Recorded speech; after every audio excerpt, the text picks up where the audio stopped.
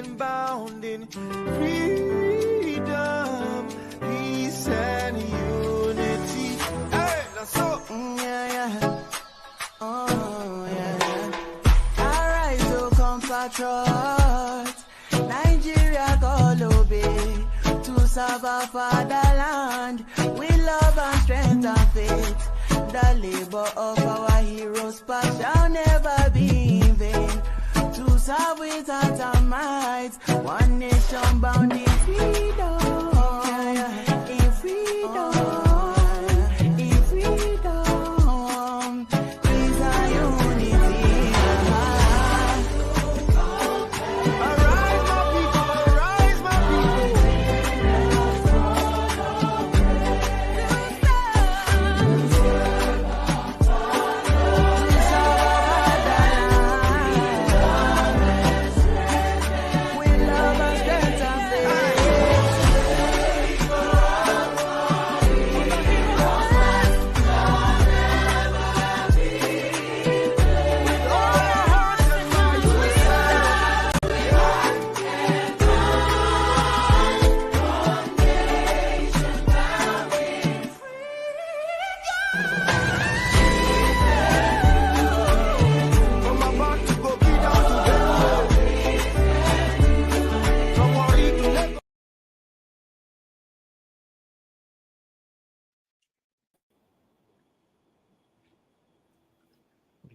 Thank you, gentlemen, for joining us, and thank you, the viewers, for joining us. I think we are back again to finish the conversation. I think it really got heated before.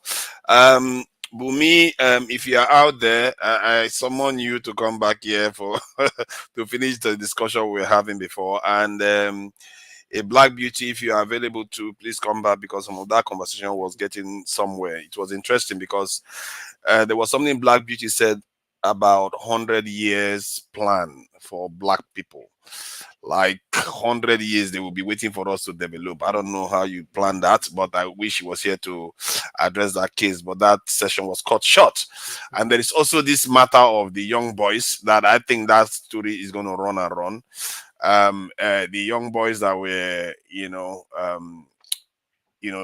charged with treason. It turns out that many countries have quite low ages to try people for treason or consider them culpable. 7 years. I can't even believe that. 7 years. I think even in America it's 7 years or so. So it's really crazy that young people can be tried. In reality, it doesn't happen in America that way. But the fact that in Nigeria you can see it happening to young people, it's really scary. Yesterday when I saw it, I just couldn't believe what I was seeing, that this is what's possible. And some people are still arguing that maybe it's justified somehow. This is where we are.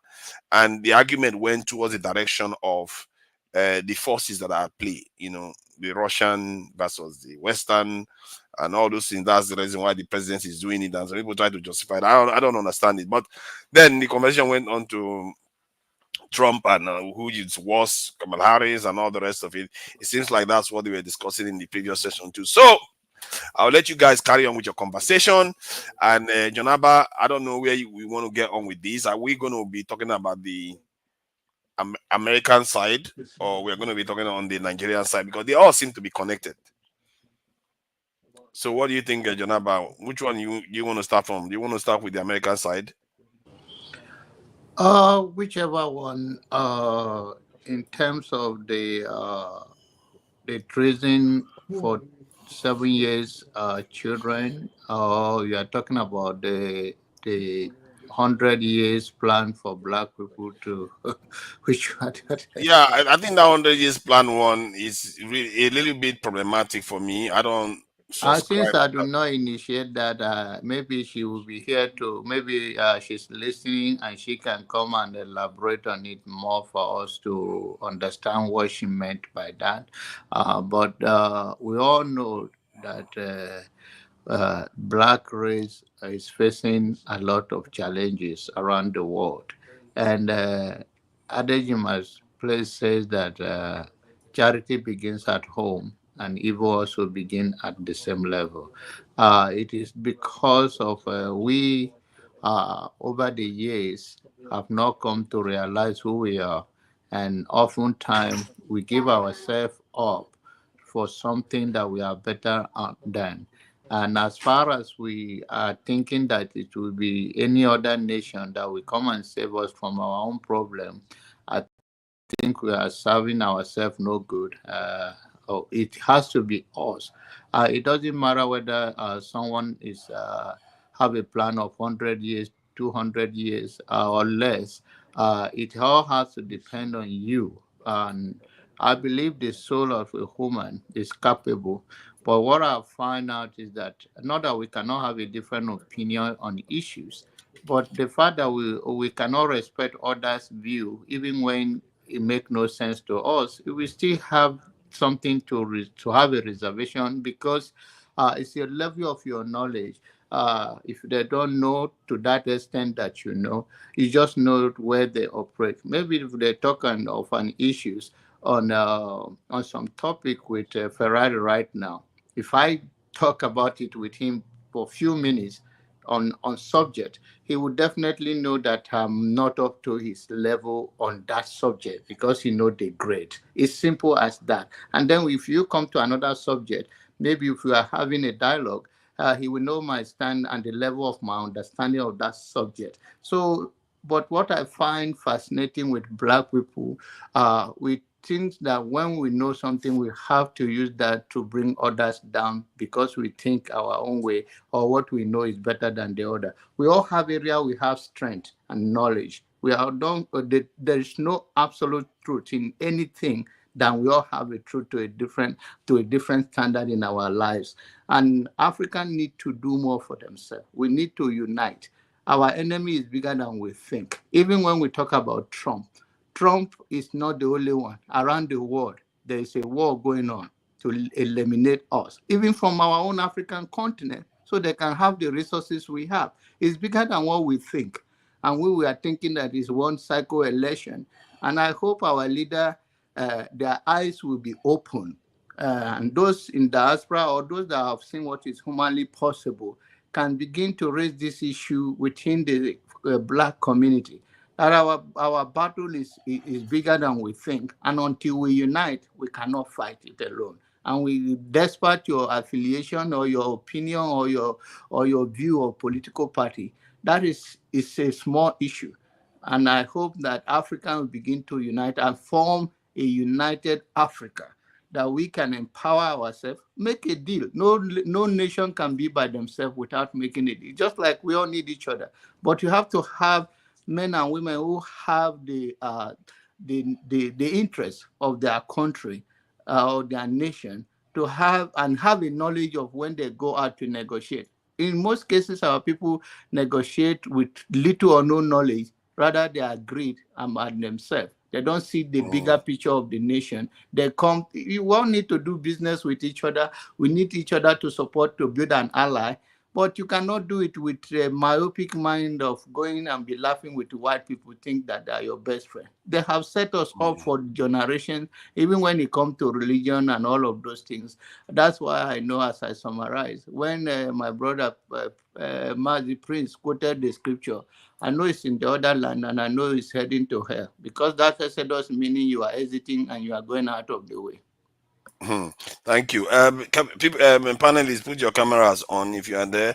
Yaya, Mazi, Prince, California, and Tone, camera up, please. This is a camera up session. It's not like the previous one where they have the privilege of putting their cameras off. You see, there was something she didn't. Janaba, I thought you were my uncle now. Which one I'm go? Hey, so, hey, have you so come to pass that now? there's No, no, something no, no, she. no. You say you quoted from Book of Exodus, and I'm trying to tell you the Book of Exodus is meaning the whole even meaning of the word Exodus, meaning exit. So you never landed in the place, then you exit. Yeah, let me. Okay. What about Deuteronomy 5, 6, 6 Let to my bro, 21? let forefather Let me just share finish some. Let them. me share something that this in a black beauty didn't share. She read the first chapter. These areas. That's the area she read about what they want to do, but she didn't read these chapters. This in appendages to the same. This thing. It says manipulate African governments and their policies as well as the public opinions and voting preferences of African populations and diaspora groups, including those in the United States. Then the next one is and invest in, engage, or otherwise control strategic sectors in Africa, such as mining and other forms of natural resource extraction and exploitation, military basing, and security cooperation agreements, and information and communication technology. So you can see at the core of it is extraction. And he literally said exploitation too. It's like, is there anything for us in this deal? It's just all about them. And you can't Wait, live with sorry, that kind sorry. of What exactly arrangement. is this? This is a congressional this in bill. This is from the House of Congress of the United States about what they want to do in Africa to counter the influence of Russia.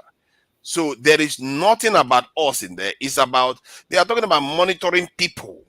Our people, they are going to be monitoring them. Anybody that sounds like they are siding with Russia or anything, they will monitor them. Forefather, This them. forefather, you have Yes. a dogged adherence to things. You've been bringing this up since yesterday, rightly so. I'm not questioning you on the need to bring it up, but there's nothing new about what you're reading. Let's be factual. Let's be real.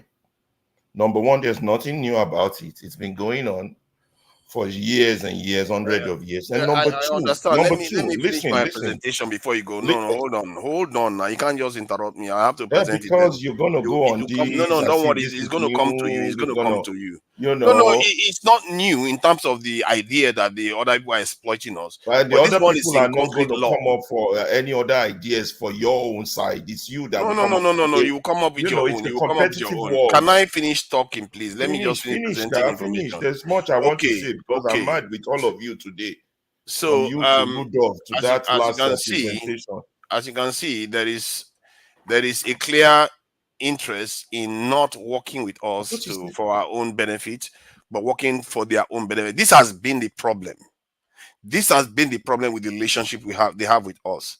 They never have a relationship that will benefit us. Really, it's just about them.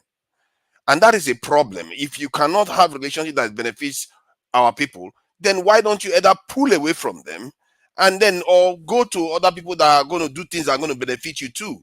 What kind of hug is this one that is killing us? Somebody is hugging you and strangling you to death. You think it's a hug.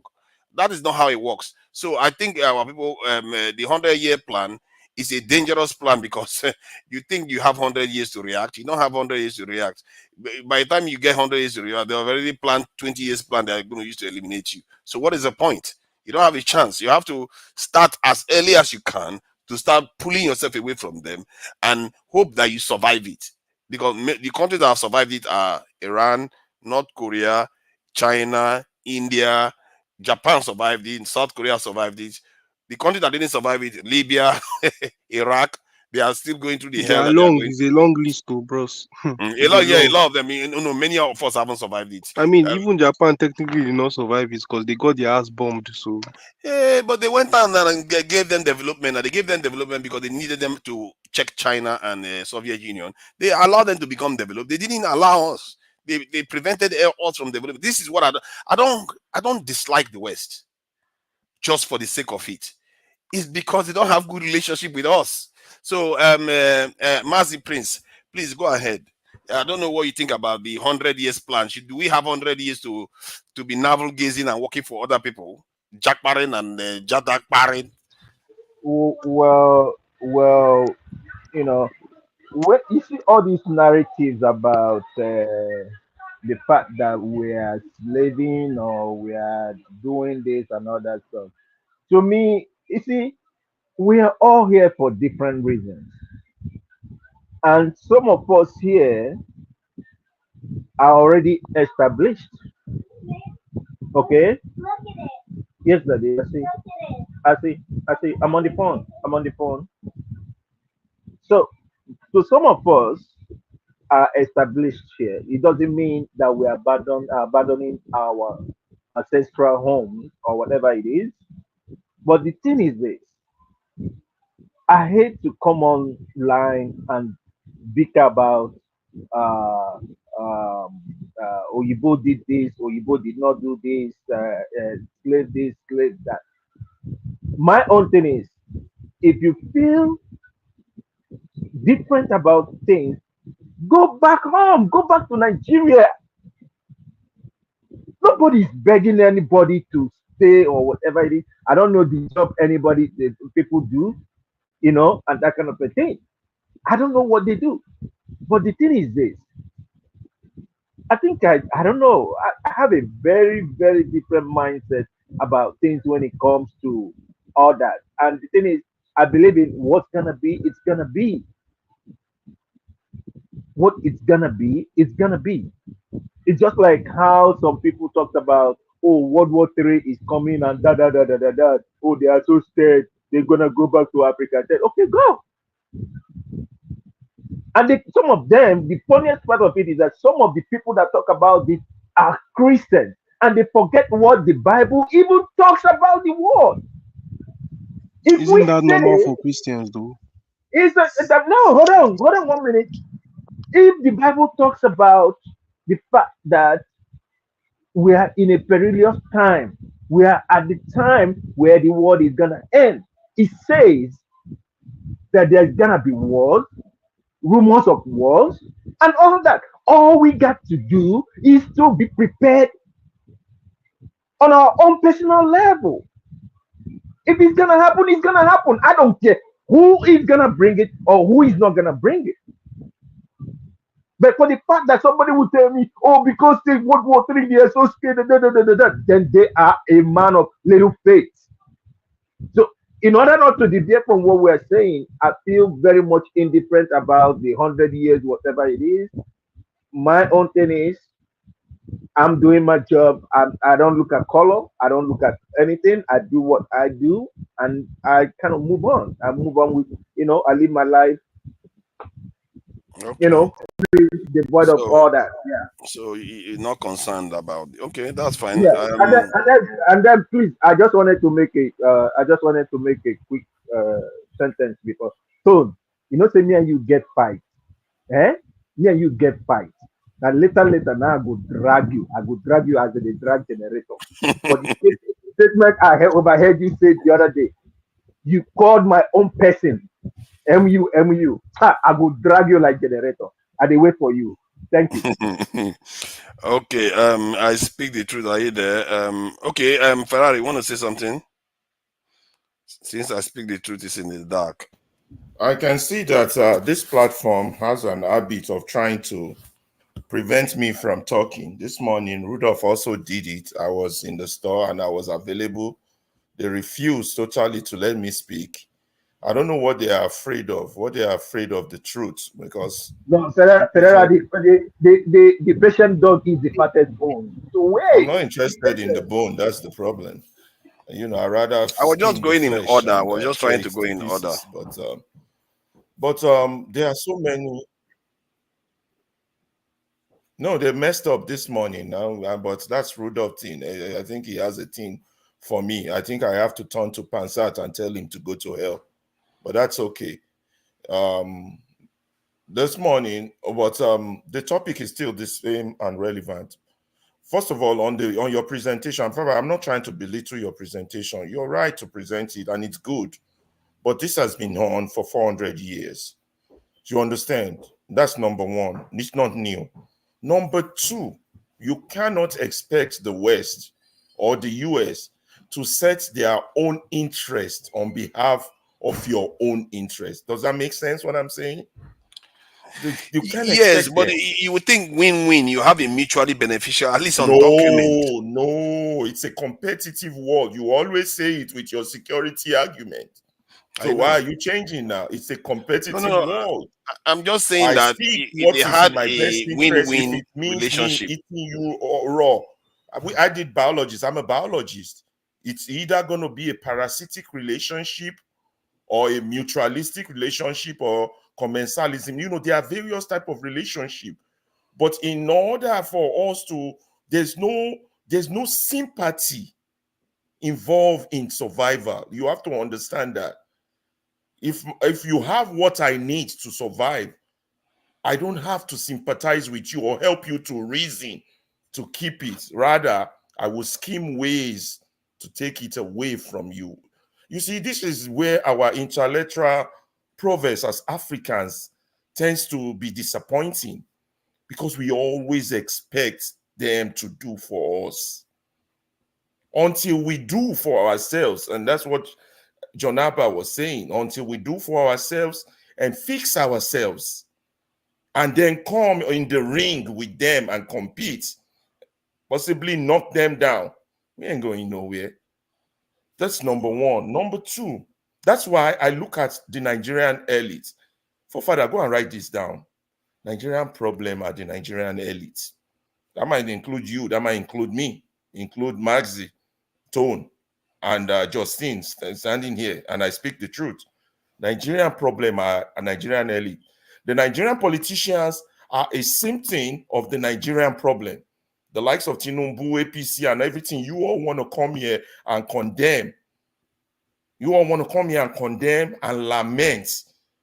I want to ask you a question, and that was why I wanted to talk this morning, but Rudolph played his magic game and messed up. That what you guys were discussing this morning, or what we are discussing now, how is it different from what we discussed last week? Tell me something new that has added to it that is different from exactly what we discussed 6 months ago, from what we discussed a year ago. If anybody is on the panel that can tell me, I'm waiting to hear. I think the children. Oh, so you think the children's crime is a new one? Nigeria has never went that low. That was a new for you. Arraigning them for treason in Nigeria is new. Oh, Nigeria has never gone that low. Seriously, forefather. I don't know how many children we've tried for treason before. Have we tried children for treason before? Nigeria has never abused children right before. Then we have 20 million Amajiris walking the street out of school. No, I agree with you on that point. We have. I get that there are similarities so to what is new? What is different from but the new one is last week that we are arresting children for treason and detaining them for more than 30 days. That is what is happening now, forefather, is that we are having mirror. Technology is helping us to mirror what has already been there. That is all what is happening. It's not that it is new, or it is below the belt, or it hasn't happened before.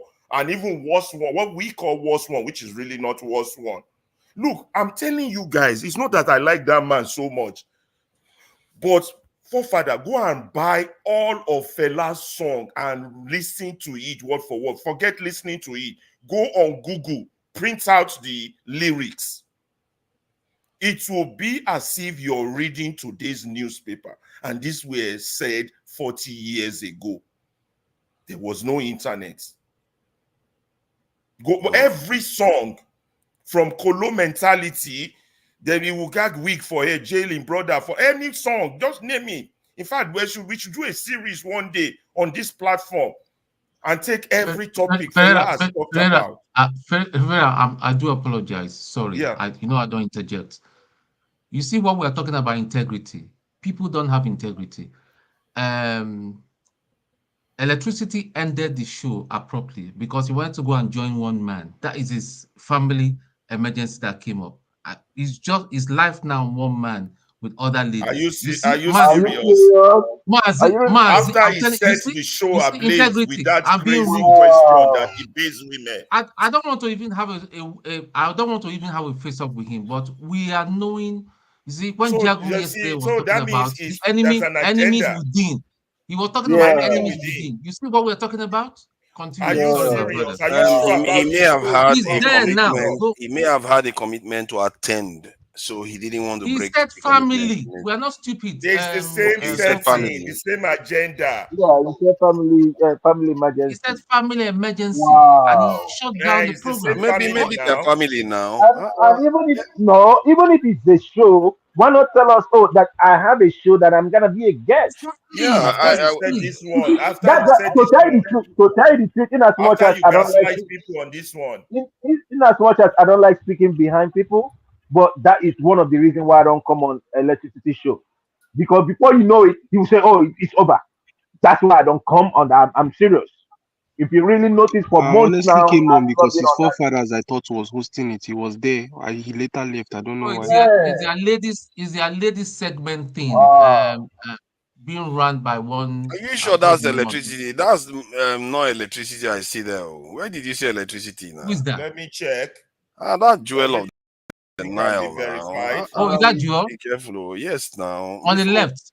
Yeah, that's jewel of the Nile. That's not Okay, I do electricity. apologize. It It looks looks different. very, very much like electricity. I take back. Apologies, Mm. people. Or someone Because else I was even. Maybe surprised. not I even said, jewel what's of the going Nile. on here? Mm. On the Yeah. bottom left, right? Yeah, on the bottom left. Yeah. It's Okay, confirmed now. right. Jewel of the Nile. Okay, that's fine. We Okay, have to be careful. apologies, people. I thought it was him. It looked like him. I Mm. was just saying, what is going on? Yeah, electricity may be all kinds of things, but I've never known him to tell I wonder. outright Yeah, untruth. way. He don't join. Um, Why shouting? Why shouting? I joined because of Tone. Tone, please. Hey, Kede. He may not have joined. Propaganda. He may not have joined a man of Kede, you one need to man calm army, down. Everywhere you but go, you he just has start to fight. zero integrity. He has no integrity. It's not integrity, it's brain. You're mixing it all up. You don't have Okay, integrity. he doesn't He have has brain. no brain. Are you saying he doesn't have brain? No brain at all. Not Oh, believe the Lord. man. The man no I get didn't here. know. Please, It's let's today chill that Well, I with let the know me that man. he let me doesn't be the have one to cut integrity. in between both your arguments now Let's and chill with completely the ad change the hominem. narrative. Let's Ferreira, I wanted to add to something you said about the relationship, the symbiotic relationship, and that. When you really look at it, you are so right because it's gonna be hard for that relationship to be symbiotic. Yes, It's not going economically to be. speaking, It's a survival relationship. exactly. It's a competitive Everything is relationship just of all competition. human beings. And China Yeah, understands that. Russia very well, understands that. very well. Germany understands that. England understands that. The Vikings understand that. It's only Africans that just Yeah, don't but get I it. think Even the that is the point Indians. I'm speaking from. I'm speaking from the point of But view you that are, yes. Listen, we should that will be lead me to your point. renegotiating such relationship. If they are not Through going to agree Niger, to this negotiate will properly lead with us, then me we to should move people somewhere like else. you. Listen, through Niger, this will lead me to people like you, people like me, people like Rudolph, people like electricity. The enemy within. We are our own biggest enemy. Because Keep now selling each you're other right out. on this, your security thing. But if we don't fix survival first, Maslow hierarchy of needs, we can't secure what we have. Yeah, but it's Now, still, let's leave that aside. you Don't go into stop Maslow. doing I the don't have like hierarchy of needs. argument. You keep getting it wrong I'm not getting it because wrong. security is Let's the not number argue one. for argument's sake. Let me make my point. I've been waiting to talk all day. Okay. And then some people else can add and after that. Now, the enemy within is our biggest problem. Let us start with this case you're so passionate about. Let's stick with the case of the children. Now, a few intellectuals, that's why I said Nigerian problem are the elite. Rightly, they have come here to argue that the Constitution says a 7-year-old can be arrested. The Constitution says a 12-year-old can be tried. The Constitution says 18-year-old can be tried. Now, these intellectuals, we've been having intellectuals since 1960, people who go to school, who read law. Did none of them see this Constitution to say, wait a minute, people, this is an abuse of minors. This needs to get out of this Constitution? Somebody help me answer that question. We've been producing lawyers, professors, doctors, PhDs since 1960. So none of them saw this line in the Constitution. Answer me now if I correct. How do Rudolph usually write his thing back in those days? Correct me if I'm wrong. We don't have anybody who saw the history say, wait, this is against international law, or this is abuse of minor. This cannot be in a book called Constitution. Nobody went to school to that level, or nobody has intellectual prowess among 200 million people. Nobody. Gani didn't see this. Falano didn't see this. Who are the big names? Ozekome didn't see this. Tell me big names, professors of laws. Jadesola Akonde, my former vice chancellor, didn't see this. professor of constitutional Maybe law. Falana was busy trying to recover from a very dark Excuses. man Don't go into the accusation. excuses part. Let's No, go no, to no, the no, no. concrete. You know, a very dark man accusation is still really from that one. He's not coming out of Okay, that no, one. I know. Where Let's does not he have make that joke to of go and our save situation. violence? Let us face our problem as our problem. I think that we should have a topic on the enemy within, and then I can itemize it and how the enemy within is our problem. We will have a judge who will tell you his hands are tied. I have variously asked you, if you have a doctor whose hands are tied, would you let him operate on you? If you have an engineer whose hands are tied, would you let him build your bridge? If you have a soldier whose hands are tied, would you let him hold your gun to go to war for you?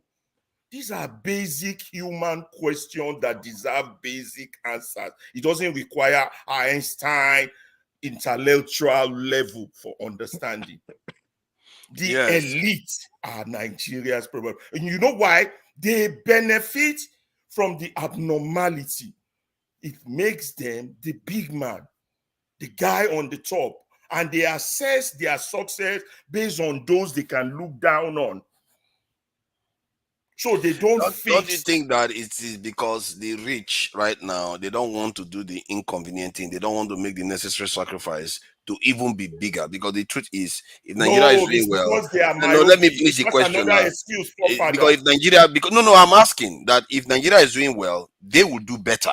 So why are they not taking the risk? That's the normal way. If Nigeria Fight. is I doing don't think well, that's they true. definitely will do better. Rich Right now, what they people are do getting better is in rich crumbs. countries Yeah, than what what they they have are got. I getting don't think is that's true. I crumbs. think that's just genuinely the Um, biggest problem in Nigeria. Imagine you They are being a rich myopic. elite and you are, whether it's in politics or in industrial type things, right?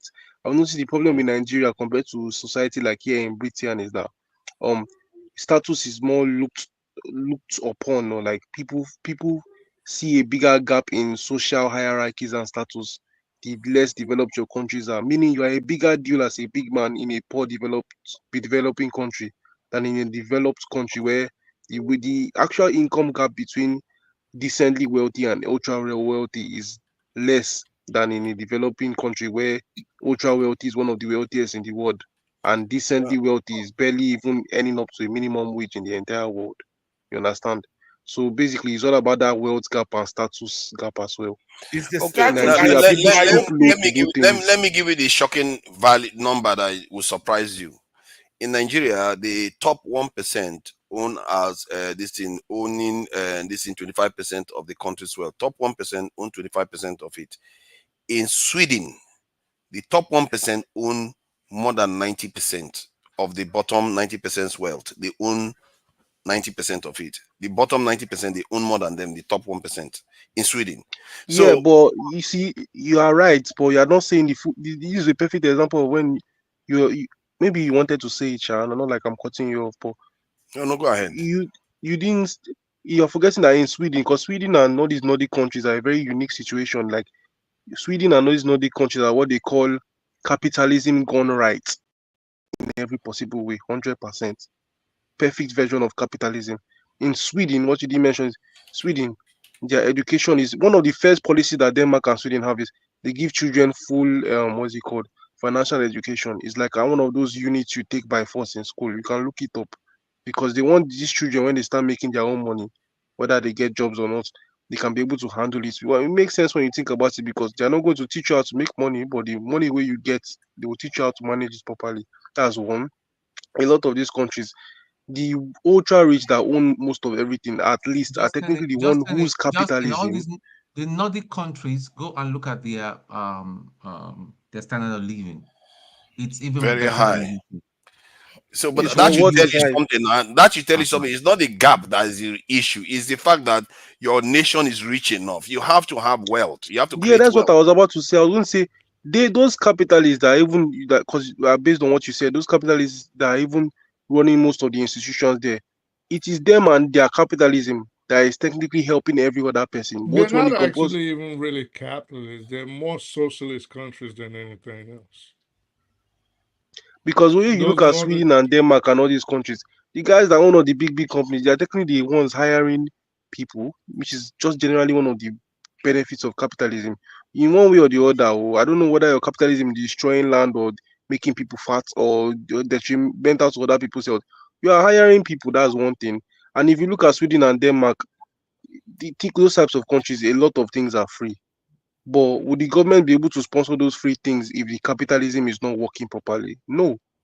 No, if the socialism was not working properly, then the government would not be able to disburse those funds that it taxed from the Don't forget, from guys, don't forget, entrepreneurs. those countries have the highest taxes in the world.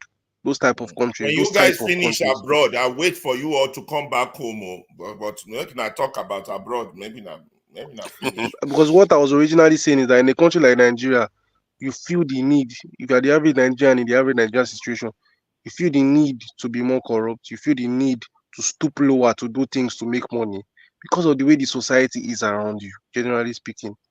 And the everyday things that we see the government do is not making anything better. In fact, it's making things 50 times worse. The elite is still people that are working in the government. There are still people who's funny enough in Nigeria. It seems like, correct me if I'm wrong, because I know a few examples. It seems like a lot of the people who were responsible for the sellouts of 300 years ago are direct descendants of the people who are even running a lot of our institutions today. That's true. Yeah, That is true. When you think about it. that is That is where true. the real issue is. It's a Yeah, subtle but problem. the topic I would love to stay on is how each of us contribute to that problem. But we don't know that we are contributing to the problem. And that's a fact. It's hard to put a mirror on oneself and look at oneself and say, what do you mean I'm contributing? I'm not Tinubu now. They didn't share any million towards me now. After all, the 100 and something million they just shared that they gave 25,000 to 3 million people, or after 25 million people did not get to me. So how am I contributing? And that's another fallacy. Let's start with how we Okay. contribute as intellectuals. We Um. contribute by normalizing it, by Yeah. accepting it, by use of And vocabulary. hey, Ferrari, let's allow other people to contribute, so that Go ahead. you've said a lot of valid things. Actually, I think I speak the truth was the one I wanted to call upon when he wasn't around. So I speak the truth so that it doesn't look like I'm marginalizing you. No, it Um, was me. That so word has please, been thrown around. yeah. That word has been mangled and twisted all over the place. So please, I speak to go ahead. What do you think about this arrangement that what Black Beauty brought up about 100 years plan, or do you think that we should rearrange our relationship with the West, and should Black people stop passing these wicked laws that are targeting the continent? Because What, the guy was black that passed that bill. oh, what was his name? The black. Listen, I've always said it on here. And at some point we have to. Africa is going to have to reevaluate how we associate with the rest of the world. Okay, so and I know we always get into arguments on here. 100-year plan is not even what I think we should do. If you've been with me in the back, I said we need Nigeria at least needs a 200-year plan because I would say the first 5 decades will have to go into mental reorientation because at least maybe change the way people think and perceive things and how we approach But that issues. is assuming that we have 5 decades. Yeah, but that is assuming we have another 10 million years. So me and you always But go that's a back and massive forth. assumption, isn't it? Exactly, but we could wake up tomorrow. Everybody could wake up tomorrow, and we could wake up dead. So, but we're not gonna be pessimistic. Why don't we just go on the optimistic side of things? Um, And but if the Chinese woke up after the Japanese did and said, "Let's have 50 years this thing," they will be still navigating and thinking how they are going no, to if they bring didn't about have a stuff. if they didn't have a long term plan, my bottom line is we need a long term plan. We can't just Mm. keep going at it like, oh, let's see what tomorrow brings, and That's what happens in Nigeria. Okay, I hear that. I don't even mind 500 years plan, but where the critical area I'm really looking out for is the area that stops us from being disrupted from our plan. In other words, you can have all the plans you want, like the Red Indians did, but the ones that have sway over you will come and change your plan for you. That is my own. If whatever plan you want to have, it has to include sovereignty first. You have to head towards that direction first. If you don't have control of your destiny, you can lay all the plans you want. The people that have the And should I sovereignty tell will you, twist on you. forefathers, I would say that's where stable politics comes in. I think somebody said this in some 2 or 3 live streams ago, and I agree with it. And I've read about 2 books that said the exact same thing. There's this book I read, Why Nations Fail. It's a very popular book on like global politics and I think stuff like I've that. seen And that before. Yeah, this you know the book, right? I think I've heard There's of it there's before. Yeah. there's another one, I've forgotten what it's called. I can't remember the name, but basically they give political examples all over the world. Funny enough, you see all these 40-year dictatorships here, and basically my points, I'll go straight to the point first. We need stable leaders, stable politics, not the one that you be switching leaders with different agenda every 4, 8 years. This one is now a Muslim. Now he wants you to build this gigantic mosque, $5 billion. Oh, now 4 years later, they never build the mosque finish. Now I've changed leader. This one is a Christian. He stopped that project. We're doing another one. No actual plan or priorities. Nobody's sticking to any plan because we're changing leaders every 4 years. Personally, the way I've always seen global world order always is that democracy is overrated. Like, of all the 10 most overrated things in human history, democracy is elastically overrated. Like, elastically, like slacked vagina is overrated. People overhype democracy. It's just the best bullshit of all time. Yeah, but is it not Because you, because, let me ask though, is it not because of technological advancement that is forcing it on people? Because people have more say now because they have more freedom. They are not like serfs anymore or slaves or anything. So, because I feel like the world is becoming more democratic, the population is demanding more. So, it might be overrated before, but is it truly overrated now?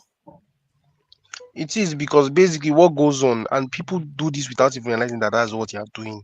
And that's why bad politicians are so good at utilizing that system. Basically, what goes on, and I read this, I have the book with me right now actually. Um, this Have you read The Republic by Plato? I've heard Basically, of it. I keep hearing about all these things. Socrates was saying that um what happened is most people, just like Ferreira always points out, a lot of us are not that competent, even Plato, politically. We don't really know. Socrates, Philebus. A lot of us don't really know if a lot of us shouldn't even be allowed to vote. That's just the Mm-hmm. truth. But generically speaking, even though in any population everybody won't necessarily vote, because some people are not just interested in voting and all that. People who vote out of that 30% that might vote in a low outcome voting poll, do you know about like 15% might just be generically uninformed people who are just voting? People think that this whole freedom to do this, freedom, basically democracy, is that good, but there's a lot of stupidity inside democracy. Actually, most of it is stupidity. And Socrates described this in his philosophy. He called it, he gave a name to it. He called it demagoguery. He was Mm. Mm-hmm. spilling beans like this to like the people of Athens. At some point, the Athenians were like, "This guy is talking too much." He argued so. He's the Let type me of ask you a guy that question. you ask him a question, you answer your question with question. People don't tolerate those types of people. I've noticed, like in society in general, people don't like other people who are always saying the truth. In the So Okay. last live stream, I was gonna let me say Let me try the let to me last live argue on stream I side was of democracy a bit. Sorry. Let me try to argue a little bit. So I will ask you a question. But oh, in I all wanted the to other ask him system, I people wanted to don't have ask him say. something. Really. Okay, go ahead, Man's Prince. You've not said Nothing anything. without offense, okay? Are you single? Are you married? me. You're asking me. That one was left field. Where did that one come from? Well, no. I want to come in because okay, for the benefit of doubt, I'm into psychology and I just want to build a profile. I just want to Oh, build a was he little asking me profile. or forefathers? No, You, it's I was you. He's asking you. asking you. No, I'm not married though. I'm 20 years old, single, and in education. So Okay, okay.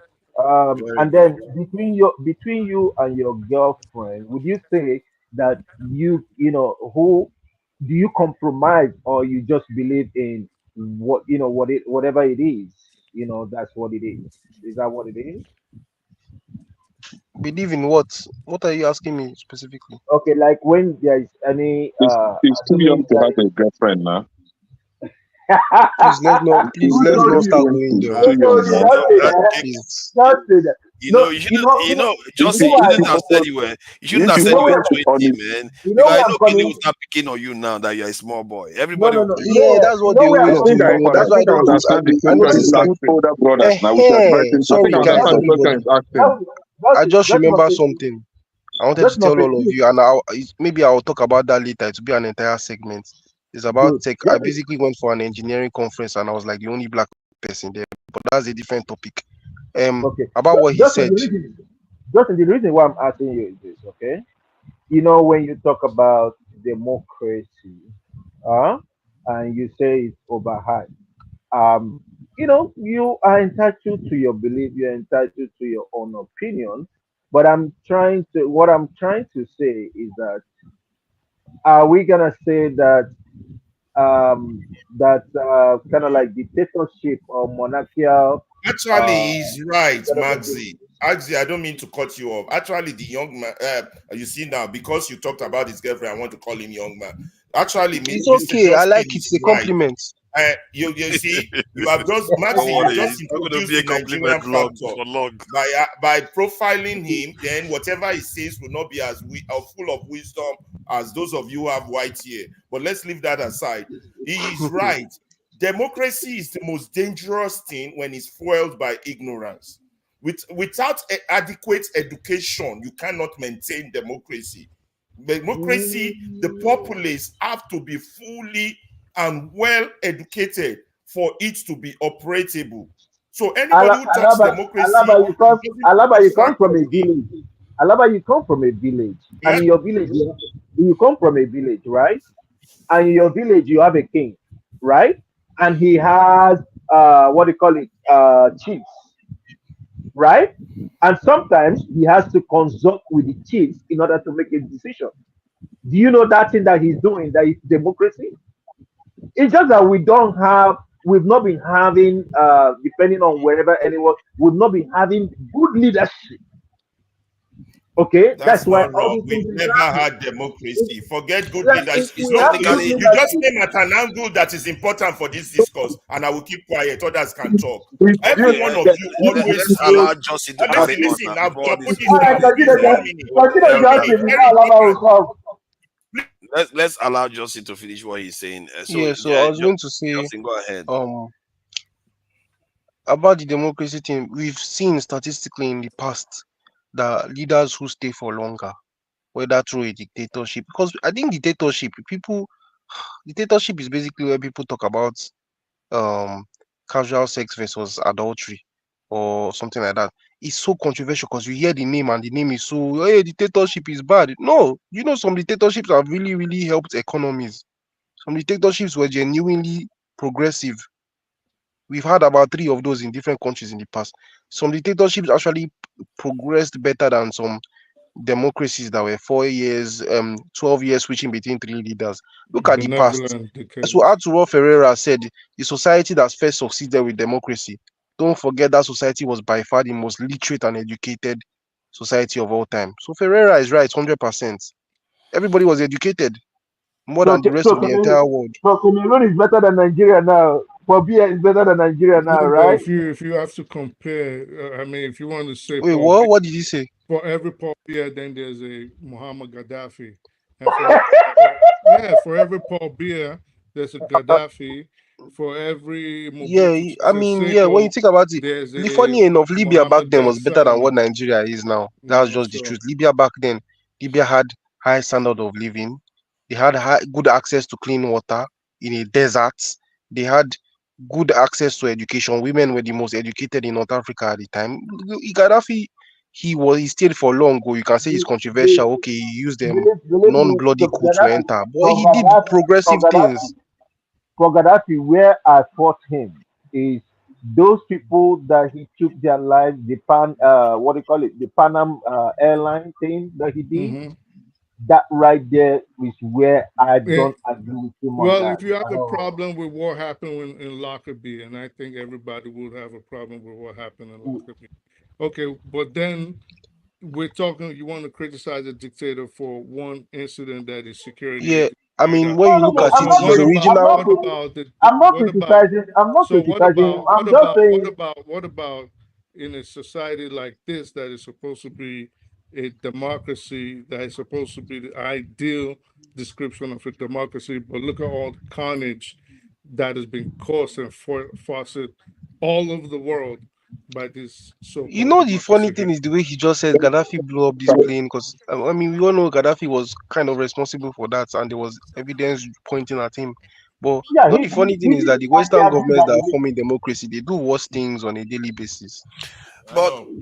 to be fair, what I have found, is that one, there is a lot of problems when you have dictatorship due to conflicts or wars of succession that occurs because there's no organized way of handing power to the next ruler. That one, it cost Africans dearly, especially the Mali and this thing Songa Empire is a bit of a problem. You can read the stories, and then in the advantage to me in terms of democracy is that even if it's not real, it gives the people an impression that they are having a say in the what is happening in the Yeah, country. but I that's the think what you deadliest just part of said it is that the you most just mentioned dangerous with your thing. mouth. I love the Forefather, word you even forefather, use, forefathers. You said impression. This, Let's put it straight. impression. That what you just said is the Illusion, most dangerous It, thing. delusion. hold you on now. know, Not just the impression could be also be real. Like if you actually vote for somebody that is exceedingly popular, yes, the person will win. Like you somebody know, that wins in a landslide. you know People the Like will Peter know that Obi, that's why Peter Obi is our president now. you no, know people the that win Uh, in problem. landslide, whatever was happening in Nigerian election, something tells me that no side was winning in the landslide. But when you have a landslide election where somebody wins 56, 70% of the votes, you can see that the people's voice came through there. So I Yeah, think but what of the people's voices are misinformed? So the problem, like it what he doesn't was matter. trying It's to still the say, people. no, but no, you don't need uninformed people making critical decisions. That's That's the whole thing correct. about See, exactly. you don't democracy. treat people So as idiots. I think when people choose the leaders they want, they know that leader cares they're about not them. idiots. That's the They're first thing they look out for. They don't care how. uninformed. You ignorance You cannot know what, choose. you Forefather, know the biggest ignorance Exactly. cannot you know the choose. biggest That's what problem. You know Socrates the called biggest problem. demagoguery. Go and look it up. Ignorance So Socrates' cannot biggest fear of choose. all time. Yeah, Choice comes from but knowledge. who is choosing Knowledge. the dictator then? The dictator, nobody is choosing the dictator. you He know what just they used comes to in you and know what takes they used over. to do you know Should I what they tell you the used to truth? Should you I know tell what you they the used to truth? do The in way Rome. dictatorship, for This somebody what to they used even to be do. ambitious enough to carry his militia to go and remove somebody to put himself in, realistically, you know the person has an actual plan because to even do that, to have the audacity, the balls, and the it takes actual ambitiousness to do those kind of things. We're just saying it with our mouth as we're seated here.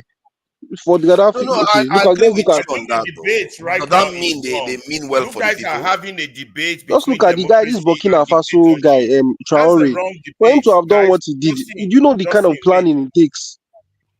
You're right on the planning. You are having the wrong debate. You are having a debate between democracy and dictatorship. The debate we should be having is the debate of deception. How we have kept up a deception for 60 years. And that is our problem.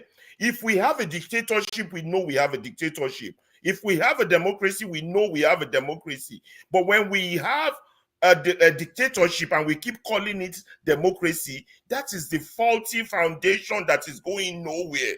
So the Okay, game of the biggest thing you need in okay, try politics to is round up. deception Let, and let how me you take keep it up. let's take a quick poll. Who prefers okay, between Abacha and Tinubu, who do you prefer? Mazi, who do you choose? Abacha or Tinubu? If you had only those two choices, who do you I have? will, I will choose Abacha. This I speak the truth. I mean, you got to be out of your mind to choose a budget, so I'm going with Tinubu. Okay, Justin. Well, he only gave me two choices. I have to choose someone. uh, Justin, I have to who choose would you choose someone. now? Justin, Abacha or Tinubu, who would you choose? I'll choose Um, Abacha. you choose Abacha. Tone. Something tells me I know who Tone is going to choose. Abacha, okay. Alaba, Abacha or Tinubu? Two Only bad two choice. choices, but Yes. definitely Abacha, because Abacha is defined. You can confront it. You can face it. Tinubu is not defined. It's a deception. A deception is harder to fight or remove. That's This the is mistake basically you the example always Ferreira It's himself was military. giving. Okay, Jefferson, who do you choose? Abacha or Tinubu? Obviously, Abacha. All the because it's politics, are you easy to there? define. It's easy to define, This All and there is these exactly this is order in basically it. what Ferreira was saying. One is a deception, let's one is ask the all real our thing. politics. Let's ask all our You see, politics. you All our cannot fight politics. a deception. Alaba, wait, let me ask the last person now. All our politics, Abacha or Tinubu, who would you choose? Yeah, he's One is pro definitely West, going. one is pro West, one was anti West. So do you make your choice. Which one would you choose? That's what we're asking, Abacha or Tinubu. See, we are here to have Make a a choice. conversation that This will is the Yeah, but progress. we are interactive Please just All I am not be a subjective. guy. Make I not be small interactive pikin. They choice. tell me they make a make. What kind of dumb question is that? Question. What do you mean we make a it choice? may be dumb, but it's just to This is get how an idea Nigerians of act. I now. just tell you. I just tell you why we are here. We are discussing where should we pro for. Is it the Western ideology or the Victorian breeze? And I just tell you, one is pro West, the other one was pro anti-West. So which one is I your mean, the choice? reason for us, people are not lazy. Which one is Think. your choice? We know what it is, but which one is your choice? What kind of answer do you want? Yes or no? Use your brain. Now the God African man do damn. that. So you go ask Obiano, am. Wow. come here, Which come one? to I shout. You like this. go ask am. Use your brain. Think. Obi, I don't know Obiano, why come you're here, come starting to a fight. shout. I just want You you are to shouting. show up. We are having a we are in the middle of serious conversation. What is going on? The world is changing before us. Where are we? Should we continue with the West or should we raise breeze? I bro, just And tell you you say that we the should use basic. our brain, but Tinubu, we've Alpha, answered hold our on. Alpha, section. You this just answer. Alpha, this No, Abacha or Tinubu. the guy just don't begin make things Is complicated. with I see what I said Alpha, is not is answer. with What I said, Abacha. I Let's move answered your on. question. It was simple. You didn't. So Oh, you okay, didn't. Okay, okay, Let yes, me the answer answer. technical for has you. answered. It's He just Abacha. didn't give a I don't direct answer. The tire. technical has Answer. answered. What So did he answer? indirectly, so he let me My said he has ask answer said you, was my on answer is Abacha. very direct. In regard to conversation we are having, my answer is very direct. so let me Are, ask are you, you Abacha. pro Let's Think. move West? on. Okay, Abacha. hold on. Are you pro West or anti West? That's not the question we have already. We are in West. We are all born You see American. Nigerian man. We are all You born see Nigerian American. man. We're Is it just that running We around in are already circles. in We're the not Running Western around advancing. in stage. circle. We are hold You on. see he has Nigerian We are man. gone to See already in the problem Maradona? now. Western. Yeah. Maradona. I think he God, I beg, prefers. Allah, This where wrestling my the child? argument is problem a of Where my Tinubu. child roundabout, call I What calling me? is say. the problem? Okay, okay. Anyway, we choose so for I him. think he Now prefers. Abacha. Now he the grade in I paper. since think Now he Abacha prefers in pick. Babangida the what Maradona. about you? What about you, Fofa? Who would you I think he prefer? prefers the Maradona. What Of about course, I you? don't have to think about it. I prefer Abacha over him, So let me the ask you. current one. Let me ask you because I don't know if people's memories, and I believe okay. So I don't Remember, know. Maybe outside. So you're let me say outside of. Let saying, me so say outside of about Jefferson. memory. Jefferson, can you please don't do the games today, please? I'd really appreciate that. So, uh, let me ask today, right? If all these very dark men and all these other internet personalities you're seeing taking the government to task and holding their feet to fire, do you think this, despite everything happening in Nigeria today, for example, with the kids being arraigned and being charged with court, under a battle, do you think people like very dark men who speak and come out and not be eliminated, or people like the Nnamdi Kanu everybody's talking about, you don't think they would have been hung a long time ago, in as much as you think? Because I think the mistake everybody's making is thinking that Abacha was a benevolent dictator, which is not in the same mode as a Gaddafi. Abacha was in the Can mode. I answer his Hold question? on one Can I answer second. his question? Hold on one second. So Abacha was more in the mode of a Mobutu or a Diamin or Paul Biya or Samuel Doe. They did not have time. They will eliminate you right off the back. Listen, So listen. You Can know, I Gani answer? Fayemi was Father, in during would you let Abacha's me take time. that Yeah, answer? yeah. Go ahead, go ahead. Now, you see, your problem is that you prefer, Try to keep it like, brief, so we'll move on. very brief. You prefer somebody who wants to kill you, comes with a gun, boom, puts it on your head and takes you out right away, visual, direct, no in between. But you see, this type of the Tinubu death is the slow and gradual. You'll be alive, but you will be turned into a living dead. you are now a criminal, you are now a slave. That type of death is worse Suffer and die. than the Abacha death. So you see the Abacha brutality in its militant form. You say, oh, that's so brutal. The very dark man would have been dead if it were Abacha time. But right now, very dark man is still dead because he's still a zombie, a second-hand citizen in his own father's land. Okay, but that's okay, good. So, but that's my answer. All right, good, accepted. When you think about it, very dark black man will not be doing what he's doing now in Abacha's regime because he wouldn't feel the need to do so realistically. Because you know why? Because under Abacha, with the level of strictness that Abacha had over the issues that very dark black man is addressing now, those issues will not even be there at all. Why wouldn't they be there? The issues have been there forever. So the point because there were order, even though it was a dictatorship, there was still order. Ferrari, please let me just exactly. The order part was always there under Abacha. Military strictness, all those things were there. My point is, under Abacha, there would have been no dissenting voices. No matter how you want to slice, cut, or dice it. I have family. Bismarck Rewinding and all those people, Ebru, all Kudrat Abiola. These people got killed and maimed on the streets of Lagos using but people are dying now. Let me answer that question. Let me try. They use the security apparatus. People are dying now based on the conversation now for everybody. I mean, how would they have the conversation? On wrong economic Ovie, you not tell us who you vote for, so we want to sideline you and so people.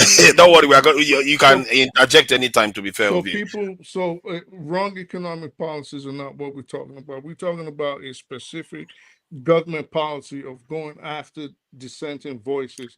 We're not saying he floated the naira and then rice is $1,000 now. That's not what we're saying. But you say something and he just goes after you and locks you up somewhere. But let me add something. I think you are making it look like when Abacha was in office, the moment he said something, he get taken, and Gani Fahimi was around during that period. Bola Ige was on the ground. They were not a problem. They were a problem. No, they weren't. If you were, let me finish my point now. Let me finish the point I'm making. There was a lot of people.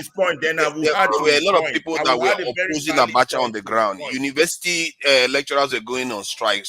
Teachers were going on strike. He wasn't exactly going to the houses to go and bully them or anything. Because they were not a problem. If you were a problem for Abacha in the Nigerian, are you looking? Oh no, hold on now. Let me. Are you looking at? Hold on now. Are you looking at the people, the young children that are problem for Tinubu? What he's doing to them? That's what he picked on young people. Abacha wasn't going after young people. Tinubu is going after young people. I don't think Tinubu himself would say go snatch up those 11-year-old kids. Listen, they just snatch them up. Are you serious? Let me tell you of course he has. I speak the truth. Listen. No, you listen. So of course he has people beneath him that are carrying out what they think will be favorable to the government, but I don't think he himself is sitting in Aso Rock and telling people go snatch up those strong Tinubu supporters. Let me don't tell me. You're trying to tell me that he doesn't know the people that have been arrested. Please, you are going zigzag. Let me take him on one point on the Abacha and Tinubu. So what I'm saying let me take him on this powerful point, and I will keep quiet. I'm not saying his government is not in his government did not commit the atrocity of picking up young kids. We all condemn this. And this dude can come in and call me whatever. Like that's why I don't indulge him. But I'm saying it wasn't. I don't think it's a government policy where he himself is sitting in Aso Rock and saying go pick him up. But I guarantee you, a person like Abacha sat down with his inner circle and said, "Listen, I think Oladipo Dia is a problem. We're going to frame him in a coup. I think Obasanjo might be a problem. We're going to frame him in a coup. I think Ken Saro-Wiwa is a problem. We're going to take him. He's a problem. We're going to hang his hat. So if you think that all these things can happen in this current political dispensation. Ferreira, can I take on? Let me. I know go be long. 1 minute. It's important. You see, I speak the truth is failing to understand is that if Abacha was still our president, as brutal as he was, Nigeria would still be better, would have made more headway now than whatever we have now. Let me tell you why. A country that has bad laws that is enforced always makes progress. But a country that has good laws or bad laws that are not enforced is going nowhere. If Abacha was our president today, economically, we will stand among nations. As brutal as he was, even I though think his laws were bad and dictatorial, but they that's were not the point. enforced. I mean, The I point agree, now Pereira, is that but we that's have not my an point. unclassified level of impunity. No Why is I that? laws think is Um, I enforced, want it's to add to selective. what Pereira said. A perfect example, modern day example, is what we call wait, Iran today. That's Justin, basically wait, just Iran as it just, is right just, now, even though the guy Why is it has when a died, Justin, sha. person says one thing, you guys pick a Justin, completely different? And I do agree that if Abacha probably had a better economic model for Nigeria, that is not the point. I was speaking about brutality and dissenting voices. Brutality are bad So laws. A if we then, country that enforces bad law will do better than a country that enforces no law. oh Go my and God, check it all right. anywhere and go and look at world history. Anywhere you I'm a go. political scientist, sir. can I just say something here? I'm not trying to make a case for Abacha. In fact, he's a guy that I've met on two or three occasions personally. Now, the press demonized him. Most of the kind of persona that was built around him, that he was a murderer, he was a brute, he was a brute. Now, let me remind you. Remember even when Peter Obi, he cited the example when he went out and approached. He was a man that could be approached, No, but he no, knew Tom. something. Well, hold on. He knew something about Nigerians, that if he did not take some strong stands and all that, they'll mess him about. So you agree that he was brutal Can, then? no, wait. Can Sarah Sarah Weaver Wiwa. that you're talking? Wait. Can Sarah Weaver that we're talking about was a criminal? He stole a lot of abandoned properties that Igbos left during the Civil War. He stole one of them and converted them. But what And did because I? he's always been the corridors of powers, he could get away with murder. He died for the crime he's committed. So I'm not crying for him. Okay, He was Tom, greedy. He thought he was That's going to Tom, get not fair, away. I though. speak the Listen, truth. We listen. both Let's agree just Neither get that this was right. Abacha was brutal. because he That's could not not an even Tom, issue. Tom, do so, so, Brutality so, is so, not the Abacha was point strict. I of. dare say Abacha was. He wasn't brutal. I dare say he was so, strict. Tom, Yes. I'm gonna, Tom, let me ask you a Strict is question the word for sure. because I did meet him too as a child various times. So let me ask you a few questions. So, Yes. did he set up? Did he convict OBJ in what has been agreed to be We know a all these kangaroo things. court? Let's move on. You We Did cannot he prove know. do that that? Tinubu Listen, is better So, than listen, so he did. listen, Abacha. Let's So move you on. We're agree? wasting listen. time. So, God, We have see, other so, I topical listen. speak the issues to truth. so, At this discuss. point, you're making a false argument. The answer is obvious so, now. No. Like, come on, Abacha so, man. wasn't as bad. what is my false Abacha argument? wasn't. Abacha, listen, there will always be What a is my false narrative argument? about somebody We when got the one, press. two, three, four, five, six. 6-1 said Abacha was better than Tinubu. Let's move on. We've got other But topical Justin, Yeah, what is my I issues guess false to that is argument? discuss. settled. That is the whole point of that question, really. And Better. let's What is get back my to false argument, on Justin? track regarding the Because you've been trying whether to interject me all through. What's my whether false what argument? no Let's move regarding on. the Let's agree to let's move disagree on. on That that is one. already settled.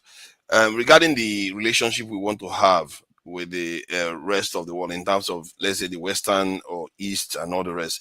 So if I was to ask, who is next? I think I will start. We'll go with Tony. He hasn't said anything. Then we'll go to Jefferson and all our politics. I don't know. All our politics. Did you come first? I think all our politics came in for Jefferson. I'm sorry. To be Um, honest, I haven't heard his voice, so he hasn't said anything. All now yeah. politics. None of them have said much really. The ones at the bottom.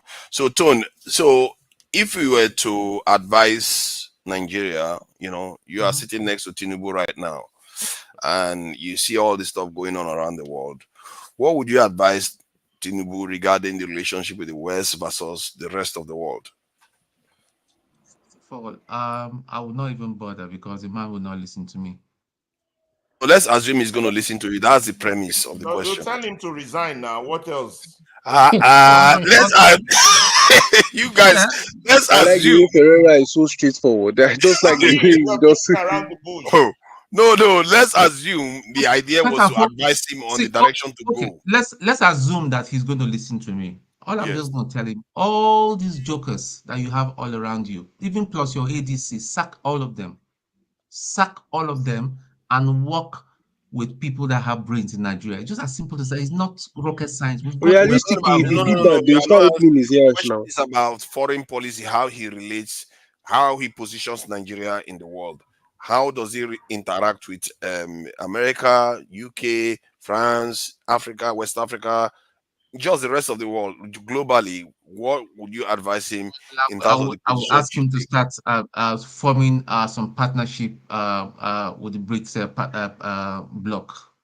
That's the way out of all this mess that we have. Tone, Because how is I BRICS think beneficial for us? No, because no, I think part of not our yet. problem is our alliance with the West. Honestly, that's my own personal view. But Tone, Take your time. Just tell the how will man to BRICS resign benefit and us? call a national conference for people to discuss their own destiny. Tell him to resign. All this blabbing back and forth, we no go get anywhere. Let's move on.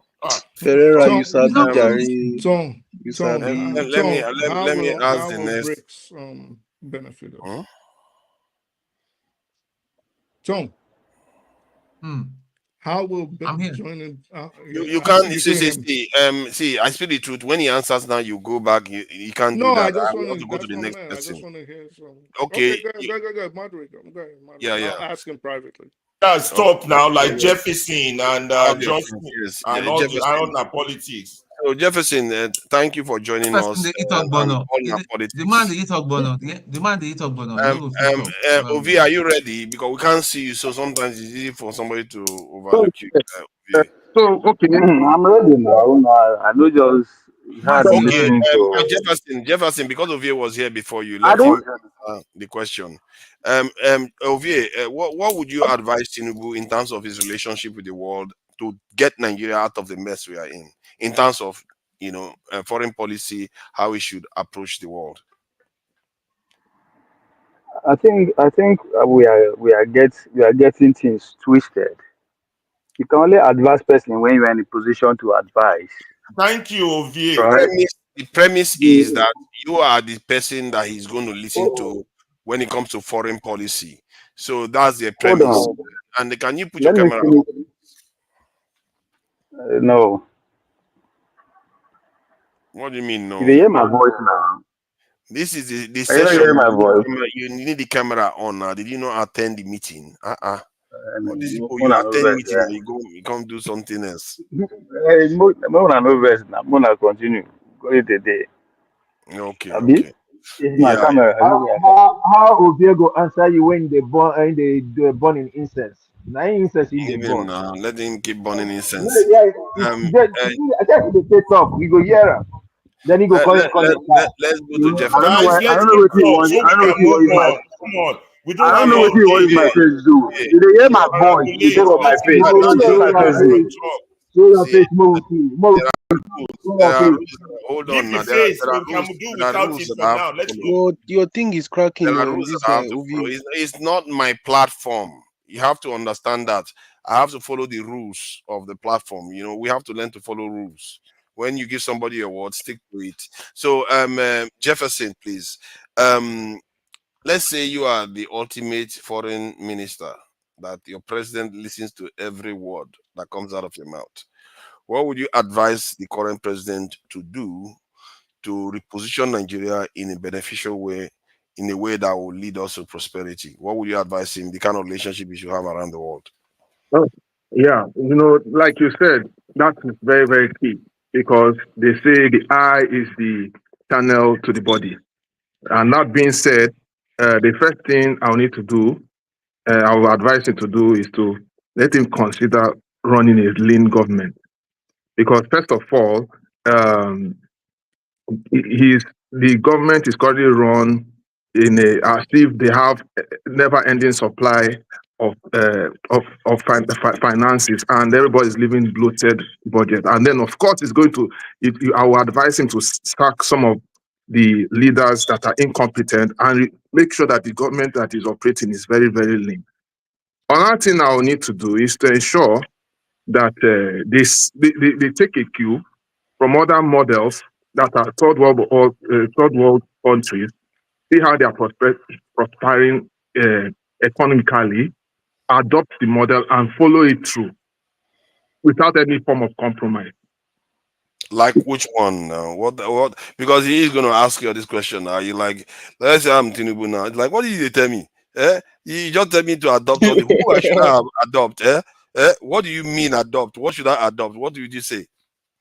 No, basically, like some economic policies in terms of in agriculture and code that can be able to transform the economy. Something they know that something that is easily achievable, and I believe that which is part of the MDG goal that P2B has been talking about. It's not about P2B anyway, but. Well, sorry, you are missing the question specific. It's about foreign policy. How do you position Nigeria in terms of foreign policy? What would you tell him? Because they remember the conversation earlier on was about some of the things the West is doing, Americans are doing in their own interests and all that stuff. So what would you advise a Nigerian president to do to put us in a better place? Okay. So if it's in terms of with the international community, I think I would advise the presidency that it needs to work closely with all the ambassadors to ensure that we to have a very good what they call it, a good image. So, for instance, now in terms of so many things that have been an issue to the Nigerian people in terms of crime and all of that. We want to see how we can cooperate with them to see how we can ensure that we have some buffer for our citizens in such a way that they cannot be able to look towards that. I don't know if you're they cannot be able to the end. I just they look Ferreira, they laugh. You understand? So because at the end of the day, it's all the image of how will I put it now? The image of Nigerians outside the country is one of so many things to read, in terms of you might look at it. Give me 1 minute, please. 1 minute. No, bros, I'm not laughing at you. I'm laughing at Ferreira, the way he's doing that. He just an India, a Pakistan, or someone will see Nigeria, will comment and say, "Oh, if Nigerians want to thief, they will go full throttle stealing." Those are, and then the federal government, and then like US government, UK government, anytime they are dealing with us, they make it look like we are first of all thieves or criminals before they can deal anything or before they can see anybody good in us. I think we're going to find a way to re-image to work on that. So to improve our image, okay, that's your advice. 1 minute. Can I get 1 minute for rebuttal? 1 minute. Okay, 1 minute. Then take 1 minute. Thank you. This is a waste of intellectual space. Now we are trying to say, are we here to serve as a propaganda machine for the Tinubu administration, or are we here to find a solution to Nigerians' problem or discuss Nigerians' problem and alternative solution? So why are we beating around the bush? We have to fix the canker worm, the cancer in our home first, before we can launder our foreign image. If you're going to advise anybody, tell him to resign, tell him to seal Nigeria off from the rest of the world and fix Nigeria. All this, we could be here talking out of the box on what is next. We are here babbling. Thank you. Yeah, it starts from resign. It's crucial. See, that is not the question. Hold on. The question is about trying to understand where we need to travel. Because if you don't have a plan, you know what they say now, you plan to fail. Yeah. It's not only to just ask somebody to resign, that you just start making things up from there. you want to have a conversation about the trajectory we are traveling, and I want to learn too. Because when I ask, I'm trying to say, okay, maybe there are things I've not thought about. That is the whole point. Everybody here, Yeah. even if you don't care for what people are saying, but tomorrow it might come to you. Let's say Alaba, you are the one that asked Tinubu to resign. You are there with your with your camouflage that day. You ask him to resign. Next thing is, I remember what Jefferson said. Let's start from there. Because if you have zero thing in your head, what are you going to do? Zero. So the point, you have to have this type of conversation because it's useful for us to know the kind of picture, the vision that we have for ourselves in the future.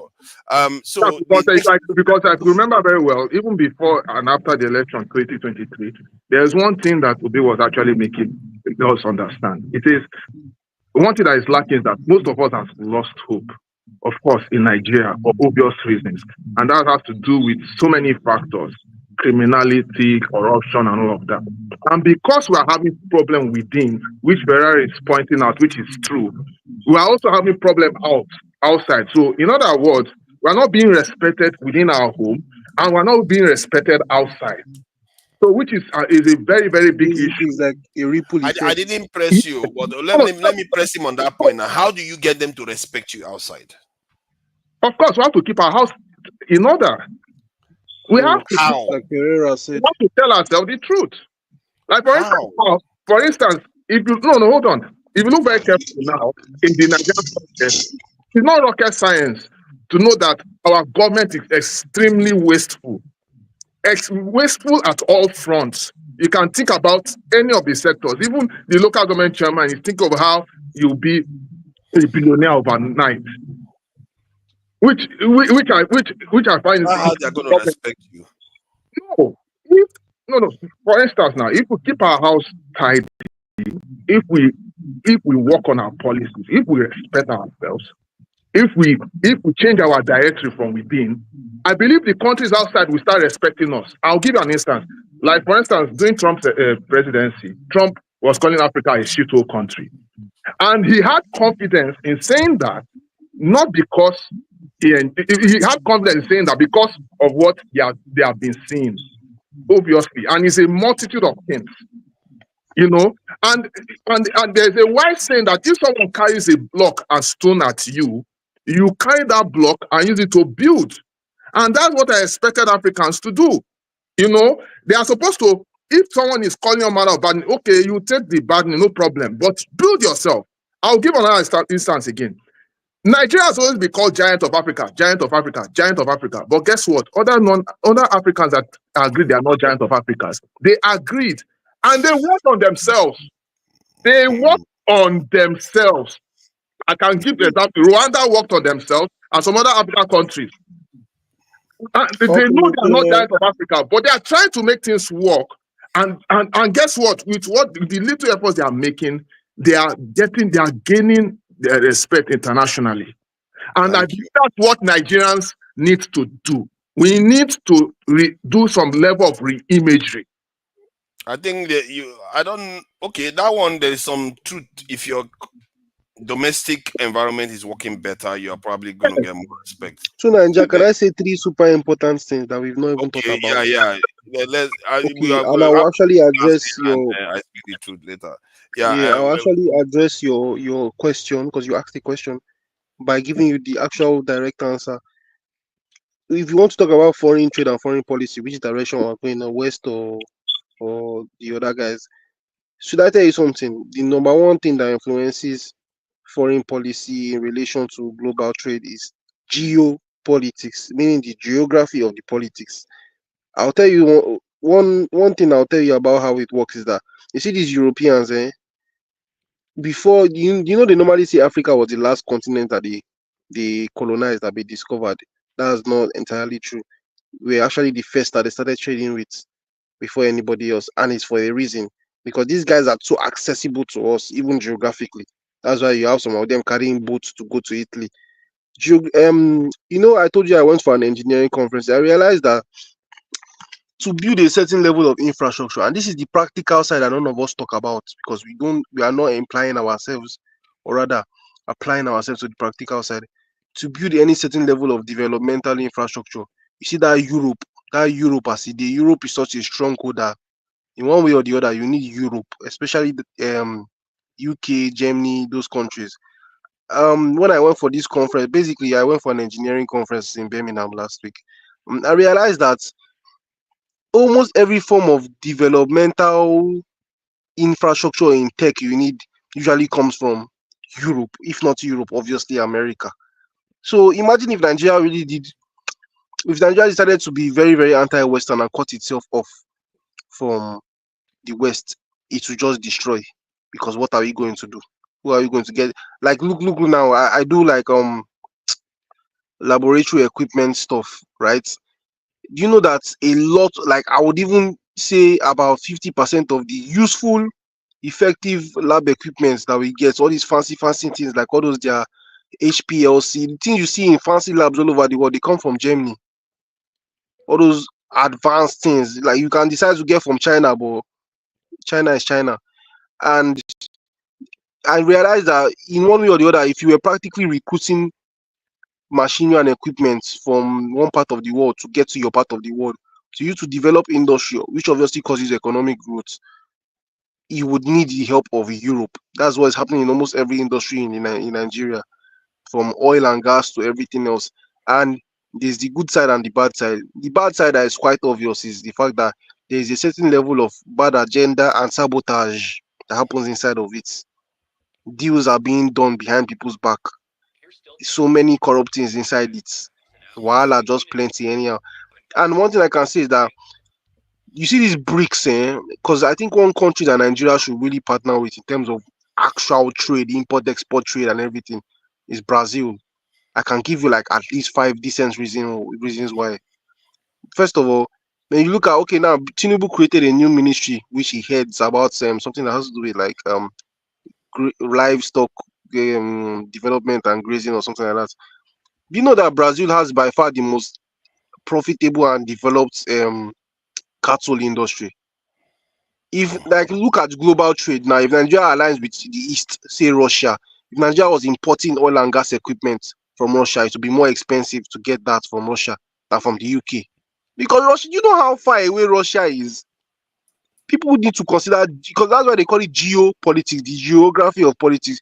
Russians have not been trading for Nigerians with Nigerians for a long time until the 20th century because their people and their country is far away from our country compared to UK.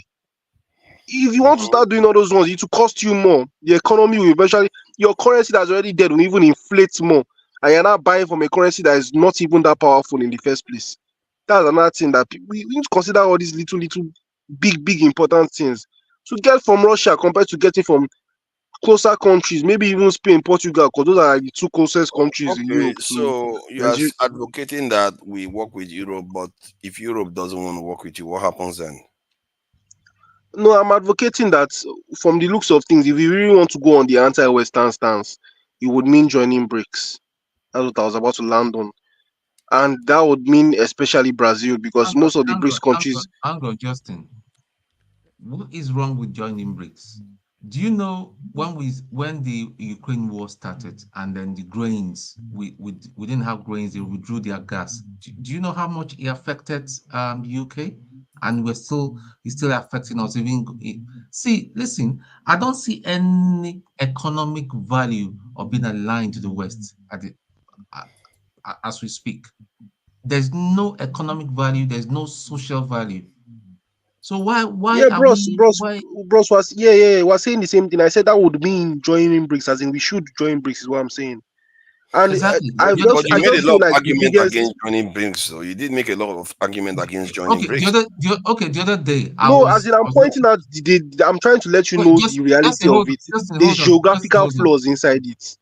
Justin, hold on. 20 years ago, joined the Nigerian Defense Academy. All you wanted to do was to be a soldier and to defend your country. But right now is a show. A whole bunch of young people now, I mean, obviously through connection and bribing, are getting to the NDA because someday they want to be a general and all that. Even the standard of trading and all that, it's all comedy when I look at it. If there's Thank war you. today, But if there's war, If there is war today, how come? Look at Boko Haram. We can't. Our army can't even sweep them out. They've taken over a section in the is it in Meduguri? They've taken over a section, a training camp and all that, and the army cannot do anything. And yet we say we have an army, we have a military academy. Is it not a joke? Yo, The chief of army staff, we don't know where he is. There are rumors that maybe he's sick, he's dead. There are rumors that Tinubu removed him because he thought he was trying to plan something. Tone, you're straying now. Okay, is that why he reshuffled his cabinet? Tone, he didn't shuffle. He didn't shuffle. He just got somebody that's standing in for him. He said standing in. In my whole adult life, I've never seen the chief of. It's either you're removed and they're replaced, or none of you has told us what benefit it is, because we're now restrained. So what is the like Jefferson kept speaking in vague terms. When all I'm saying, see, my stand. Okay, I'm not really spoken. So I personally think we need a shift in our mindset. It just it's so see. But all what benefit is it for us to join BRICS? Is the question? Okay, can I answer a question? It's not going to be a super direct answer. Do you know when Russia got sanctioned? To show you how powerful these BRICS countries themselves are becoming. So when Russia got sanctioned, the Coca-Cola that was coming into Russia, you know what they did? Now Russia is so funny because it makes it look like it's Nigeria. Russia now had super adulterated copycat brands of everything. Something Russia is very known for. They have copycat version of McDonald's. The question is, can Nigeria do all that if they also got sanctioned by the West? There's no reason because that's 100% more likely to. You should haven't told me what the benefit. And I'm not against. Wait. You just what you just said is what we already know. They took McDonald's and flipped the M around, flipped the arch. They took Coca-Cola and made a different version. But in terms of Nigeria, a third world country, a poor country, joining BRICS to, in essence, just battle Western hegemony, of what benefit is it for us to join these other mainly developing? Because those countries. I speak the truth. In case you do not know, do you know how many doctors that have been trained in Russia for free, and the Russian sponsored by the Russian government? Forget all these. Forget all these propaganda that we see. Forget propaganda on the television and news and all that. This is old news. Nigeria, different socialist countries, Russia, Ukraine, Cuba. They've been training doctors and medical experts from all over the third world for decades. It has always been part of the Cold War. We will benefit. My point is, we will benefit. We will benefit. Can I answer the question? Okay, you can go ahead after Tone finishes. From a technological standpoint, we will stand to benefit a lot from them. How? Yeah. I can agree with that 100%. Okay. Look at the Tucano jets that were giving us. That is laughable for our Air Force. Why is the Tucano? No, don't do that now. Let's not go into the Tucano argument. No, because there are other people that need to talk. Okay, let's not go into that. You've already asked what is the benefit of this thing. Let's not keep putting layer upon layer. Just because you Father, can you move on? It's about time. It's not about I'm talking to Tone now. Can I give you some insights? Basically, what happens, because when I went for that engineering conference, someone told me something so deep and it just reminded me of my actual point. You know, like basically what these Western countries do is kind of like what a lot of developing countries do to Nigeria, as they see Nigeria as an underdeveloped country, is that in the defense industry, when they use a certain equipment for so long and have used it, like say the US military has used their F-15 so much, after like 3 years of use, and it's not looking like the warranty is still all that good, they basically just give it to countries like Nigeria as a diplomatic gift and all that. Exactly. So basically they treat Nigeria as a dumpster. They don't give it to us. They don't give it. They sell it to us. The Super Tucanos were built from scratch. They weren't. Oh, you said they sell it to us. They were built. They were brand new Yes, they said planes. so. And they It do took sell to them us. They do sell to us. years, and they It is not specially good made. They enough. were. I But speak the why is it truth. Because not My good point is you enough? know that the it's not good enough. Why? and But that's why? actually And Why? the true. Why? and Tell the me why. envelope is not wide enough. Okay, now let's go back to the question about whether BRICS is beneficial, how it could be beneficial to us. Please, Jide, go ahead. Yeah, But thanks. remember, Mazi Prince hasn't said anything, so try to keep it brief. We are going to get to Mazi Prince Sure, because sure. this is not your proper turn. Mazi Prince is the one that came before you, so just address that point. So Okay. for me, them joining BRICS is No. just Sorry, not Mazi Prince. It's Jide that is just addressing the point quickly. Then we are going to come to you properly. yeah. All right, cool. Yes, so this is the thing about BRICS. I've like done some research on BRICS and stuff. So this is how it works. BRICS is a very complex economic alliance between different countries in the global south and in the east. So what you have is there are some countries that need BRICS. They need BRICS because currently they are fighting like a pseudo Cold War with the West. Not all of them. We need to be careful. Not all of them. And we're talking about Russia and maybe China. And now we can talk Iran. Iran is not part Iran. of them now. There are some countries in BRICS and BRICS Plus. They are not anti-imperialist at all. In fact, they even have stronger alliance with the West Yep. than even with any of those countries. They are there for their own interests. In fact, a lot of countries, not all, but a lot of countries, the reason why they are joining BRICS, and I suspect that's one of the reasons why Nigeria is also joining BRICS, is that after Russia invaded Ukraine, what the West did was they froze the assets of the oligarchs, the elites of Russia. They froze them. A lot of those assets, a lot of their wealth and stuff that are in Western banks and they're in offshore accounts. They froze them and make sure $600 they don't billion. have access to it. I'm talking about billions, if not trillions of dollars. $600 billion.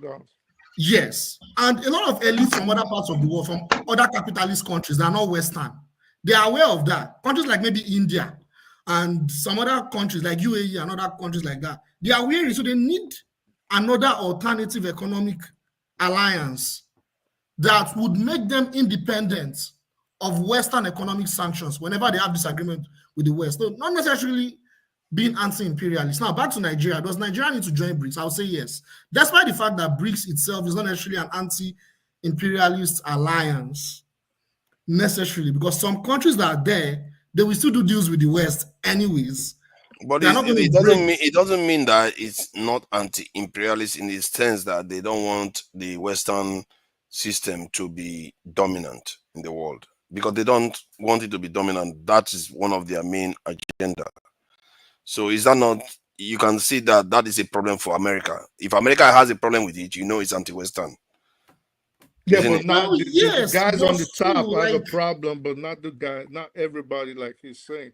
yeah, Iran it's has a not everyone. problem. Like China, China like has a problem. Russia right now, they Russia has need a BRICS more problem. than anything. Yeah. Like UAE can decide not to be part of it, and they will still be able to carry on with their alliance with Western countries.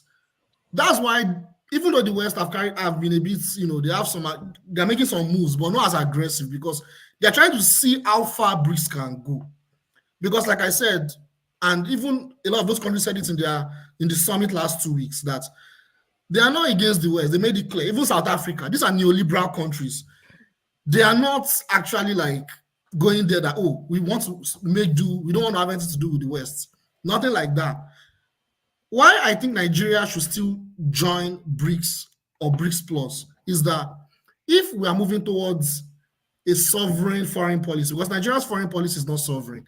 And I think that was why I like the question forefathers asked, that if you're going to advise, just to answer your question, if you're going to advise the president on foreign policy, what changes do you think he should make? So I would say our foreign policy should be channeled towards our sovereignty, our military sovereignty, our economic sovereignty, when we won't have to depend on IMF and World Bank. And I'll talk about our resources. Our resources should be nationalized. It should be a sovereign wealth for the Nigerian people, for the Nigerian states.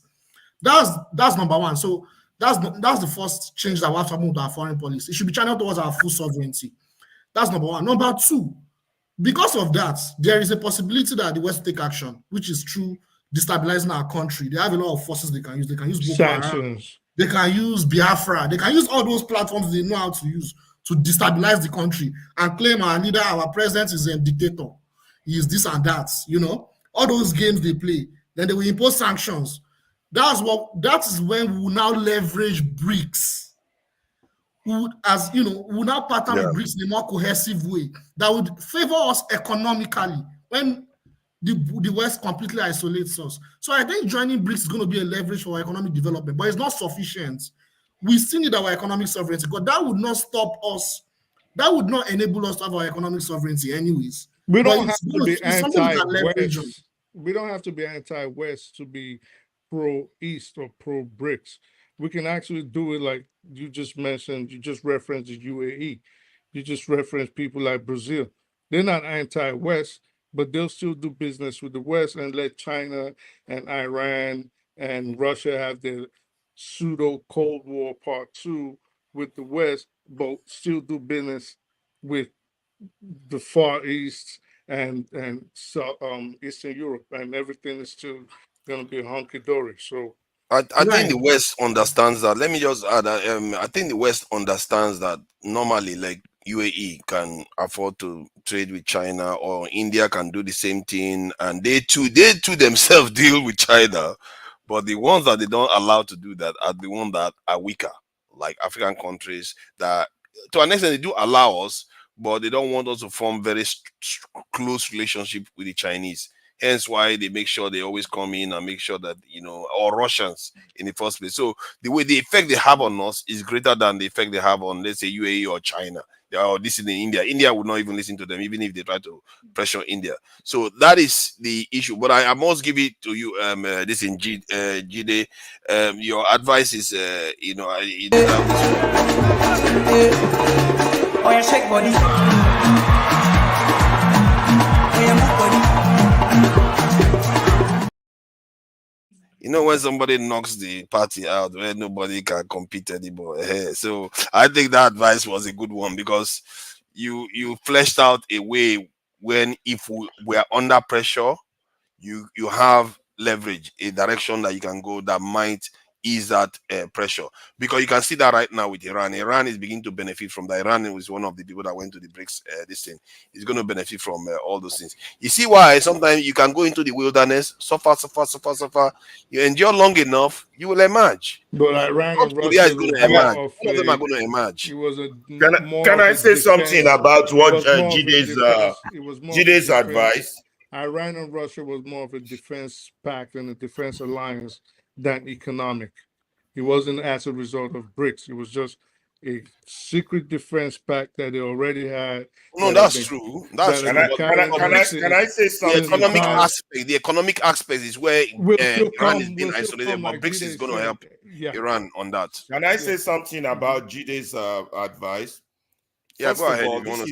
We are going to go to this is one of my major criticisms with you, the elite.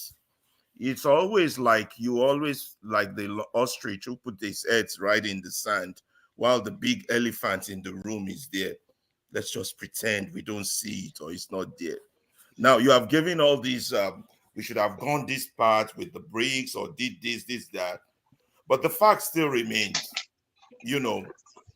even going to the BRICS or doing all these suggestions you make, our image has been so battered. Our economic situation has been so terribly delineated to the point whereby we've borrowed beyond what reasonable governance could hold. And yet, we have that state of impunity whereby wasteful spending is going on, nothing is being held accountable. Even the policies that those who are borrowing you are telling you to enforce, none of you is enforcing it. But you want to advise the president to say, oh, you take this one. There is no advice on foreign policy without home policy being regulated. And that's a political fact. So that's the problem with you elites. You come here, you speak big grammar, big English. Oh, Look, if we want to be propaganda machinery for Can I respond this incompetent government, Can I respond? There's nothing to respond. Experiment, Alaba. I don't know why you are arguing about it. It's just for a restricted area. We know that it could be that the economy that's it, local one. forefather. You are but you know the missing fun thing, point. You can argue that I asked about domestic policy first, but the question is about foreign you can't policy. take one without the other. Let me skip. I'm not saying that it is true in reality, but this is a hypothetical scenario. Oh my God! Let's not do this. It's a hypothetical scenario. Okay, let's leave this. I need to go back. Let's go back to this thing. Let's go back to Mazi. Forefathers, can I say something? No. Do you mind? Hold on.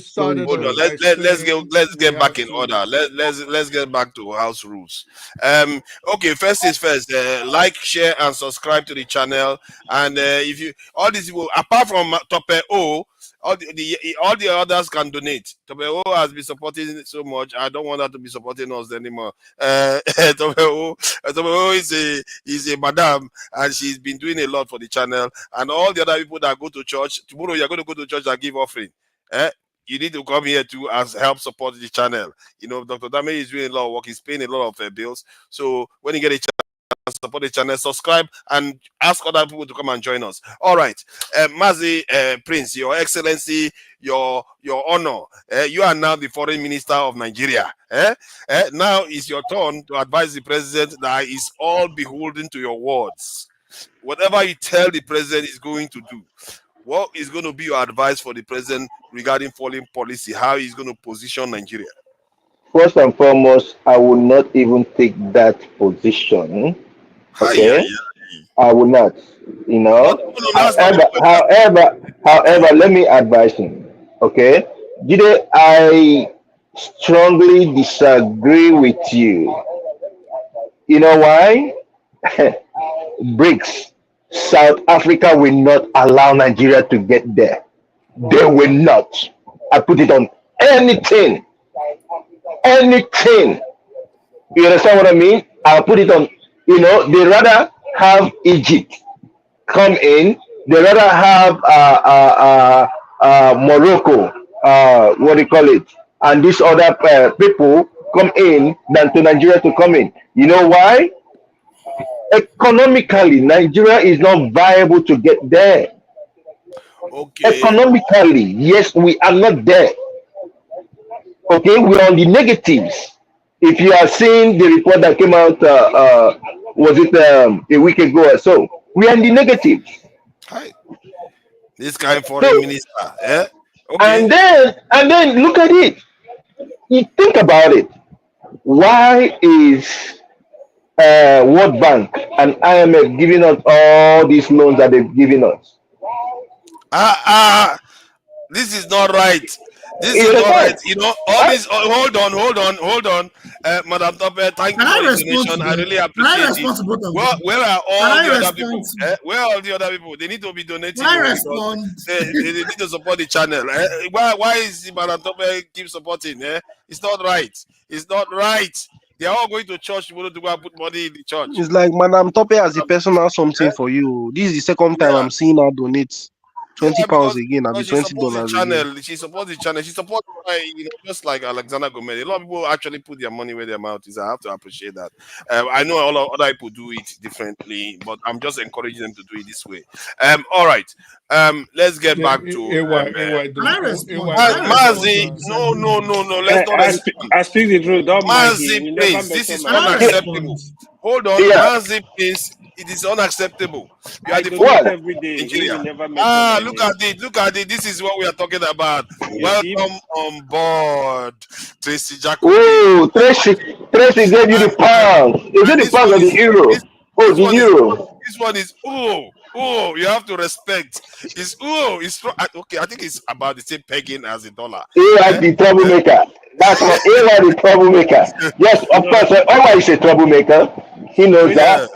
Tracy, she's using my credit card to donate. The troublemakers now. She's using your credit card. Yeah. How did she get your credit card? You don't say that my sister. She be my personal sister. Okay. We believe. No wahala. So, Mazi, you don't get advice for us other than South Africa. No. But the thing is this, okay? Mm-hmm. My father once told me, don't fight other people because you just want to belong, you know? And at the end of the day, you look at, okay, who are those people in BRICS? India will not do anything for Nigeria. As a matter of fact, I 100% disagree in every possible way. hold on now. I'm coming. As a matter of fact, do you think that India is ready to lose the medical what do you call it, voyage that will go to India for? Do you know how much India makes from Nigeria from the medical voyage that people go there for? You think they want to lose it? They don't want to lose it. Okay. Do Nigerians really visit India like that? Yes. Yeah, for medical A reasons. lot of Nigeria, a lot of surgery. I'm telling you, if you know how much they make from Nigeria. The ones that can't come to the West always go to India. Yeah, they always go there. Okay, you talk about Russia. Russia have gas.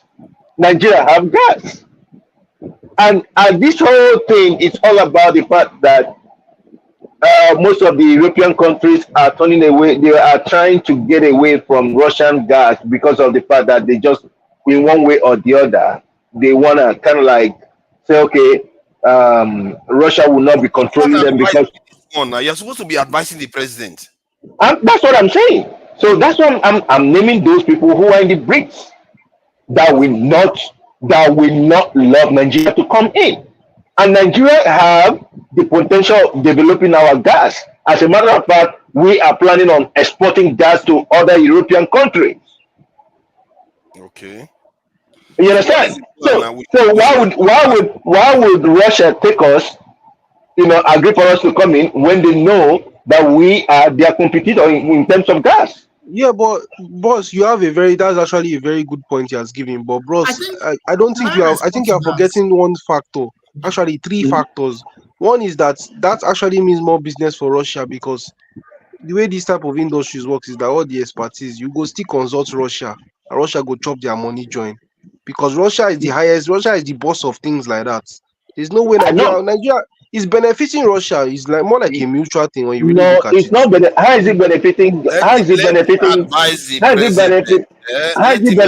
Russia? Russia have gas. Okay, let me ask you this. You see, this is the problem of not knowing how industry. Hold on now. See, let's not make this rowdy. I want to get Justin, it will not benefit Russia because Russia was using their gas to torment European countries. You understand what I mean? As a matter of fact, when they were being sanctioned, they had to resort to the fact that they told the other European countries, for us to give you gas, you have to change your money to Russian, what they call it, it's not rupees, Russian money, whatever it is, rubles, yeah. He told them. You're forgetting that with the type of infrastructure Nigeria has, Justin, don't just butt in. Come on. Nigeria is developing their gas to supply. That is why they want to pass through. The person that is giving them a little hard time now is Morocco. Okay, I don't understand your advice. I was just trying to clarify something to Justin. For me, those in BRICS will not really like us. We are not, because what other area would you advise the president? Okay, some people financially we are not capable. They don't want a liability. Nigeria will be liability to them. Okay, I hear about BRICS. What other thing are you going to advise? Okay, BRICS is bad belly. Which other thing are you going to advise? What other advice you get for Nigeria? Okay, what I will advise Nigerian president, the way to go about things is to look inwards and cut the expenses is too much. It's too much. The running cost of government is too much. But that's not the First, question. But that's not the question. The question first is the question is starting sorry, from this is foreign That starting is from policy. the the point of This is your foreign policy. question. I'm Can trying you to address force us me? to Because think about we're going around in circle geopolitics. and I Yeah. don't get it. I'm trying to force us to think about geopolitics. This Can is I foreign respond? policy, and because we like to talk about local and internal policies, but we don't talk about geopolitics enough. So the question is, what would you advise the president? We know that I'll tell him to stop being a pup. I'll tell him to stop being a puppet to through France. Very to welcome. France. Okay, Yes. okay, fine. Yes, he's losing his integrity for that. He should, as a matter of fact, why don't he behave like Rwandan president? Stand on his ground. Okay. Rwanda Okay. president I think Yes. is not puppet and okay. Tinubu. Maybe I've You gave tilted a it. bad example, He's bro. We are not gonna puppet and see. Tinubu. We are going to vote Probably the the best. You biggest know what? We are puppet going in to vote the Africa. best foreign minister at this rate because maybe that person, you guys will take it seriously. Rwanda president? The best foreign But he minister. takes their business. He gets business from them. Okay, so I've already tilted it. In short, I don't think I should do it because I've already rigged it against for GD. Okay, who is next? Is it I AY? was next. No, Oh don't yeah, try to I speak the skip truth. me. You are Like, next. Yeah, no, I'm not trying to skip you. you So do it what all would the you? What? time. Like, I don't know why Okay, you do of course, if I can, I will do it. But I have to it. hold up my That's integrity. crazy. Which integrity you have? None. I have to try No, now. listen, Jide, I know what I could gladly give you my time, but I know why you're fuming, and I know why you're boiling it. You just want to retort to what Ferreira said, but the rest of us heard it.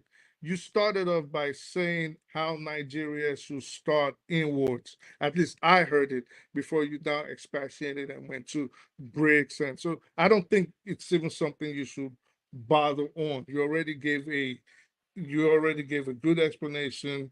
You gave an excellent. You preferred excellently. So just forget about it and let's move on to other more important things. I know that's right. But if you want to take my time, I'll gladly give it to you. But I know that's what you want to tackle. Okay, so you don't want to be foreign minister. No, Oh no, there's I nothing. was not going to take too long. I was not going to take too long. Take I some of my understand time. what Ferreira and Mazi Okay. presented. Say what you need to say, Jide, so that. Yeah, I'm not going to take too long. So that was exactly what my brother just said. I speaks that truth. He just made it clear. Like, I never said Nigeria should just decide that the next day they need to apply and go and join BRICS, and that will solve all our problem. I never said that, right? We take that's what the problem we have is we take things out of context and we broaden, we over contextualize our point. So I was trying to put things and narrow the question and answer the question and narrow it down to what was the question. I didn't want to go into the domestic policy of the government, corruption and all that. I'm going to take things out of context and make things more complicated. So that was why I didn't want to go there. You get, but I'll just stop there for now. Maybe when it's my turn again, I can talk about that, but I'll stop there. So, what would be your advice? I speak the truth to the president in terms of positioning Nigeria geopolitically to the benefits of the country. I honestly, in as much as I do understand the question, but I also say it is a loaded question. And why do I say it's a loaded question? We have more serious things to think of as a country. I don't think our standing on the international front is going to change anytime soon. And I don't think we actually have any problems with the international community. Our standing and how the world views us is what it is. But like Alaba said and Jide said, and who else said it? I think it was Justin, I think. Let's focus on what we need to do internally. Let's focus on how to build. And me and you have had this discussion numerous times. Focus on the inside, and then everything else works its way outwards afterwards. But to start saying, "Oh, what can we do?" Geopolitics, we don't even have anything to leverage on. The country is in shatters. The image is in tatters. There's nothing else to do but to raise at least, at the very least, the standard of living of the people, and that's what we should focus on. What? But in reality, though, if China didn't do the Chinese foreign minister didn't give good advice to Mao Zedong, or maybe Mao Zedong was his own foreign minister, China wouldn't be where it is now. But what do we? Okay, so let me put that question back to you. What has Nigeria trying to influence the foreign world outside of West Africa? It's okay with the big dogs in West Africa, and maybe we need to just make sure we hold on to that role, which is faltering now, right? Focus on West Africa, but anything outside of West Africa, like the outside world, should not be our concern. Our concern right now should be building the nation to a place of strength. Nigeria is very weak right now. It is very weak. And personally, I'm still shocked how the country hasn't disintegrated. At least even in the last 20 years, how the country hasn't. Because people don't understand that the idea is not for it to disintegrate. However, the point still remains. It is clear that nations' foreign policy is often vital to whether they emerge. Like Iran now, it's also clear its relationship with Russia is why it's where it is today. Otherwise, there is no chance they will make it. So foreign policy is critical to any nation that is hoping to break out and prosper in this world. What's Nigeria's foreign policy today? I'm asking you. You're the minister. No, no. I'm saying forget about the advice. So I speak the truth. Basically, what would you say Nigeria's foreign policy is today? Nigeria policy is play dead. Play dead and hope the enemy falls and dies. Yes, play possum. I'm gonna die. I'll pretend as if I don't exist. No matter how big I am, then the enemy will die. That's the policy. That is the problem, isn't it? Let's face it. That is what we are doing, basically. But you are not giving us any suggestions on what you are going to do. No, I think he's basically on what Ferreira said. More like what Ferreira said. You know, that actually starts from foreign policy. He's saying that we should do local. So you are changing the question. No, but all I'm saying is to start trying to influence foreign policy, you have to be at this position of strength and leverage. We don't have either of those right now. China had nothing. China always was a strong country. They just came out of an invasion from China, from this in Japan. Because it was a strong country. So even in Southeast Asia, America defeated Japan. That is why they were able to come out. Because Japan was also a strong country. So they still had things to leverage. They still were playing from a position of strength, even if it was degraded or deteriorated in a way. The point is that they still needed foreign help, even with all that. Yes.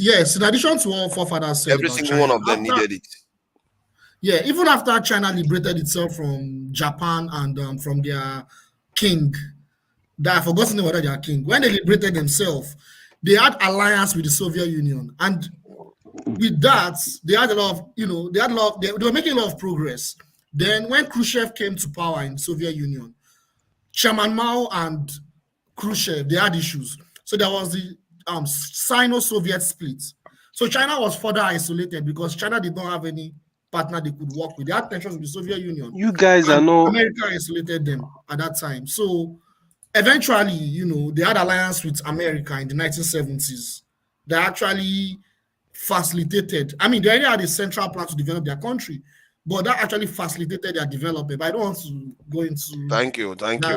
Now, forefathers, I really want to say something because I feel like everybody needs to. Not very long. AY hasn't said anything at all throughout. And I know he's a very good foreign minister. Let's face it. You see how his face is so strong. He's ready to give us the best advice of all time. So Justin, take 1 minute to say your piece so that AY can go. Oh, you said I can talk? Yeah, 1 minute. Yeah, I was going to say something. Somebody used like you guys are giving reasonable but impractical examples. I have to say, it's called geopolitics for a reason. You know, it's all at the end of the day, all these things are about trade. We were talking about the oil and gas thing now. The closer it is to your country, the better. How can you look at Iran and Russia? Iran and Russia are not far from each other. It's just a Baltic Sea, or is it Balkan Sea or whatever, away from each other. Baltic. If you are giving them weapons to fight a revolutionary war, it will not take long before it gets there. It will not be expensive because it's close by. Somebody used the example of Russia and China. They're literally neighbors. It's close by. And you see, the problem with the geography of West Africa is that we are literally quite isolated from our closest people to us is each other. So domestic really it matters a lot. So most of our ancestors have actually been trading within, amongst each other on the land and with Europeans, which is why I still think it's hard to get outside of this toxic relationship with Europeans because they are the closest moral efforts to us. That's just the truth. And So For, I think you have no Father, Israel is very far. Israel is quickly, very let me far just say from this to Justin. Justin, you said Iran and Russia. That is why Iran is not even in the BRICS. Did you see them join them in the BRICS? They could have They added are in the them. BRICS. They just joined they the were BRICS. there. They They just are in joined the the BRICS BRICS. now. They've They've joined They the just joined. joined. BRICS. They Uh, just got Yeah, accepted like 2 Iran weeks joined. ago. Even Egypt joined. Egypt now uh, is Egypt don't build nuclear power plants. I fear. they are That's why. building it. They've That's not why. finished. Because of it, that's why the West. If you see, the West is drawing Egypt so close. Like They're Yes. the drawing rate at Egypt which so close, Egypt, I'm even and they kind are of scared using, and economically for Nigeria because they're also using Saudi Arabia to get. That's why if I think few months ago, Saudi Arabia gave a kind of loan to Egypt. I think about 40 billion, or is it 40 maybe it's billion or all those 40 their million, whatever Islamic it is. bank something. But Yeah, that they anyways, gave the to way them. Egypt and South Africa are going, even with the kind of chaos going on inside of South Africa, they will surpass Nigeria. Oh. And that's why this No, no. BRICS at the end of the No, day no, still no, matters. no, they will not. South Africa will not support Nigeria. I'm telling you. Even I'm telling you. you didn't hear what I said. I said they will Hold on, Justin, surpass He Justin, said one Nigeria. minute, surpass. 1 minute Oh, and okay. I thought you said support Nigeria. Okay. No, Yeah, they will Because support look at Nigeria now. it They has will a lot. support Nigeria. Yeah, You okay, know, okay. and the Okay, now, let's try to keep it organized. Yeah, we know South Africa is bad belly and BRICS. You sure the entire BRICS is bad belly? You've said it, and we know. But remember, South Africa, I think, and Nigeria, they were the ones introducing each other to BRICS. I don't know. There was a time they were working together in this thing, so we don't know fully whether they are going to bad belly us. The real foreign minister is here. AY. Transat, you they change clothes for every The show true you foreign go. minister is here. Welcome, AY, and I'm sure AY has interesting things to say. I thought I just saw you in Agbada. According to So you wear Agbada. Professor, Oh, sorry can to we stop, but I stop saw you wear Alaba? Agbada. Let me. I'm talking. No. Don't do that. Wait. You're on Pastor, a just saw. panel. I saw Pastor Come on, man. You're on a panel. in front of women. Now This he's is wearing a not baby. Alaba market. Calm down. I was coming back from a function for that. You see, the other one has started now. He's triggered his meat. Okay. AY, thank you for joining us. According to Pansa, the heavy hitters are, popping in and they want to come out. He likes that. Pansa likes that. Heavy hitters. He likes to use that term. So, AY, so what would you advise as foreign minister? What would be your strategy for Nigeria so that we can actually emerge like other nations had good strategy to actually let them emerge from the yoke of imperialism? Okay, good evening, everyone. So, first of all, I want to actually disagree with Mazi Priest first for saying that South Africa will never allow Nigeria to join BRICS. To be honest, South Africa, they don't have that power to stop Nigeria from joining BRICS. Nigeria, they are actually still heavy in the world politics. Nigeria, yeah, but the only problem is they just need to take their place very quickly. So the way America operates, right? Somebody was saying Saudi gave Egypt money to stop them from depending on America, basically. That's not actually correct because Saudi and Egypt, they actually ally in that region. You see, the way America operates, America have ally in every region. Nigeria is supposed to be natural ally of America in Africa. We are still ally, but we need to do better, right? Again, it's just like you have North Korea, they have South Korea to checkmate them. You have China, they have Taiwan, ally to checkmate them. So this is how they play their politics. Everywhere they gotta like still make friends with India, you know. So this is how they operate, right? But Nigeria issues as regards to geopolitics, you know, we've discussed this issue. One thing I notice is Nigeria politicians, they don't even understand geopolitics. All they are looking for is survivor. They're looking for survivor. How they can get money, how they can loot. Because first of all, you have to know what you want for your country. You have to know the direction the country is going. If there was even any president that even make some attempt to play that politics was Obasanjo. He tried some ways, but it was not the best. I mean, he put in people that understand this geopolitics, right? But even after that, you don't really see they doing nothing. They literally attempt meeting to. They just do photo op and say, "Oh, we are in UN meeting today. We are here." But here is it, right? If I'm to advise Tinubu today, he have to look for competent hands, people, somebody that is competent to act in form of foreign minister. Sorry, you are the foreign minister. No, hold on. Yeah, I will come there. To have very, very solid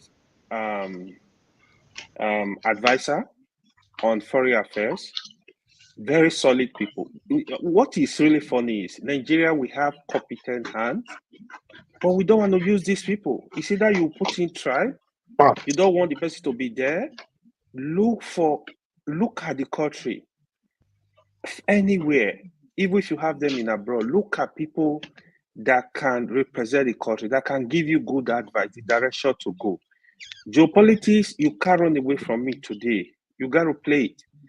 You work with BRICS if it's beneficial to us, how it's beneficial to us, exploit that area, work with the West. They are not telling you to completely call them off. You got to understand the game. Look at Biden gave last week. Biden gave Tinubu a call, telling him to release the Binance boss, and immediately he released him. What did you ask for? You have to ask for something. You have to have a negotiation. You didn't do that.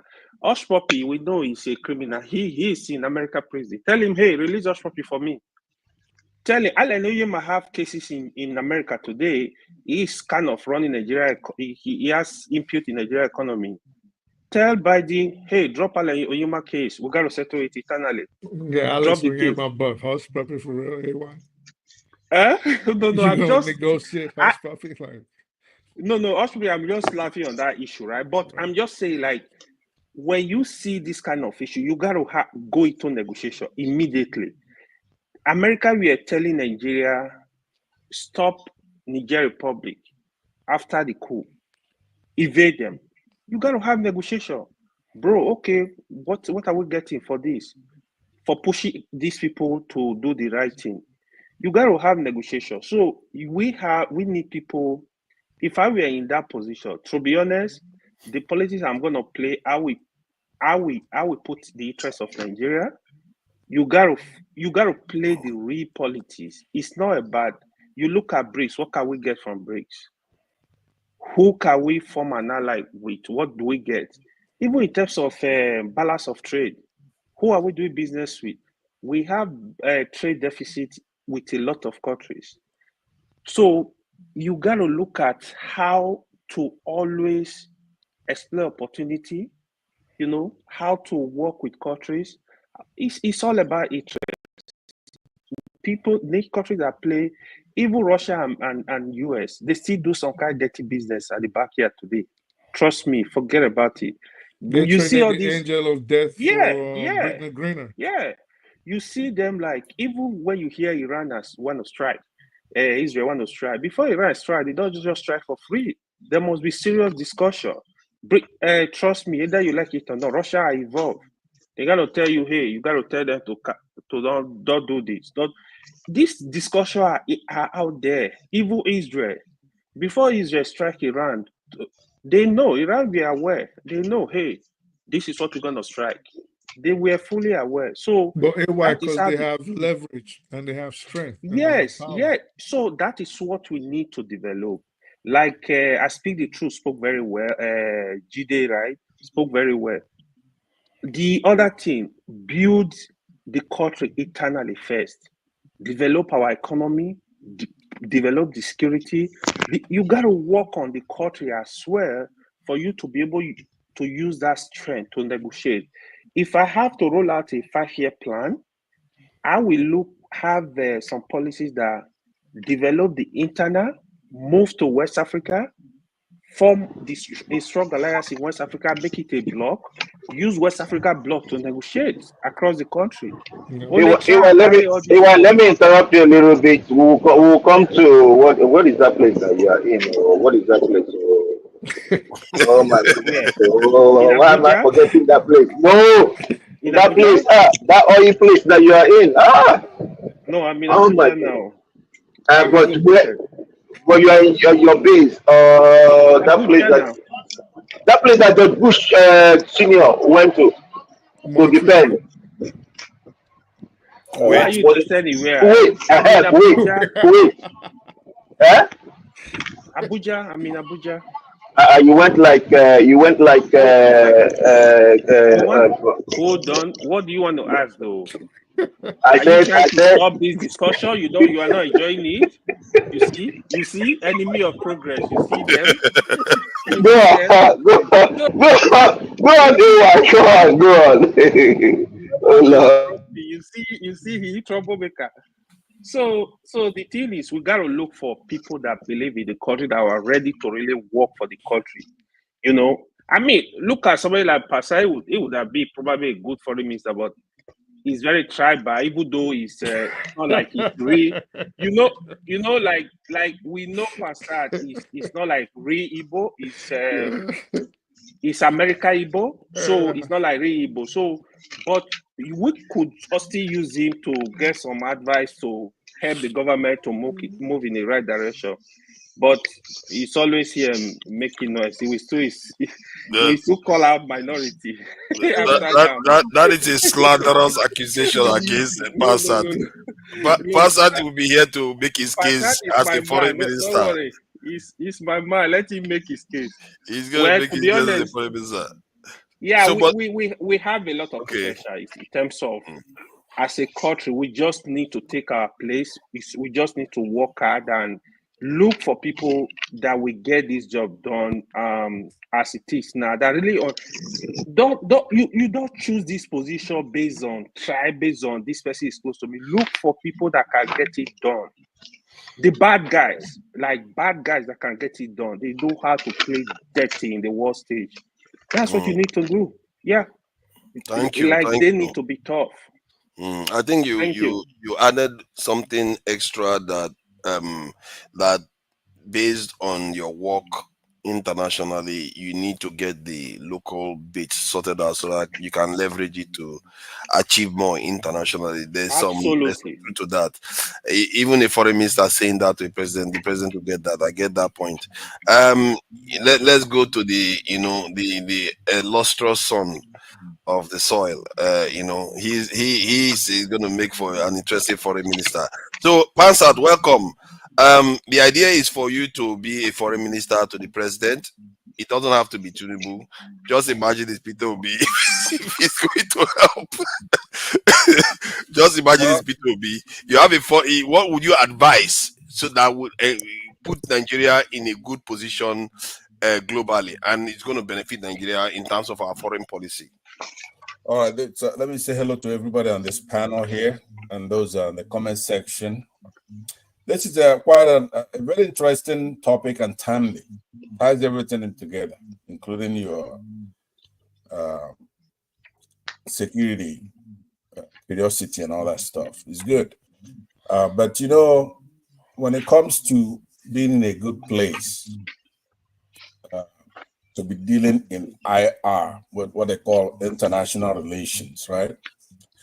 And foreign policy.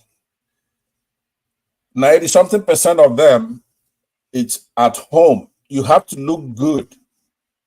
You have to have a state that has the people, obviously, defined territory. You have to do a lot of good work at home so that you have some prestige. Prestige is one of those things you have to have.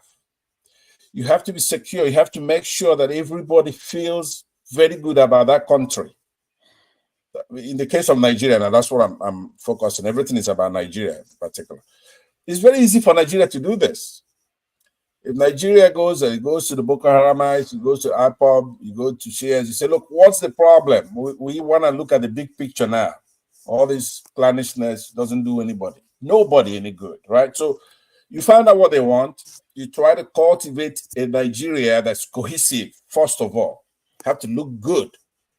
Because those people, that's what they're looking at from outside. A lot of foreign policy is bilateral between one country to the other, for example, between Nigeria and Ghana. But if you have a country where Nigeria is doing so well, prominently, right? The universities are well funded, research and development. We're just glistening when they look across, the lights are on 24 hours. A lot of Ghana people who went to school, the elite, will move to Nigeria. Some of them, if that's how good Nigeria would look, Cameroon, Ghana, all those people, they're going to apply to be a part of Nigeria. It happened here in the United States. They started off with not 13 colonies.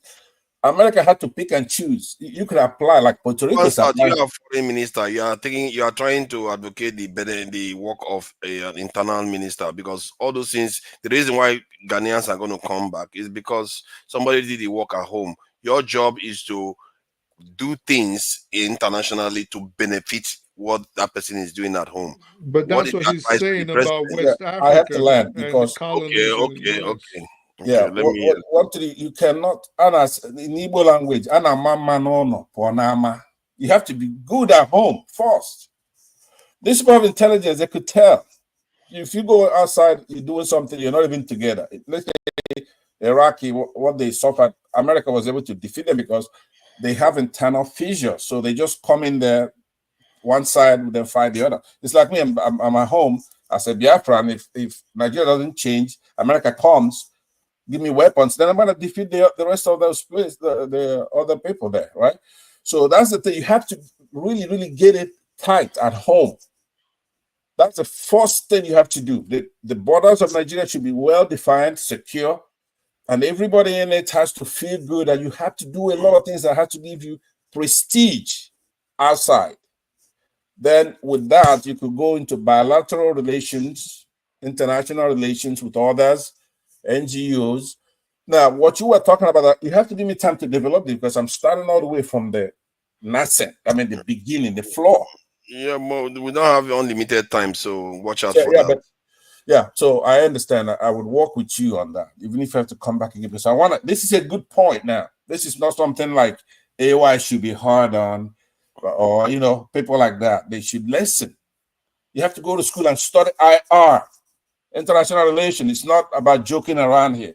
This is not a joke. It's a problem we have. This is not an abstract. This question you're posing right here is the key. It's one of the most important questions that you pose. So it's nothing for you to just be here jawing around. Something we need.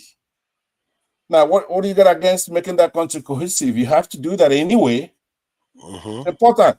So now, when you mentioned the BRICS and all that stuff, we've seen the BRICS before. It's called the EU, European Union, right? They try to make a currency to challenge the United States. You can't challenge the United States. It's called bandwagoning. Now, a lot of weak states in international relations, we say no phenomenon. The first time you teach, in your case, you become a student. In my case, when you teach, say, Politics 101, forefathers, they're not hiding this. They tell you. It's in the classroom. They'll tell you bandwagon effect is for weak states. Because you have a hegemon like the United States, so they want to, these are weak states. But the first thing US will do to them is what they did to EU. For example, Britain, they're puppy for United States, right? A lot of those people, you say, oh, they're joining the BRICS. These are spies for the United States. They're going to go in there. If they're becoming successful, right? One of the things that I put out, I don't want this stuff anymore. Like Britain did to the EU, pulls out. Now, these European powers are even much, much stronger than the rest of these suckers. US has bilateral relationship with each one. It's like Saudi. If US says, okay, you are out of here, right? That government is going to fall. Terrorists will take it over. So the US actually buying those people, right? Like South Africa and all these people. They cannot stand. But it's a very important question. When it comes to Nigeria, doing more directly now to answer your question, they have to have anti-imperialistic movements in Nigeria, a Pan-African movement. Nigeria cannot do it. It's too late now. Nigeria has to do it in a Pan-African way to unite Africa. Just like Africa might be too big for Nigeria to embark. It might be. Yeah, it's too big. So maybe like West Africa, West Africa and Cameroon. Yeah, but that's what I'm saying. I mean, so that's what I'm thinking. You could do that any layer. If you do the very first thing I said, which is to make Nigeria super. Like if you come to Nigeria, everything is working. We have light, we have unity, we have peace. We have universities that are just beaming. You have people coming from all over the world going to school in Nigeria. But you need alliances to help you get that done. That's the problem. You have to get alliances. You keep yours, and let me just develop mine. I'm just I know. I'm just saying. We're saying the same thing. If you start off with West Africa, but like I said, if you do that very first thing I'm saying, it's done already. No matter what we talk about here, somebody's done it. There's nothing new under the sun. You pick up a book, you just Google it. You pick up any book, it's gonna tell you what we know, what we need to do. It's not that much because we got the resources, we got the people. What we shouldn't do. Yeah, what we shouldn't do, exactly. But yeah, that's the more important part. A lot of these states will not join Nigeria to join together because we're just a basket case. But there's something we're gonna do, like US did, Texas, all these places. Puerto Rico right now is applying to be a state, the 54th state, but they're not even letting people in. If you make it open, even Mexico will join the United States as a state, aside from the pride, all that. But the US is just so good, and that's how they got to be so good. Everybody's important.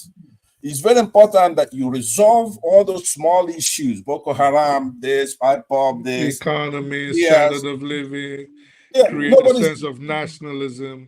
Exactly. Yeah, I agree with Pastor. You want prestige. I'll leave it at that. The major thing is you do everything that will give you prestige outside your shores. I think this has been Pastor best. I have to concur in terms of cogency and the way he put the message together and the language used. Pastor can go high level sometimes, but it's all good. Hold on, don't run away, because let me tell you, the first 3 minutes of Pastor can be good. If you allow him to continue, then it's going to minority. Let's give him rope. Let's give him rope to hang himself there. So no, I wanted to flesh something out because everybody keeps saying the same thing. Fix the home front first, but that is the whole point of you being foreign minister. Your job is to do things to help the home front get fixed, because that is how nations emerge in reality. But that said, anyway, let's go to Augustine. Long time, Augustine. It looks like you are there, catching, you're not catching cruise. You are doing a lot of God's work. Thank you for joining us today. So now you have been appointed foreign minister of Nigeria. Do you have any guidance for the president to help us get out of the quagmire that we are in? Because foreign ministers have a lot of power to influence the destiny of a nation if you have a very good one. Okay. Yeah. So what do you think? Thank you so much. If for me to be a foreign minister of a president, it might be a president I have known for a person I have known for a very long time, that I really can say much about him. Because foreign minister or international relationship or international policies 10 years ago are not the same again. Because now the world is too open that you really cannot hide anything about you again. So as a foreign minister, I don't even need to leave the shores of my country to make every foreign policies. It is a relationship of honey and the bee. It is the game of policies, the game of countries is a game of interest. No country is coming to give you charity if they don't have anything to go home when they offload their truck. So when they offload that truck, they are filling it with some other thing. So if you don't, what you have to know is to find out the strength of your country. When you find the strength of your current country, you guide it. And when you guide that strength, make sure that it's not leaking, people will come to look for it. And when they come to look for it, that's where you now begin to talk about policies and principles. So as a country, for you to have any other country to look into you to ask what are you doing, you must have that closeness with everyone, not everyone, sorry. Majority would always say that, oh, I'm proud to go back home. I have this place as my country. I really want to stay here. Then people will now begin to ask, why do you really want to stay here? And that's when they can now come in. So make me a foreign minister. I will look for the major people that are running the country. We must be in the room twice every week to discuss what must be done in this country. Because if I don't know what is going on in the country, I don't know what I'm going to package outside. I might be saying, oh, I have this wonderful idea. The moment you go to table to sit with people, the practical example is, okay, you're going to make a policy with America. The next day they play the video of the minor people in court. How will you defend that? So you must make sure that make sure the domestic aspect is guided. There must be an interest that citizens wants to protect among themselves. This is the only way you can function out. So you are saying that the foreign minister should be aware of what is going on domestically to be in sync. In other words, so that they can be able. So, but then, what would you actually advise when it comes to geopolitics and relations, and according to Pansat IR? Father, I don't mean to interrupt you, but honestly speaking, how many people on the panel? Everybody keep telling you the important discourse is home domestic politics, and you keep pushing this foreign policy. Okay. I mean, what have we I achieved? told you already. I already told you the reason why I'm doing it. I'm doing it because we already are used to talking. Listen, let me explain. Hold on, hold on. It's not your turn now. It's not your turn. Let me finish this in reasoning with him. The idea is that we already used to talking about domestic. That's why we always go back to that first. Yeah. Then before we start, the idea is for us to start thinking outside to an extent. The other day, you said the black man cannot fix his own problem. And why are we avoiding to talk about our own problem? Why did I say that? You did when you were talking about the where white domination is the black man doomed. This is what an example of it is like we're doomed. I said that we can't talk about. There are intelligent people on this panel. They could come up with great ideas to save them, but you just that's just your direct. We have to focus on one conversation at a time. We can't just talk about. Okay, let's leave it at that.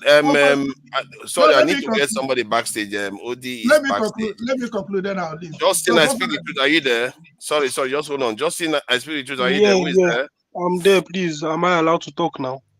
Not yet. Let me you could take me backstage and then bring me up after. Okay. All right. No problem. All right, go ahead. This in Augustine. Welcome. Go ahead and finish. Pansat, I see you there. Don't worry. When you are done, you can come back. All right. Go ahead, Augustine. So, Fofana, it is also a game of interest, and also remember that whenever you're trying to guide your own territory, external influence are also trying to put serious, because they know that once you are stable, you cannot call them for a dialogue, which they do not want to get involved in dialogue. So even when you are trying to to bring other nations together, you also have to be very careful, because they will also be used as enemies to cut down your own plan. So, because if you're saying, let's use another country, the country will be, why are you having interest in what I have interest in? But if you can say, okay, Ghana, Cameroon, Nigeria, 3 of us, let us define what we want to do home front. What do you want to produce? Then I will buy every of my need of this product from you. And this is what I want to produce. You buy every of your need of this product from me. The 3 of them decides that. Already they've become a very great nations in that singular agreement of, let's buy these items from these people, let's buy this item, but it's going to be difficult. And the only way it can happen when you have fairness in the system. If you correct the institution, if the institutions are strong, that's the only way you can get that right.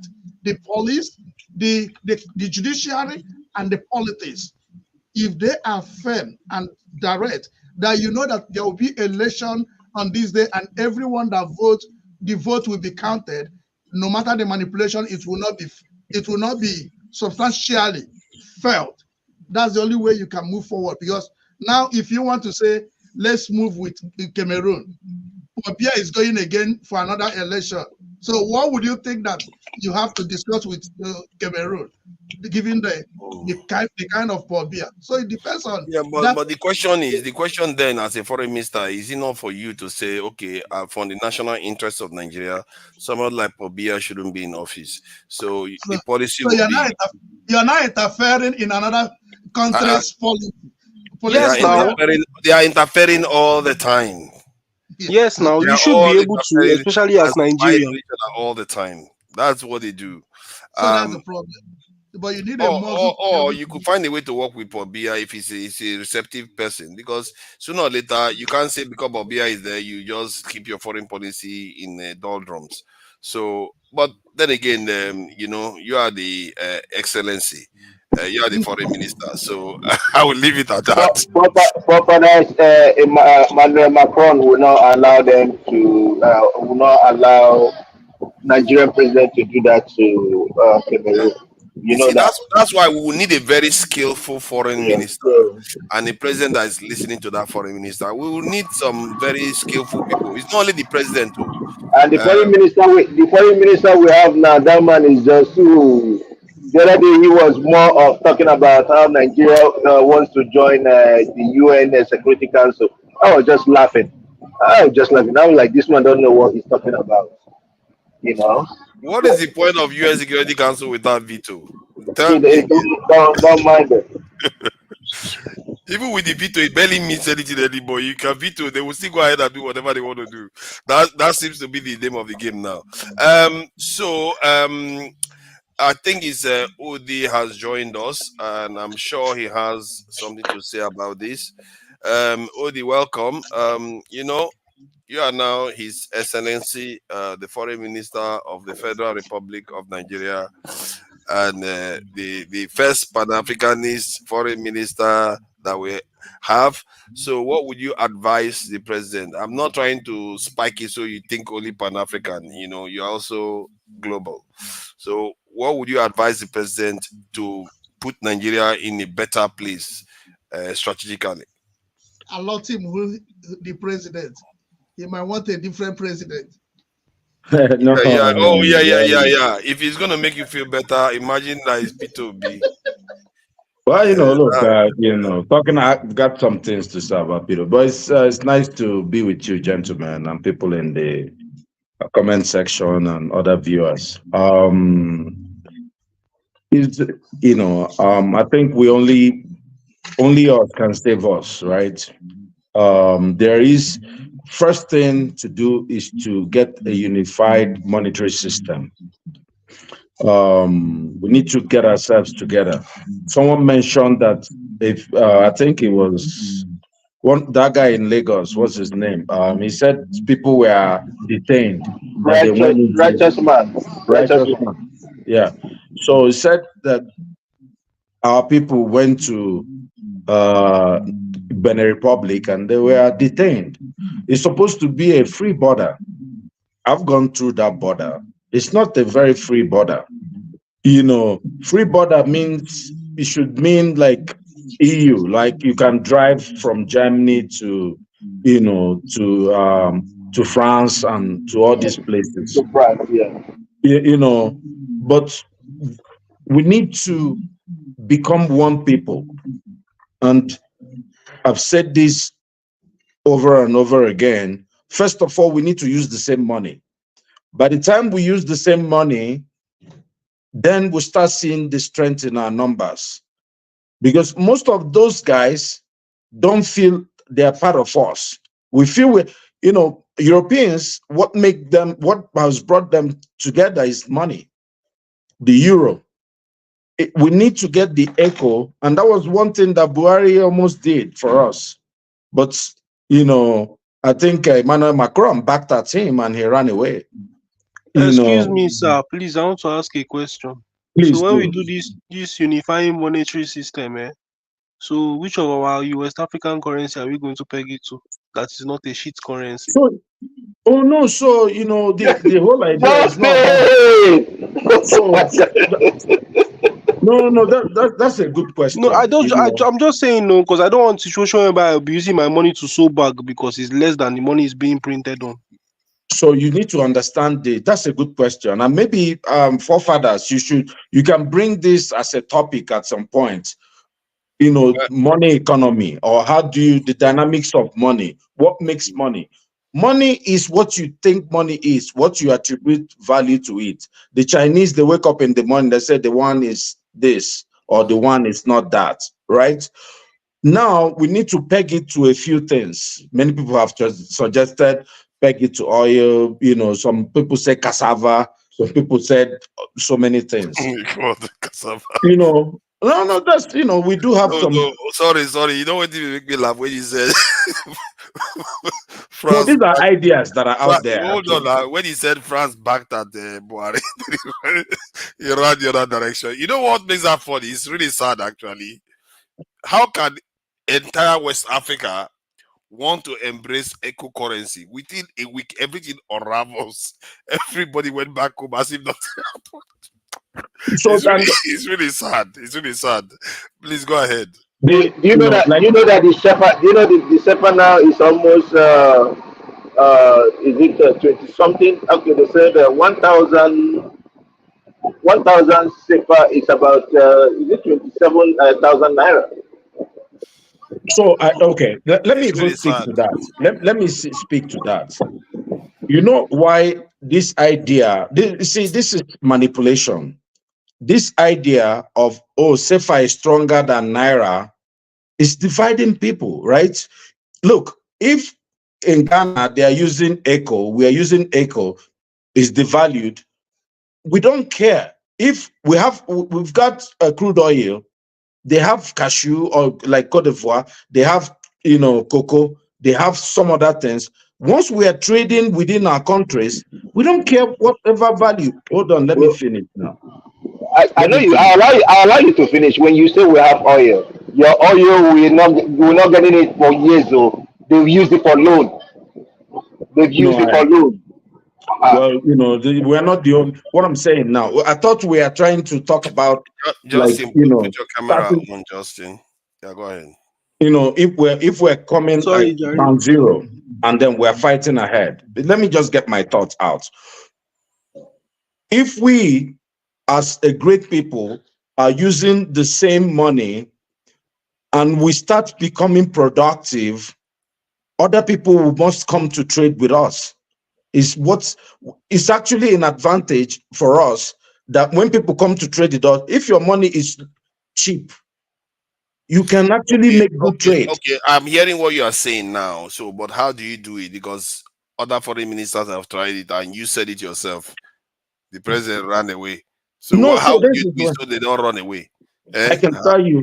I can tell you, if Abacha was president of Nigeria during you are the what foreign minister. How do you do it so the current one doesn't run no, away? the foreign minister has no role. It's a puppet. What are you, foreign minister? I can't do anything. You do have a say. Now, Henry Kissinger was very, very dramatic. We know No, him. Kissinger was working with CIA to get things done. That is He the was foreign doing. minister, technically, isn't he? No, Henry Kissinger was occupying almost a spiritual role in American politics. Oh God. Okay. Eric Kissinger is a war criminal. Well, It's not. Yeah, Yeah, you well, can say you that can all say you want. anything. Americans Everybody's a war cherish him what he criminal. exactly. So, but you Everybody, now, there's nobody. Look, in the West, there's no one. None of them. Their hand is clean. Not one. Whether even in Asia or anybody, all these people connive and do. If you're a leader, your hand can never be clean. Is Tinubu's hand clean? It's not now. yeah, Abacha is his own clean. You are trying to run away from the question. No, you are No, the I'm not. I'm just excellency, responding to what this guy your said about. excellency, the foreign minister.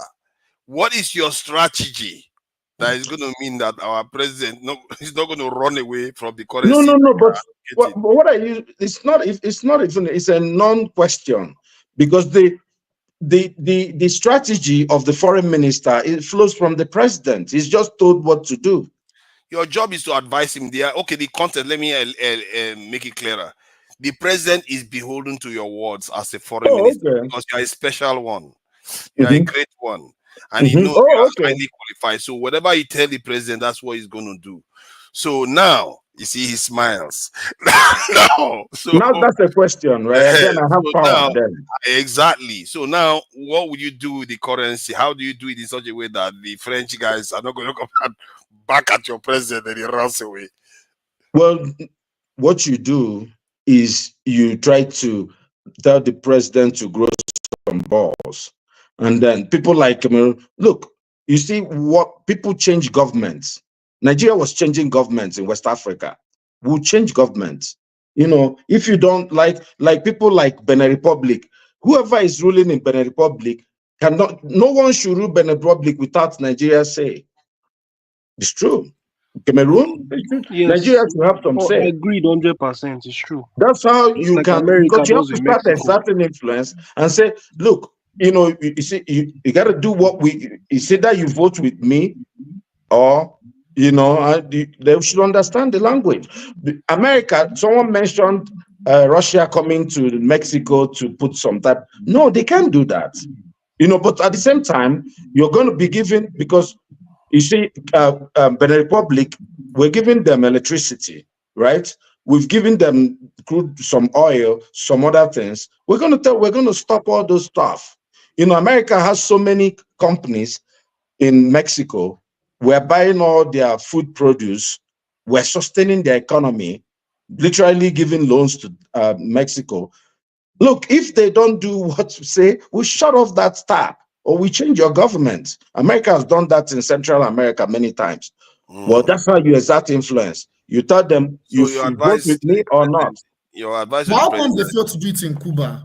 No, I just want to distill his advice because he says the president should grow some. No, you can't control everybody. So There are some. If in a family, if you have 10 children, one will be stubborn. I need to tap your mind because I think maybe you may have an answer here and I think it's a fascinating question actually, because you shed light on one area that our foreign policy failed catastrophically, and it failed catastrophically in such a way that nobody even talked about it. That's how sad it was. A whole currency for West Africa completely failed, and the president just ran away and everybody kept quiet as if nothing happened. Now, what can you do as a foreign minister now that has this power to ensure this doesn't happen? Because your advice seems to be, president, grow some balls. Is that how it works? Is that what does? Is that and talk to the other presidents. Say, if you don't vote with me, number one, you need to understand what happened with the ECHO. I'm not sure if you know the backstory. So Nigeria and Buhari and all that, they had agreed on a date. The money, the ECHO was supposed to be backed by Nigeria Central Bank, because Benin Republic obviously cannot back a currency, right? They don't have people like what do you call it? Cameroon can't even. That's why their money is backed by France.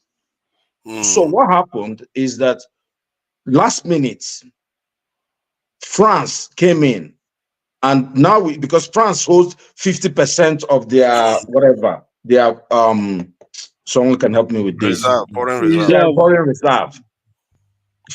France now came in last minute, now proposed the same thing, say, and did not change. You see how shameless France was or is. They said, we're giving you a money, ECHO, and we're going to back it with the francs, the French francs, and we'll give you better terms than you were getting with the CFA.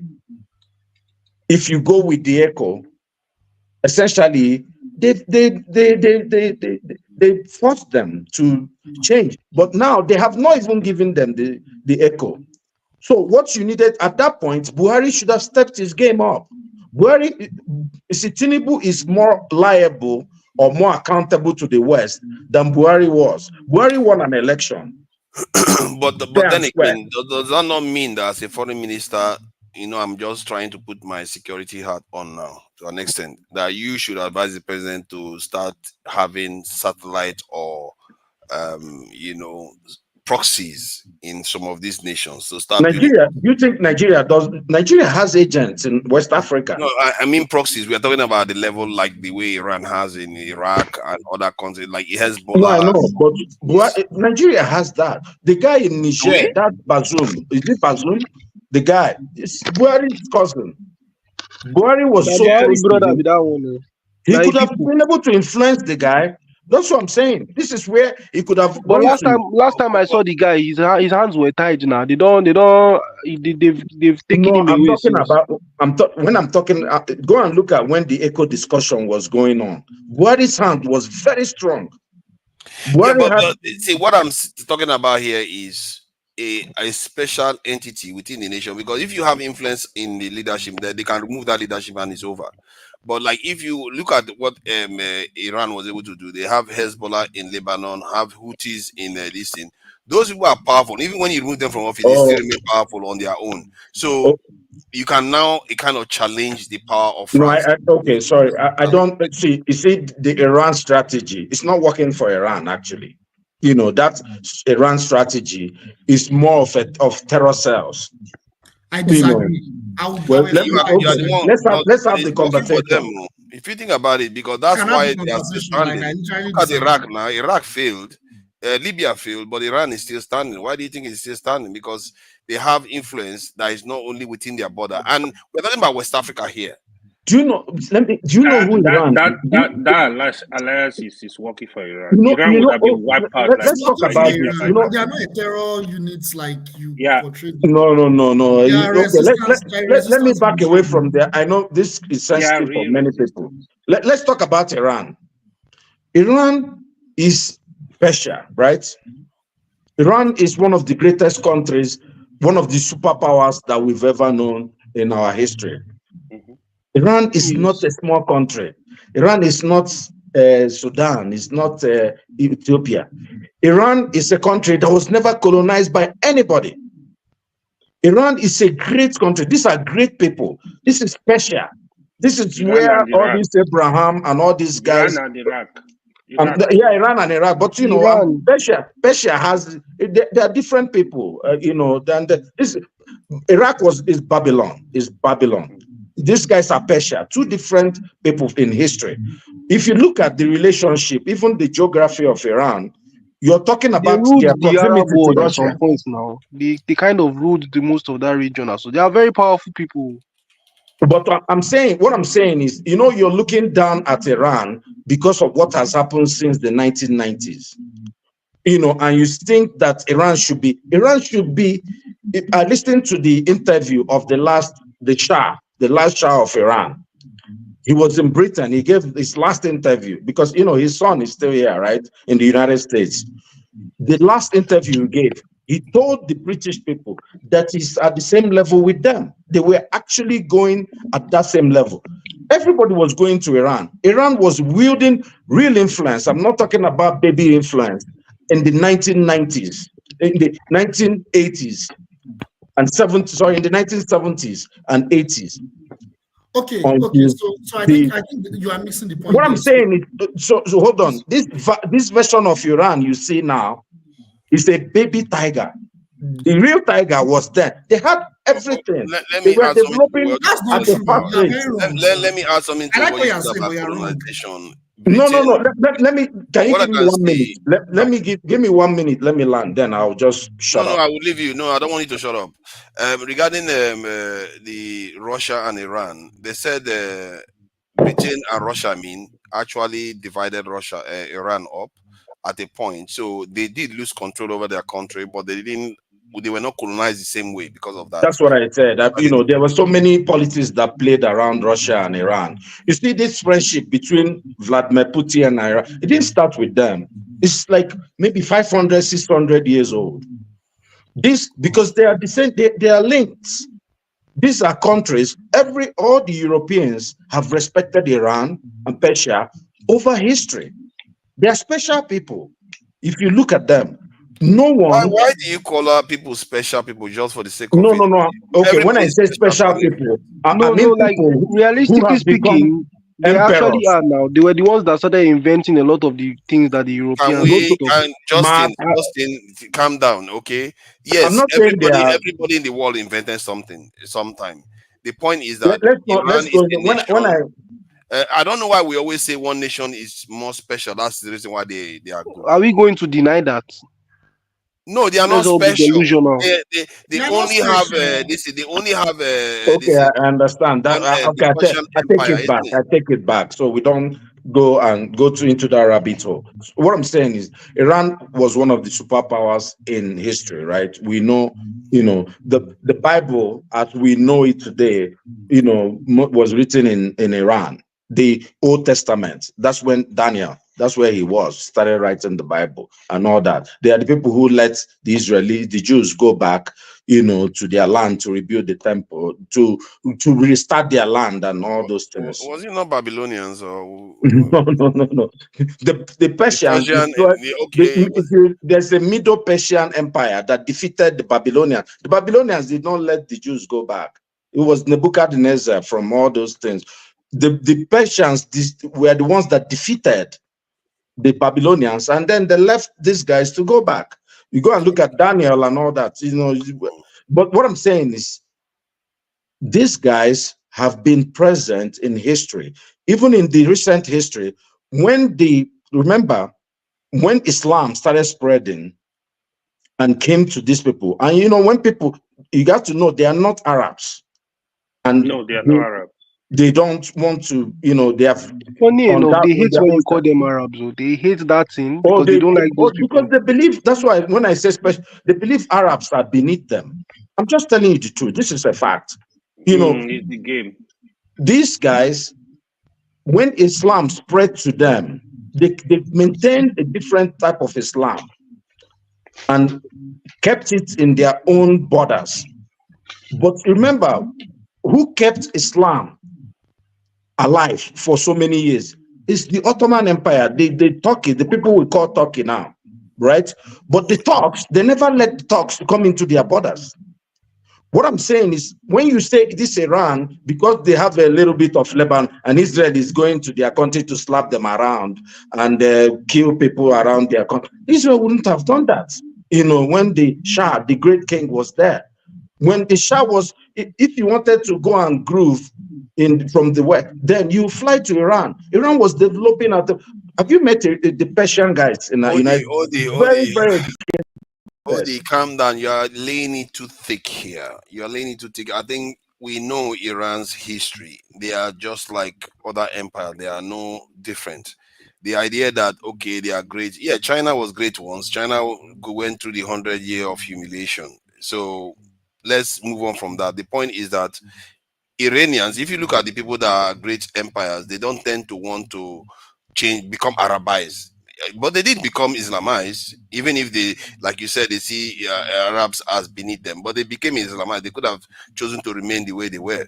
So the same, everything you are saying, is factual. But what is the point? They are not special in the end. Because when you are Don't saying those forget things, about the special things. What I'm saying is that we cannot do those things. no, what I'm saying is that the argument is that the proxy influence that they have now, I said it's not the proxy influence I will advise as a foreign minister, because the foreign proxy influence that they have as shadow government I'm talking about going over to have a government that will vote with you in the UN. You want look, Iraq is still being controlled, is indirectly being influenced by Iran. But if they go to the UN Security Council, guess who they will vote with? United States. They'll tell them what to do because they have the military there. And Israel, these guys go into Actually, their border. Iraq does defy Iran in the US. Actually, they defy the US. In the Of US, course, they let them do for some things, not for some key votes. If they need one vote, you're missing up some of the politics in that region. To be honest, no, well, go and check. Every time Israel violates the last time that, well, let me just let other people talk. I think I think I'm missing That's some the things. record right there. Yeah. Did you hear what Odi said? Let other people talk. I can't believe it. That's what is that? Odi, no. Odi, I think I wanted to hear more from him, but he was humble enough to decide that. Look at Pastor. You're now a pan-Nigerian. I'm so proud of you, my brother. No. I think maybe I should clarify because you're the third person who's giving me that kind of thing. I am a Pan-Africanist. So the question posed involved that. Now, when the parts are greater than the whole, it's an absurdity, right?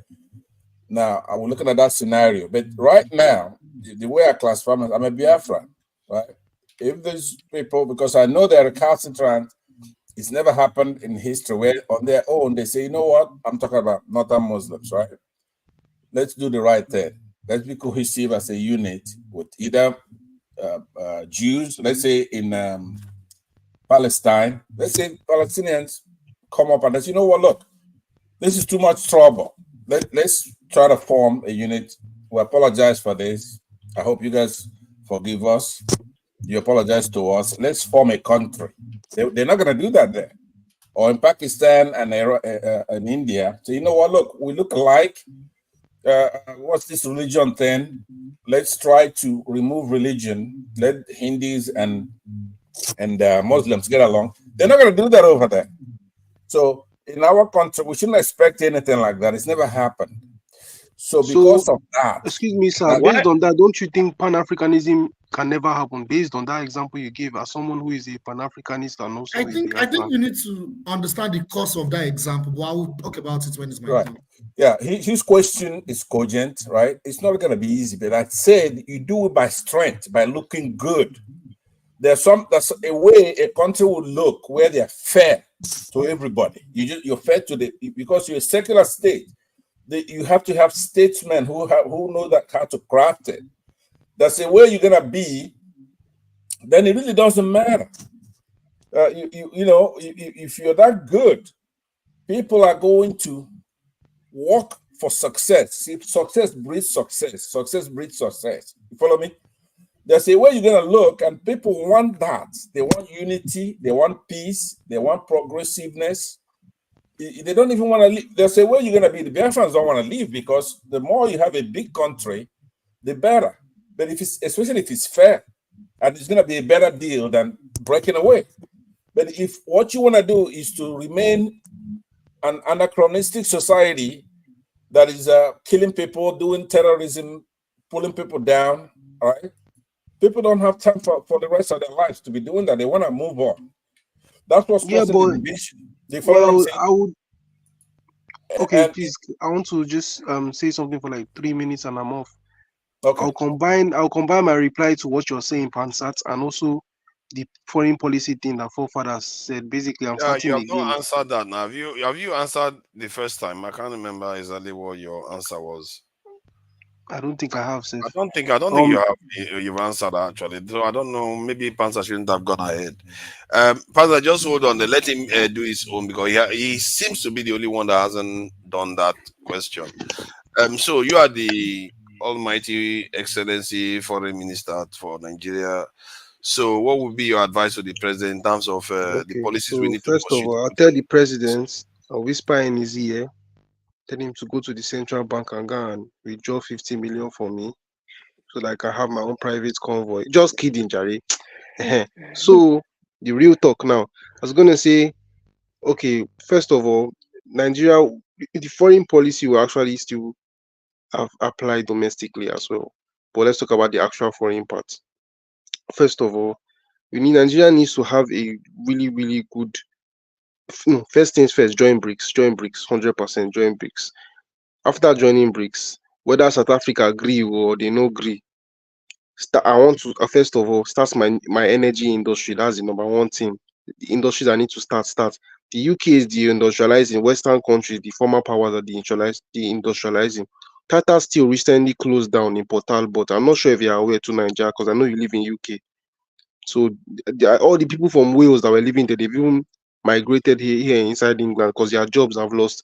Huddersfield and Hull and Newcastle, they've stopped building ships. Guess who is building the ships now? Japan and South Korea. So those guys are not even that powerful anymore. Screw those guys. Join BRICS. So now my energy industry, the first thing I need to develop to actually have good internal industrial development in my own country. So align with Russia, get my nuclear shit on board. First of all, I need my pressure vessels, my boilers, everything I need to develop a decent nuclear industry. I need uranium supply. Okay, Namibia, yeah, give me my uranium. And Nigeria and Namibia, since South Africa has serious shakara with Nigeria, Namibia is the best option. They produce most of Africa's uranium, high grade uranium. Give me my uranium. Then Russia, Russia. There's this stupid misconception that Russia would not actually do oil and gas with Nigeria, but I don't think that's true because Russia has a lot to benefit actually. The pressure vessels, the highest alloy piping and everything, all this super expensive oil and gas equipment comes from Russia. It's not our teeth we're using to build pipelines, it's not our teeth we're using to build refineries. When Dangote built a refinery, he paid those Indian guys, can't remember which company it was, um to use the biggest crane in the world, which is owned by India, to bring the vessel for the pipe the refinery to Lekki or wherever they built that port is somewhere in Lagos, because that thing is so huge. You see that thing that they used to build the Dangote refinery. I can't remember what it's called. The distiller that they had to bring a crane from India, the biggest crane in the world, to do it. Countries get paid to do all these things. So the idea that Russia will not benefit from Nigeria in the oil and gas industry if they join BRICS is a fallacy. It does not make sense. Russia will benefit so much. Then another thing, we need to fix our anything that involves livestock, agriculture, and grazing in that country. The vaqueros and the guachos in Brazil. First of all, Brazil and India will import a lot of our all these really, really, what's it called? Really, really, really improved cattle. Like in Brazil they have an entire gene bank for that stuff. The Nelo and the Giolando breeds of cattle that are producing like 21 liters of milk at once. And another thing that is in a tropical climate. So like if you bought cattle from the UK to come and live in Nigeria, you just die. There's fly and mosquito everywhere. But if you bought the ones from Brazil to Nigeria, import them, breed them, and also they need to bring their guachos and vaqueros to actually teach our own Fulani headsmen how to do it properly. Basically influence their own Guacho culture into the way the Fulanis do things. There's a way they can integrate that system properly. Boom, you like that, small, you started solving the livestock and agricultural problem. At once, you just start noticing that people there, especially in that northern area, are becoming less malnourished because now they are having good access to decent animal protein, meat, and milk. You've solved like 30% of the problem in that area because now people are less hungry. What again? India. India is basically just a source of everything cheap and effective. If you have to go and take as many nurses as you can from India to Nigeria and teachers and everything to come and be teaching our own people there, especially in that north, because you see, one of the biggest problem in Nigeria is that northern Nigeria we have one of the biggest. I think it's the most uneducated population in the world, along with Niger Republic. Are going to need a huge influx of teachers and we cannot do that one with the level of incompetent teaching we have in Nigeria. So we're going to need to import labor in one way or the other. Indian workers are like the cheapest version of highly skilled workers you can get anywhere in the world. Import a lot of those, let them be teaching our people for a long time, whether it's 10 years, an entire decade, educate the North. Another thing is that we need to really, I don't know how we'll do this one now, but regarding foreign policy, we need to change the way their Islamic principles affect people in the north. Like the north is just literally a cost to the rest of Nigeria. I can't lie. In the north, you can be driving to your because logistics matters a lot. Imagine you carrying meat and dairy from one position in My Kano to brother, this Kaduna. one, what you're saying about the north is not fair. Forefather, are you not here? Ha. Yeah, I'm here. Imagine you What carrying, what did imagine, you imagine you exactly say? I didn't carrying hear lots of meat precisely what and you mi- said. imagine you in your cold van carrying lots of meat and milk from Kaduna to Kano, and on your way in the road, logistically, you're driving or you're wasting fuel, and you just see like 30 Muslims praying on the road because their downfall bus stopped to pray on the road. It's annoying now. People have business they are running. Like in the UK, all these vans you are seeing passing by, they are carrying things like oil and gas and furniture, valuable things that contribute to the economy. You cannot be praying on the road. I don't care what religion you are. You cannot be praying on the road in wherever you are because you are faithful to your religion. No, don't be doing that. They need to create policies on that type of shit. Maybe they should bring those Saudis to come and re-influence their Islam inside their head because their own version of Islam is just it leads to complete unproductivity. Imagine Justin, you hiring a plumber Justin, imagine you hiring a plumber to come and fix your something now, and this guy every 30 minutes is praying every 30 minutes. Justin, But I Unproductivity. thought this was foreign affair. Justin, you are a young man. I'm surprised how Yeah, strongly you hold this weird thing. thinking. It's a bit concerning because you people represent the future, and you have to Justin, understand that. don't mind forefathers. But I didn't go as far as you. But Can I finish what I'm saying, please? go ahead. Yeah. You are the one that called me, or now I'm saying something. You're saying that might be. No, the point is that you see, people have different cultures. Maybe there are some things you're going to be doing in the south that they may not like to, but they have to put up with it. The point is that no culture has perfect sides that the other side would like. You have to take the rough with the smooth. That is what they call marriage, isn't it? For better or for worse. So you allow for certain things to happen. It's not going to kill you if you wait for 30 minutes. The whole world is not going to end. You see what I mean? So better that have conflict, isn't it? Or have problems unnecessarily. So I think you may want to think about it, when you express your frustration in that way, because there are things your culture does too that they don't like. But and it's That is on what them people to don't agree know with now. that too. It's on Yeah, them but to Yeah, but which one is You clearly gotta, showing you more gotta learn to prosperity? rest. forefathers, the let one that will me show most prosperity is the one that respond to allows the people to function in unity, in unison, in terms of not resorting to conflict. If you have peace, Exactly. you are likely to get towards prosperity, because there's frustration all the time, even in homes, I know, but but you don't let it say, get to the point if we're whereby it being leads to serious, His animosity. point don't hold even on, make AY, sense. hold on Hold 1 minute. on. We know what he meant, right? So it's not just he gave an example. What I'm saying though, for us as a country, we have to have respect for it has to be done via a constitution, secular constitution. Nobody cares. The tenets of your religion, nobody's against it. Islam could be a good force for the society. But don't practice your religion like you conquered the rest of people who don't believe in your religion, right? You do your thing, let others do their thing. But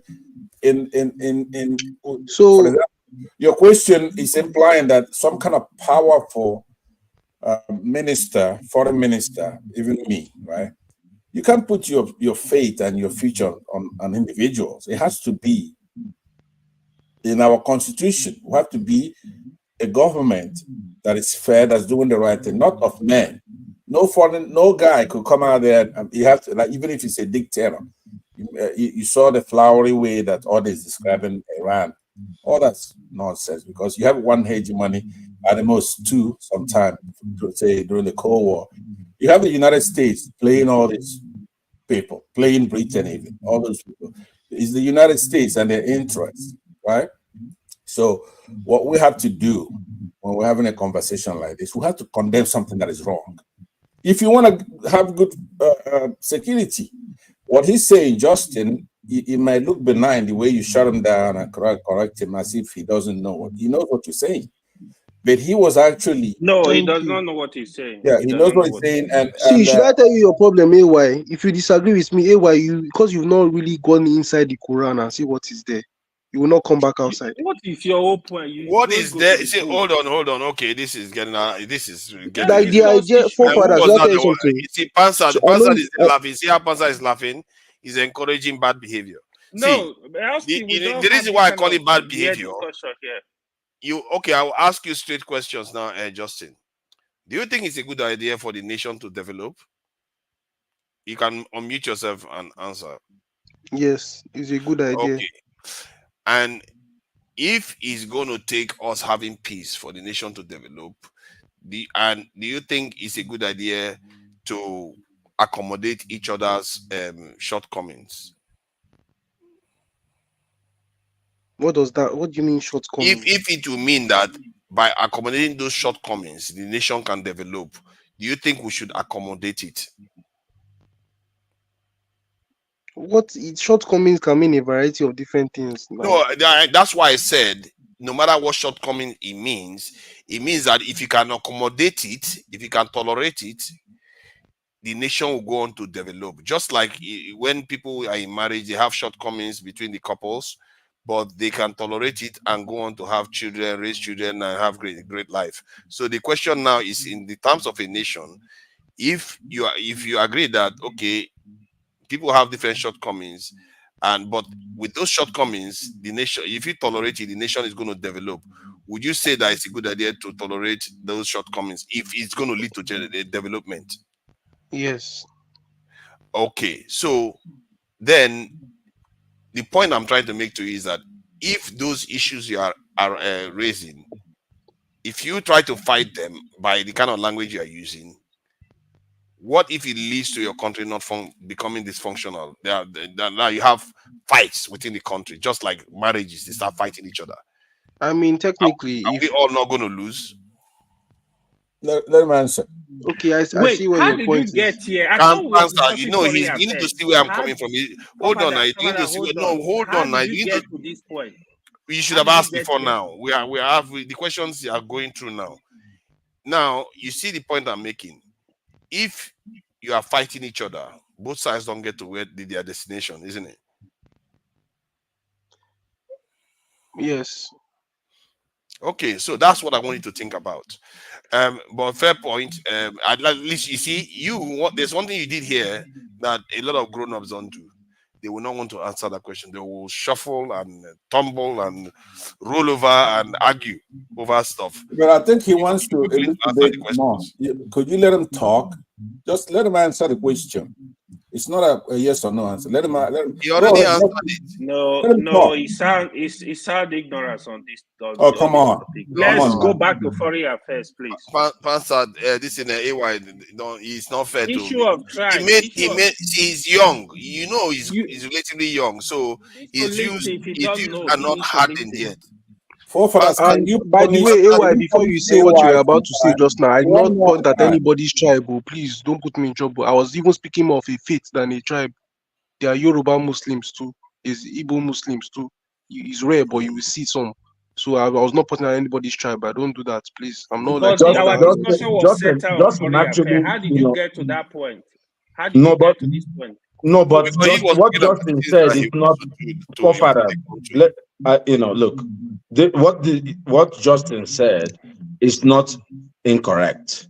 The question is, can we maybe find a way to get our brothers in the north, in a better place? And we need to speak truth to power. But maybe there are some social issues that he mentioned, like maybe people praying on the road, maybe praying I think that's one of those practical things that forefathers need to experience it before he knows how annoying it is. No, I know, but Even his own hair helps. Everybody knows. What I'm saying is, there are some social issues maybe we should stay away from, but there is a problem with education in the north. There is too much strong influence on religion that is stunting development in the north. There is a problem with child mortality, infant mortality. There is a problem that must be, you see, the Amajiri system is wickedness. and these are people that we must go forward with. The North is a beautiful place, but we all have to move forward or we'll die together. Or we have to so we have to address and they need to tell themselves the truth, because if I forefathers, remember because very of the sake of clearly, peace, you will not say you pretend like all those things don't exist, Abi. At a point, Sanusi knew the problem and he was trying to talk to them. He was trying to talk to them that, look, yes, we are all Muslims, but we need to reform our ways. No, we need to be educated. My brother, To move away from things that are very, very demeaning and bringing them down on a global scale. But guess what? The so-called former governor, he went and fought against him and divided the Emirates into 4 parts. So Sanusi is part of the problem. Those are politics. Those are politics. It's not out of place.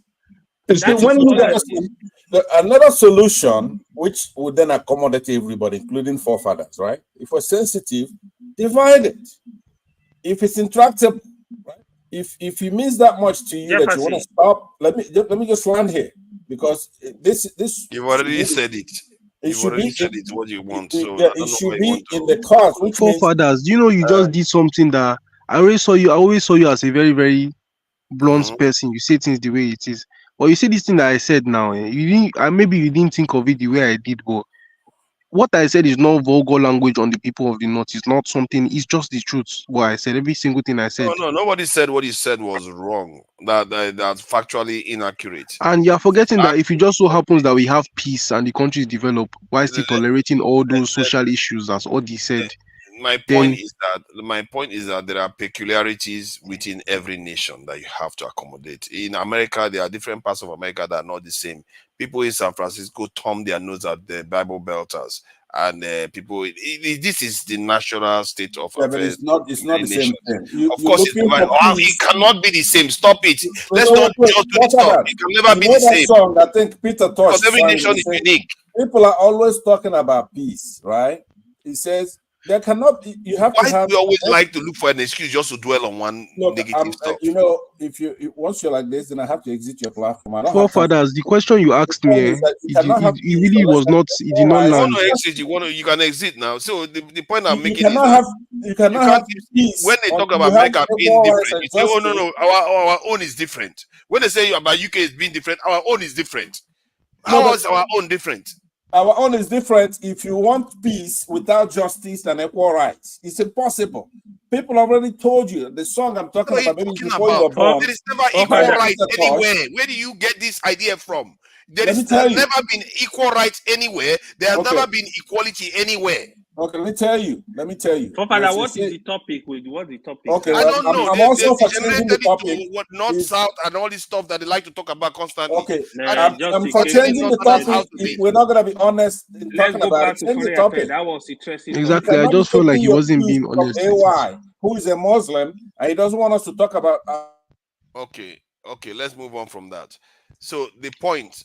I'm gonna get you out of this platform. Don't do that. Don't do that. You started now. You started so well. Forefathers, let me give you a scope of what will happen. If it goes the way I said it, let me give you a scope of what will happen. You said peace, right? Either way, if that sort of behavior in the wider culture in that part of Nigeria continues to happen, and we tolerate it because of the sake of so-called peace, it will basically end up in a similar way as what is going on in the UK now, where their own communities will be so deprived that basically it should just happen like what happened back then when they were attacking Igbos. Their own side developed so well and they were taking most of the industries. Hold on. Let's hear him. Let me finish now. Please, be letting somebody finish. The South to develop so well compared to the North because of the social flaws of the North that the Northerners themselves, we even feel somehow about it and still attack the people there. Just like what happened about 40 years ago in this country. See, it's happening in the UK now, in case you don't know. Have you been to East Ham as somebody that lives in London? See, AY is a young man. You have to be patient. You can't just say move on. He will carry on. Tomorrow we meet him as an older man and he's not going to listen. And before you know it, end up like Passat. Nobody wants that. He's smarter than two of you put together. The guy you're talking about, I think the guy is very smart. I'm not sure why you guys are calling him young. Exactly. Please hold on, guys. Papa, please No, hold no, on. no. He's a young man. He's reasoning with So, you. Father, I think you should withdraw this young man something. This guy is he's an adult. He's young. Actually, No, stop talking about his age. How do you know? Do you know his age? I'm talking about it because Put me in the back of the topic. Okay. So I'm talking about it because it's good to engage people, even if he's not young. But the father is young is even important because sometimes you can give them the benefit of that they don't necessarily have all the data. That's why you have conversation. You can't see a 15-year-old and you react the same way as a 35-year-old. That's not how it works. It's not fair to react the same way to a 15-year-old as a 35-year-old. So that's what I'm doing here. So please make the last point you make again so that I can be able to respond. I think it's a fair. Please, let me just give 1 minute story of something that happened here, and it relates a lot to what I'm about to. I met a Hausa guy from Ghana here in the UK, Newham College, to show you because culture matters a lot. Let's not pretend like we don't. Different cultures are able to invade other people's cultures, attack their country, and take it over because some cultures are just doing something right and some are not. Hence why some cultures dominate others, right? I met a Hausa guy in the UK from Ghana rather, but according to what he said, his ancestors are from Kano. See what this guy told me, and I felt so scared the way he was saying it. To show you how some people have radical views of how they see the world. The guy was talking to me. He was saying, um, what was he saying about marriage now? He was saying that if possible, if you could, you have a sixth child, something like that. And I asked him, how many wives does he have? He said he has 3 wives. And I said, okay, do they live together or something like that? And I told me, no, he said, but no, when I told him that I don't have kids, he said, I'm supposed to have had kids at this age, that what am I doing in my life? And I told him, why would I be having kids at 20? He said, if possible, say, if you go and find a girl for me in Ghana. And I said, well, I'm supposed to be focusing on my education and I'm supposed to be finding her can be financially stable before I start having wife and kids. He said, no, that's what you're here for. God brought you to He was now mentioning some Islamic quotes and all that God brought you here to have children, blah blah blah. And I said, okay, so you now, how many do you have? He has like 6 kids. Some of them are in the UK, some of them are in Africa. Be funny enough, he has about 3 wives. And he told me they are always fighting, but they don't live together. And I said, okay, I was about to just ask you now, with the kind of rent that we pay in this London, how will you accommodate 3 wives in different houses so that they will not fight with each other? The guy was, in fact, to show you the kind of radical views this guy has, he said, if you were living in Africa, for example, now, would you rather have or you one house and keep your 3 wives inside the one house, or you have all of them living in different houses and have your 6+ kids? I just thought of it in my head that the way this guy is talking, the way this guy is talking, that part of Nigeria where his people come from, that place must be loaded full of children. Like, just imagine the level of overpopulation that happened there in the next coming years, and a lot of them cannot read or write in English, not Arabic. So just imagine the chaos, the future chaos waiting to happen. That's somebody of that place I met in the United Kingdom. He has the same radical views, the same way of thinking, but just in the United Kingdom. The guy was telling me to go and marry her. They said, I told him, with which money? Have it 3 or 1. How is it radical view though? What's the radical about the views? The guy, imagine, are you understanding what I'm saying? Imagine somebody, he lives in a country like England. He has 3 wives and they are always fighting, and he has 6+ kids. Kids that he clearly cannot. The guy is, you know how old this man is, and he's in the same class with me. That says a lot. I don't think I explained all that So part of you what I don't was. think if he does not think well, you think he will be in school? You think he will be in school if he's not thinking right? I don't. Somebody I that think was these are telling me, he personal was telling me issues. that I should go and have children before I think of even continuing my education. I just Okay, look the now guy. let me ask you something. Let me ask you something, please. I'm a bit fascinated with this take on things. So like you are saying, it's good to go to school. You know, we all believe in education. So if somebody says, okay, because you're educated now, the things that is good to accumulate is a good thing for you to build a house, get a nice car, get a great job. Would you say those things are good things to get from education? From what education? Yes, from the fact that you're educated. Okay, let's say it's good to have a house, great job, great education. Those things are great, isn't it? To have. Yes. So, a house and a human being, which one is more valuable? A human being. A job and a human being, which one is more valuable? A human being. Education and a human being, which one is more valuable? This is a question and answer session. Which kind of human being? The question is, sorry, which hold on type now. of Exactly. human No, being? I'm playing his game. Don't ODY, OD. Don't worry, I'm playing his game with him. Let's continue. Continue. Let's know where it's going. Yeah, Let's know where because it's going. it's interesting because continue, forefathers, continue. Okay, good. Because I'm going by what he said. Because sometimes you don't understand. Continue. No, human being get quality now. They get human being. Can I finish my point? You have to first. try to see from the eyes of the beholder, from their own point of view. He is saying human beings are more valuable than the things you are going for. Eventually, if you think that man is stupid, I just ask you 3 things that you are chasing. Do I think that man is what? That he is stupid or the things he's doing is crazy. Yes, I think he's very stupid actually. Yeah. But when I asked you about these 3 areas, you chose human beings to be more valuable. He is choosing to create the most advanced creation we know in the entire universe. You are choosing to chase material things. Material things. Hold on. I'm listening. To find out that his strategy is different from yours. You might succeed, but he may also succeed. All your hard work, like in the case of in the world, all your hard work, his children might be the ones who inherit it while you are busy having one child or so. Yeah, you might be richer today. Tomorrow there will be 200, while yours will be 5, and they will take over. Take over what? Take over the world. Wait. These are I'll catch. I'll bite him in the bum. Just watch, everybody. Just watch. If it matters, just watch. You see as I'll go open the yash now. Just watch. Take over what? What is it? Is it you other human beings that are taking over? Whatever you are working for. Which is?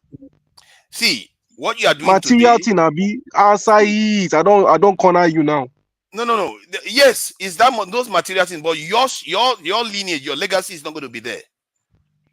That's the what do you mean my legacy is not going to be there? Would disappear like it never existed. Forefathers, what forefathers has just done now? Forefathers has given a justification to all the poor people in the entire world. In this world I'm telling you that they are not stupid. They are not entirely stupid. Look at it this way. If you look at it this way, this is a dual thing. But everything has to be done with moderation. He does not exactly. Yes, the man likes family and everything. But when there will be a problem, he's not spending for them. But by the grace of God, some of them are going to succeed anyways. Because it's not a law that if you are rich and you have children, that everybody's going to succeed. Whoever is going to succeed will succeed. So that's the numbers. I think that's the insight. So that forefathers is forgetting so many things. See, quality. So now let's say I have 200 children now. I have 200 children now because humanity has drifted in a way that back then in the Stone Age, back then, human beings were having as many kids as they could because women were playing just 1 or 2 roles in society, right? You put the catch to it, and I've forgotten what they call this in biology, but it's basically what rats do: produce as many children so that some of them dying increase the chance of the ones that survive to actually survive well, right? I've forgotten what they call it, but it's basically when a creature produces as many children as they can, like 12 children at once, to make sure that the other siblings that survive have a good chance of living. That's what poor people who have a lot of kids do. What forefathers is basically trying to point out now is basically that those people who are having a lot of kids, that's their means of life, that's their reason to live or something like that. Okay, if I have 200 kids now and I raise 200 crappy kids because I'm poor and I don't have anything to bounce on in life, the out of that 200, most likely, let's say I'm in a developing country like Nigeria, less than 50%, less than 20% of them will survive. So you've wasted how much have you wasted now? Sorry, You've if you wasted want a to make decent this amount a of eggs and topic, can you sperm. make it a topic or you move to another topic? Let's know what I you're guess doing. we can. I was interested in this kid. Please, I want to continue. Tinubu minority. You've just wasted a decent amount of eggs and sperm, making people that have sorry. still died. Mortality rate is high. Then Justin, somebody who raises just you are one not child the makes only that person one here. child We grow have to a lot decent of standard people of on living. you were saying you were interested in what Tinubu what? This minority kids. I don't know if you guys have discussed it. I wanted in this to war? speak. The minority kids. Oh in yeah, Nigeria we have discussed it now. We discussed it quite a lot, extensively. Yeah, that was really buried and resurrected it.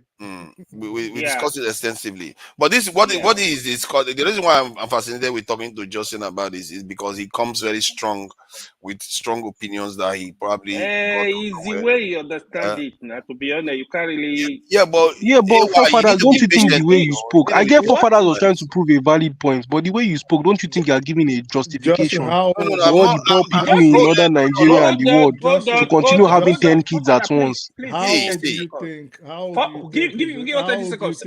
Sorry, I speak the truth. Sorry.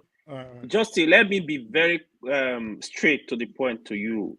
Some of us, Africa, in terms of culture, in terms of religion, like me, I don't have problem with polygamy. I believe in polygamy 100%. I'm telling you. No, polygamy is not the problem I was pointing out. No. If you're having of 10 kids at Jesus Christ. Hold on. If you have the capacity to take care of 10 kids, there is nothing wrong with it. If it's when you don't have the capacity to take care of them, but we just pointed out in the example that forefathers gave that this person has nothing else other than that. After all, the person chose humanity over material things, right? How can you take care of humanity without material things? Is that not the reason why empires exist and conquer the world? Is children living on the street? Yeah, I get your children are not living on the street. I don't know what you are going on about. So is it but we were just giving the original example of northern Nigerians. Most of them literally live on the streets. When I was much younger, but he is not the one that you are talking about. They are not the ones you are talking about. You don't understand what Justin is trying to say here. It is an ideology he's painting. It's not even this man. This man is just an example of what is happening. Exactly. The story of the man I'm telling you about, which is a true story. It's just an example. I have seen Yoruba it is very common. A lot of people have multiple wives. You can't in Yoruba, not only no. How many? A lot of polygamy. How many Alumajiri do you see in Yoruba of Yoruba children? What are you talking about? You go to the north, put food outside before you close your eyes. 20 children are starving. You're talking about this. No, but they're starving. Everybody is starving. They're starving in public, right? They are creating future militia members, 12 at once. Please, don't pretend we have a lot of Agbero in Lagos and the Southwest. Yeah, it's also common. They probably suffer. Let's not in the South generally. No, not the same. We have Agbero, but it's not to the extent of what we have. Some of those Agberos have degrees and they can speak good English. Because you see them smoking on the road doesn't mean they don't know anything. A lot of them have decent jobs and decent lives. You keep mentioning English, and one of the questions I wanted to ask you keep saying they can't write in English. So what if you think English is the only, if a man can write in Arabic or if a man can write in Chinese or Japanese, but he cannot speak a lick of English, would you call him illiterate? Can I answer that question for you? I love that question. For Justin. Justin, can I take on that question for you? Go ahead. Yeah, okay. So that's a very good question. That person is not illiterate, but there's a problem with that. The Arabic language doesn't give you that exposure you need to get a job, a real job anywhere. So let's stop pretending. You can write all the Yoruba you want, or all the Efik you want, or all the Igbo you want. You're not going to work in tech industry or talk to somebody. Everybody's trying to speak English, my brother.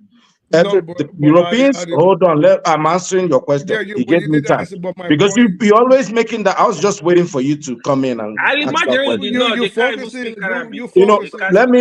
ask the question. They can only write it funny enough. They can't speak Arabic at all. You need to have a patience for me to answer your question. No, but you already answered. So I'm not done. I'm giving a context around it. No.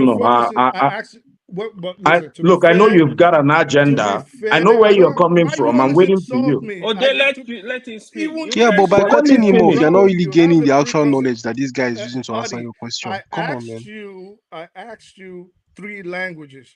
So I don't have an agenda. You actually do have the agenda because I asked you on 3 languages, but guess what you did? You focused on 1. I asked you, I mentioned Japanese, I mentioned Arabic, and I mentioned Chinese. Well, I'm talking about, I chose one. I chose one. I said Okay, Arabic. let the original. He asked me, let me answer the question. The person we're talking about is Arabic. Learning in those languages. Are they learning to be productive? Are they learning to be a psychopath? How relevant are even these languages to Nigeria and Nigerian economy for the Yes, I said so. Exactly. Answer that question. He's asking you that question, Spike. That learn Arabic.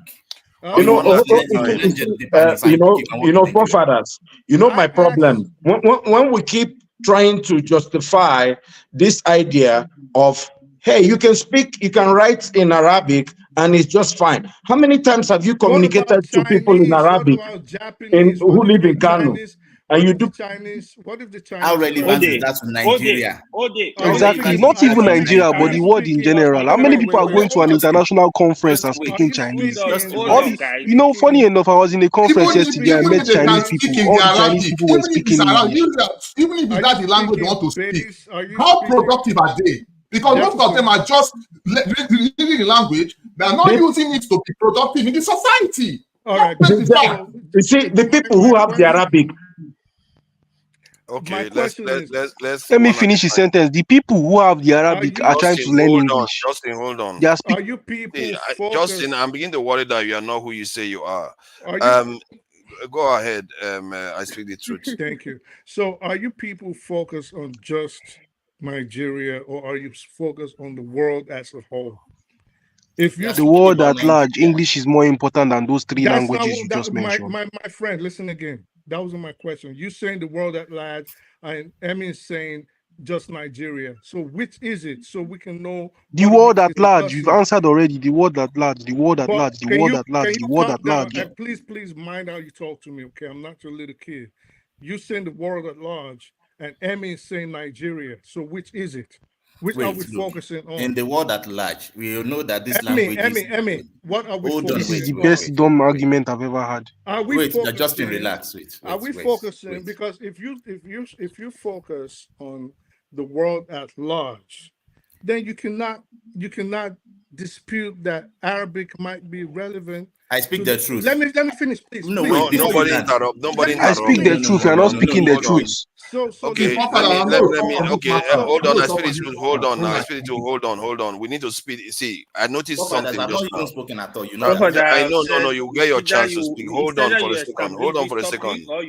Yeah. I hear what you are saying, AY, because I'm beginning to see how a lot of people enjoy discriminating against others. Exactly. It's really sad. It's like a sport. You see the energy. It's like a sport. You know them now. And Pan-African and nationalists, all of them, once they get into this mode, it becomes a sport. That is the interesting thing. And people, you have to understand that people are different. How can you not get that? Just like you are different, other people are different. They don't have your face. You have to respect them, otherwise you are not going to get anywhere. We played this game once, and look at where it got us. Do you understand that Israel is different too?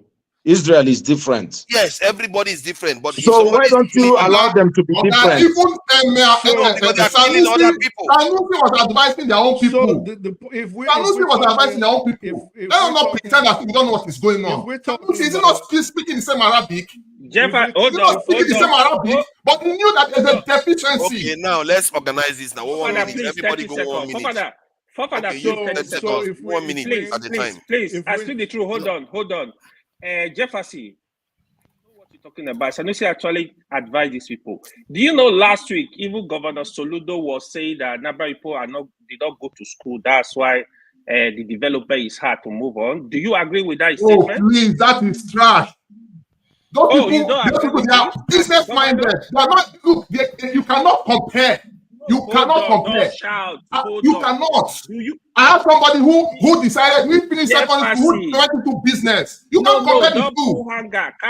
Calm down. Do you agree with the Father, governor's now 30 seconds. statement? Why you don't go 30 seconds. go to I don't agree with that statement. Let us. I don't agree with Forefathers, let me tell you something. Can I take my time back? So, forefathers, let me tell you something. Between Chinese, Arabic, and Japanese, if you combine those three languages together. Quiet, Justin. I speak the truth. 1 minute. Everybody, Thank 1 minute. you. So all I'm saying is, if we're talking in the context of Nigeria alone, standalone, yes, English, it's the primary lingua franca. It is the primary language of communication and conducting business. Then, yeah, you need to be able to speak in the English language. But if you're speaking as a whole, you cannot discount the fact that the man in Japanese, you say, well, he can't speak English. Of what relevance is a man in Tokyo or Osaka or Chinese to a man in Beijing? There's no use for English to him except he's doing business with someone in an English-speaking country. Same with the Saudi or someone in the Emiratis. But you cannot just focus. I think there's already a bias once they hear the Arabic language or anything that could relate to the north of Nigeria. People seem to get triggered. Like you have the Pharaoh over there calling me a lunatic for no reason. I don't know why he's pissed off. But I think people just need to be more open-minded when you discuss these issues and not just put yourself in a box, because it just makes you come off as not just immature, but also just not as knowledgeable. You are twisting it. You are twisting it. That's not the point here. That's not the point. Stop twisting it. Can I have my own? At this point, I don't even feel like I need to argue with that, because I feel like I'm just like throwing spit away. Okay. I agree with you. Just completely threw the arguments outside the window. Okay. I see. Hold on. You shouldn't be coming across. People get thrown out when they insult people. So watch your tone, Justin. All right. So who is next? Jide, please go ahead. He's been quite gentle. Hey, Amy, sorry, Jide. Let Amy take his 1 minute, then you can come in. All right. This is it.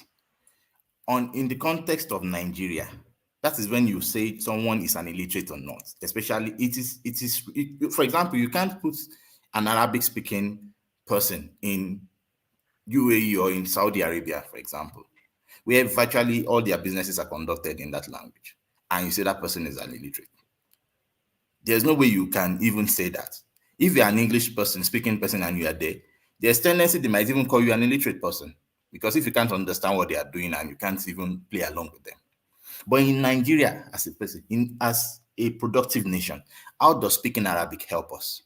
I'm not saying you shouldn't speak Arabic. So, but if you're not trying to paint the picture that because one is Arabic doesn't mean that person is an illiterate in Nigerian context, then you're wrong.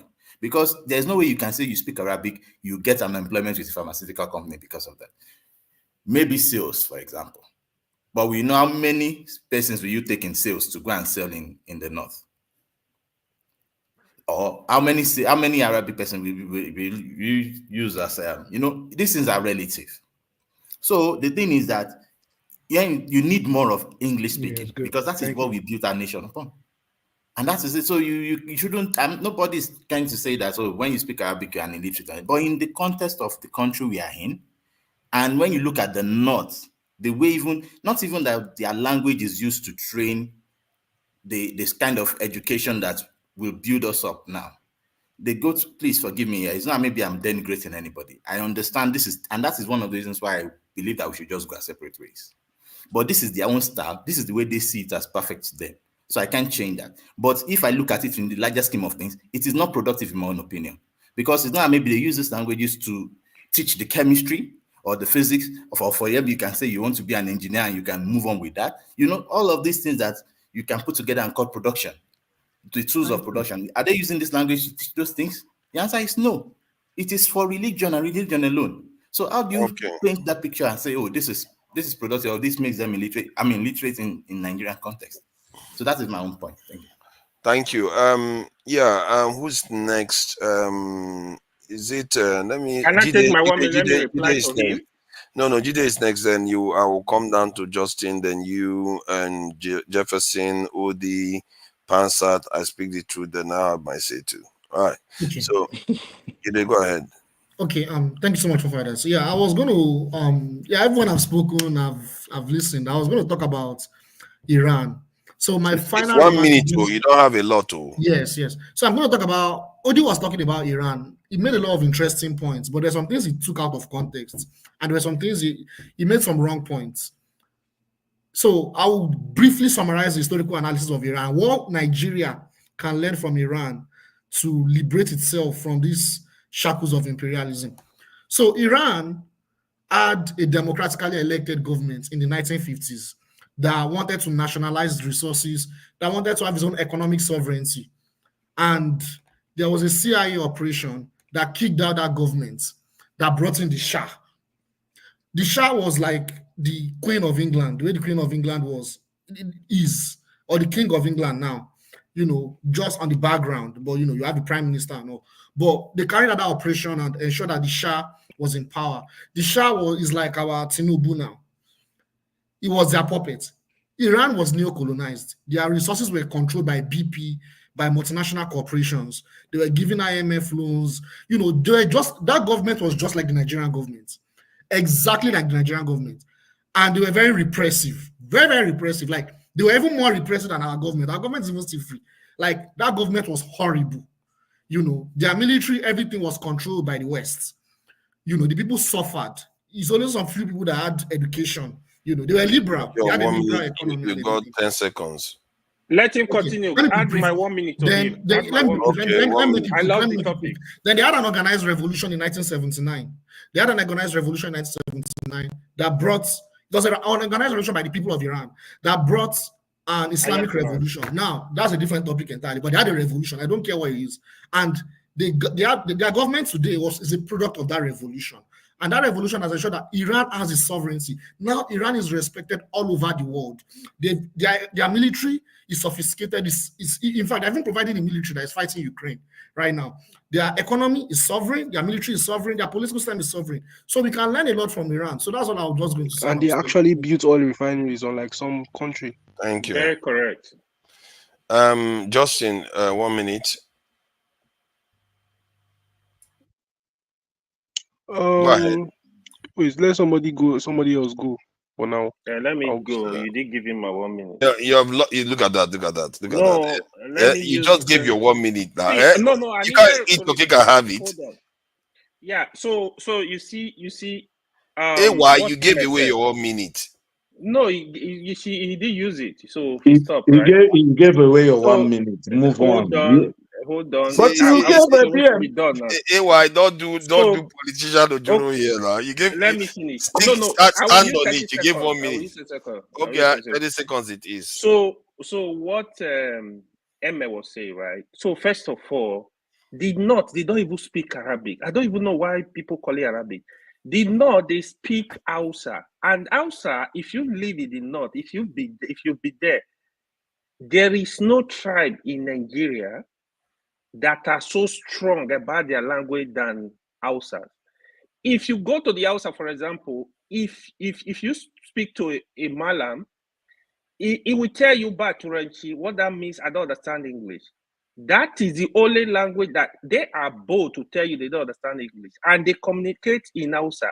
Are they educationally less developed? Yes, that is true, and that is a problem. We know that in terms of Western education, but I don't know why we call it Arabic as if they use Arabic to communicate. Even in the school, if you see an Hausa person, thank you. 30 seconds is gone. Before you go and start using other people time. Let's stand so on basically, you're proving my point that they don't know. Hey, Justin, you say you didn't want to say anything. Hold on. And who is next? Pansat, please. No, it's not Pansat. It's Jefferson. It's my turn now. Oh, now you want to take your turn? Okay, go ahead now. Yeah. Go ahead. No, I was going to say. Oh yeah, I want to first ask you a question, forefathers. What is the most underdeveloped place in Nigeria? Give the most straightforward, one-line, blunt answer you can give. The most underdeveloped part of Nigeria, you can say Zamfara now or something. One of the states there. Zamfara is in what region? It's in the north. Okay. Mm-hmm. Practicing what faith? Islam. Okay. Speaking what language? Hausa. Okay. And to some extent. I don't know. What did he say? Justin, and continue from to some extent. Well, to some extent of what? I don't understand. The language they can speak to some extent. They speak. I think they also speak some pidgin English. To mention Arabic. Hold on now. Arabic. They speak some pidgin. They speak some Arabic. And so is it that okay? Let me ask this question because I have this thing. I'm answering him honestly. Please now, my 1 minute is almost over. Zamfara don't speak Arabic. They don't speak Arabic. Like, no. They don't speak as a language, but in terms of as Muslims. So that means they can't even use the Arabic to get some kind of networking connection. That means it's even useless. Now that you pointed that out, you basically added to my own point now. So even the Arabic that they know, the small Arabic where them sabi, they don't even speak them. What you Uselessness to the core. If he says in terms of backwardness, what should have asked him is, what does it consider backwardness? Because I've been to northern Nigeria, and northern Nigeria, and I'm saying over 2 decades ago when we went out there, had the best road network in the entire country, except you'd never been there. Yeah, because nobody is using the roads. It's like one of the most least populated places in Nigeria because everybody's running around. Hold on. Let's not do this. So who is next? I think I didn't even finish my 1 minute, forefathers. Your 1 minute. We've been talking about this for the last. You chop my 1 minute too. Yeah, just go clockwise. Go to Jefferson. Go to Odi, so that you don't have to remember. Yeah, that's what I want to do now. Just go clockwise. Okay. Yeah. In China, it's only 5% that speaks English, but it's all right. It's only they are useless too, but it's all good. Jefferson, let's go and have your 1 minute. Of course, it's not good point for you because only 5%. Okay, I'll be very quick about the whole. Yeah, but they speak their national language and it helps them. They write their articles. Don't they do can code their program. Fulani, this in the Hausa language. Jesus Is that an official language of the Federal Republic of Nigeria? Maybe you should think about making it then. Instead of being funny about it. Jefferson, how would that help anybody? Can you do programming and coding in Hausa? You should make it your. Forget it. Hold on. Would they? Oh yeah, I don't think. Would the computer? You're going to end up backstage if you carry on being disruptive. Will a computer program?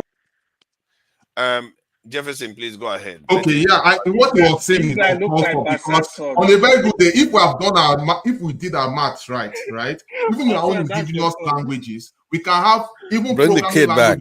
Why do they always have to be from the southeast and talk like this? I don't know. No, that's a very tribalist talk. That's a very that's a Yoruba guy now. It seems to be a fact, though. But this is a very that guy is not even. Cancer finally spoke. That's a very tribalist talk, man. Just respect yourself. That's very disrespectful. It's my observation here. No, but that's very disrespectful. When people you need to apologize. No. You need to take it back. What is that to apologize? So when he's here, no, that's very disrespectful. No, you can't say that. Perpetuating you're a very disrespectful guy. It's a factual statement. All they say it's true. You don't like it when they tell it to you, but the guy is not even from Southeast. Why are you calling Southeast every time? You're always talking about Southeast. From there. So how do you know he's from there? Because ask him now. You're very disrespectful. You ask him if I'm wrong. Move on. Let the people you are afraid of. You can't do anything about them. We'll be in your face forever. This is why I like. This is why I like what statement that Django made. He said, "You expect empathy, but you give none." The thing you people do to other people, you don't like it being done to you at all, even a slight bit. You're worse than this guy. What has this boy done to you? You're worse than him. Because you don't know hearing yourself. You don't hear what you people have been doing here for the last 30 minutes. You don't hear yourself. Fovala, please, guys, take it. You just need to control yourself. Every time you just control yourself. Now you get into your feelings. You don't like it, do you? Well, I don't care. I'm just saying. I'm talking about the guy. You don't like it. You're supposed to be a Pan-Africanist that should know better about these things. You don't like it, do you?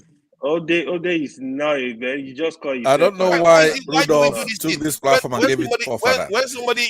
This is an Igbo man platform. You need to control yourself. You're here shorting Igbos on our own platform. It's not good. That's the problem. I'm not going to be scared of telling you the truth. Rudolph, I don't want to hear the truth. Let's move on. It's not a big You should go to your own Everybody, people's calm platform. down. You're on our platform and you're abusing us. You don't want to hear the truth. Pasad, you know you are the end.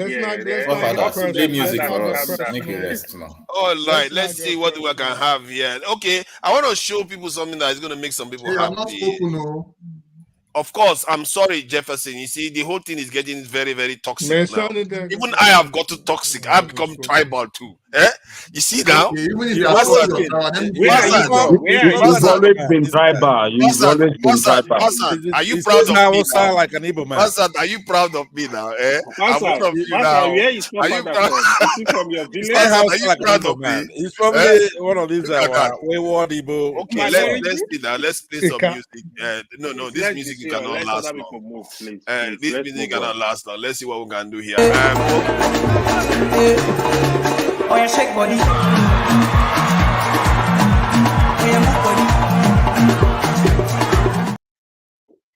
You see, that is very creative, isn't it? You don't need any language to do that. Beautiful. Jefferson, please go ahead.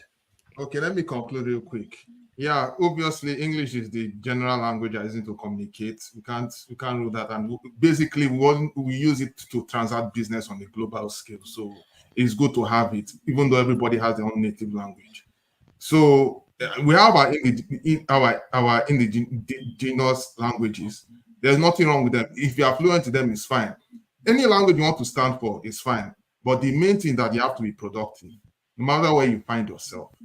So I just feel that is the thing that that was what this guy was trying.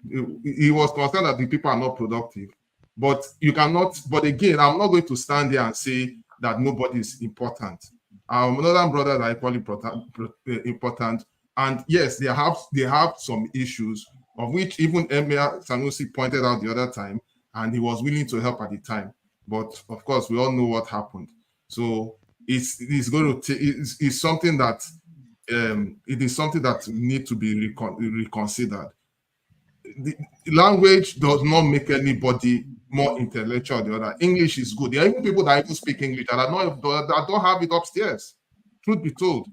But what really counts is using what we have to be productive and not to be a slum in the society. And again, I will conclude that whatever I also want to conclude here. I just want to conclude that we should also equally try as much as possible to be respectful of whatever religion anybody stands for. You know, we're all guilty of it. We have said all manner of things. And what Justin was saying, let me just quickly say this before I go. What Justin was saying is that irrespective of what you stand for, you should not carry your religion and be a roadblock to another person. So that is something that I believe that the country needs to grow out of. I rest my case. Thank you. Okay, Odi, thank you. Please go ahead. 1 minute. Well, so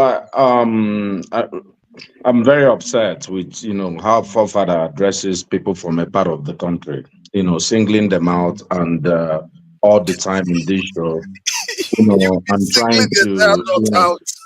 He says something, and when people, wow. and it's as if that other people, like he wants to trap this set of folks. We can comment. Let me finish. It's my 1 minute. I told you. Okay, I wanted to ask you a question, but it's okay. Go ahead. You cannot. So, people. He can talk about us, but we can't talk about any other set of folks. You're free to criticize Igbos, but Igbos can't criticize other people. So we should just essentially shut up and watch. And that's what we've been doing. And when they said people should come protest, we said, no, we want to watch. Everybody went crazy and said, no, why are you not joining in the fray? We said, no, we just want to watch, want to be spectators. Well, going back to, the idea of being Pan-Africanism and becoming strong, I've always believed that you need to, if your brother is weak, you support him. find a way to get him stronger. If he needs criticism, criticize him and tell him you're not doing this appropriately in this.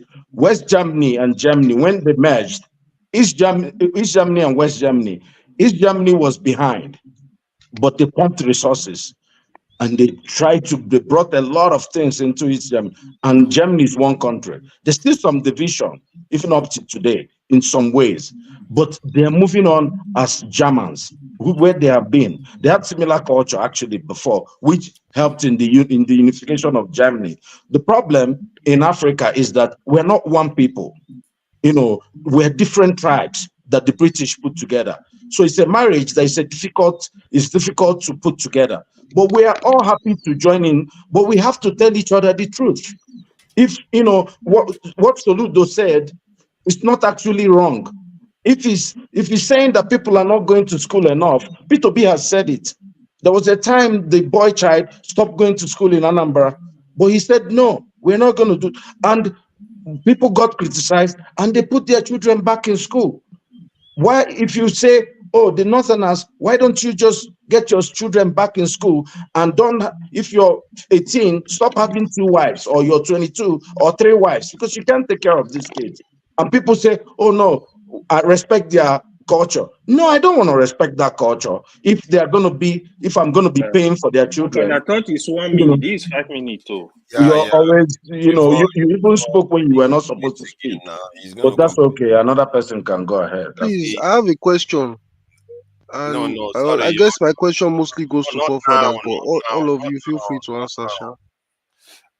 Amy, don't do that again. No, Amy has taken his 1 minute. He has. Okay, Pastor, please go ahead. All right. There's no need to be talking if you're not going to listen. Forefathers, we're not kids here. We've come to talk about our country, how to fix it. The solution may not be politically correct, but that's the solution. There's nothing wrong with Nigeria that other countries didn't go through before. I don't know what's so special about even the Northerners and their problems, Southeasterners and their problems, Southwesterners and their problems. Each one of these regions have their problems for that country, but there's no moral equivalence. So if what we want to talk about is the foundational, the very foundation is that we are a country with a constitution that needs to be fixed pretty much, and they're dragging it down. They don't want it fixed. Instead, they're importing all kinds of stuff into our constitution, Sharia and all that. Because the rest of the problems that we have from the Southeast, we can then fix once we have a good foundation, right? We could find out what are you agitating about? What is the problem? We could find out and resolve that issue if we have a secular country. First of all, an equitable country that is fair. Take your religion, put it in your kitchen, practice, do whatever you want. You want to pray 20 times a day? Well, fine. That's good. But your freedom doesn't extend to my nose. There are common areas. These are what every other society has gone to. Look, I got to tell you something. If I'm a Muslim, right? One of the first things I would do is to say to my people, I'm going to say, you know what? Everywhere I go, people are complaining. You go to Japan, they don't want us in there. You go to United States, they don't want anything. They give us basic freedom, but they don't want Sharia. They're afraid of us that we may do terrorism. You go to Pakistan and India, Pakistanis are mad at us. We'll go to the Jews, they're mad at us. So how do we try to get along? There's going to be something internally that we can tweak here and then. It's going to be better. That's what I'll be saying to my people, right? So when we start off here and we're looking for, in your case, forefathers, you want security. We cannot have security unless we all are happy to be Nigerians. That's a foundational, the very first thing. We want all parts of the country. Pastor. Yes, sir. What do you call, never has that. What do you call secular? Secular means it's neither Christian nor it's not denominational. a secular state. I do understand what secular means. It was actually with all due respect, it was not sarcastic, but I really didn't need an answer because, of course, I would. Oh, okay. Yeah, I thought I so. know what secular means, but my point is in the Nigerian context. Let's be real. Yeah. Nigerian context, when they say secular, they mean anything Christian, non-Islamic. Let's That's just be not factual. true. I mean, I tell you the truth. That is not true. It's not true. Let me answer you. That's bullshit. I asked for additional minutes. Let me answer you. I speak the truth. There's something that's For your called. information, Nigeria is more Muslim than Christian. So I don't know. This guy, I'll be honest, this guy says so many nonsense things for real. But I Nigeria is let way me more answer Muslim you. than Christian. 1 second. Justin, I'm going to say something now. If you were in front of me, you could not talk to me like this. So you need to watch how you keep talking to me. I don't know you. I think Justin, you need to stop that. You are spreading very. Yeah, his behavior is not good. Look, the guy could be strapped. You know what I'm saying? The guy could be strapped. No matter how big you are, if he's gonna qualify for his words, he can talk that's to the anyone he same way I wants. speak the truth. I speak the truth talks to people. It's giving you back the energy you were giving to us. The guy could be strapped. It's giving you the same energy back. Good job, Justin. I don't think so. Okay. Let me answer that same question. thing he has been doing. I insulted you at any point. Just because I asked, think.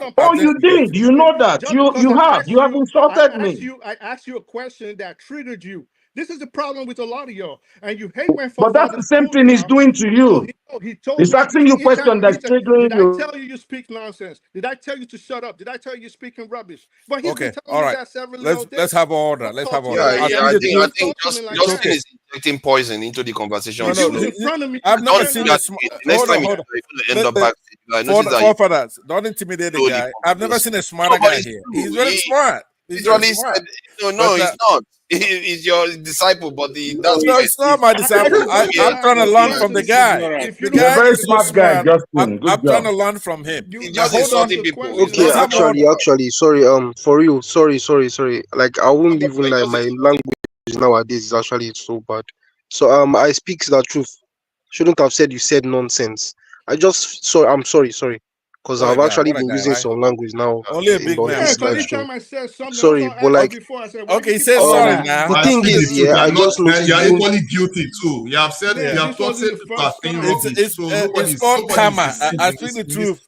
All they saying is karma. You have it's coming back to you. No, like for real, I've been using language. I keep saying the word nonsense, but for real, I just noticed more than anybody else. You say things that just are not true. I beg, let Justin be Justin. I don't want him to. Okay, so I don't think. No. Why did you take Pamsat away? Come on now. That's what he did to me. Because I will take you away so that I will calm the place down. That's what I'm trying to do. He's going to come back. So the place need to calm down. He did it to me in this live stream for the first time. So now I know how it feels like. I just told you that I'm trying to calm the place down. You carried on talking anyway. What is it with our people? Can't you just be calm for a second so that everybody can be organized? Because there's somebody that is supposed to be in the queue, and who is supposed to be next? We don't need to do that right now. You asked me a question.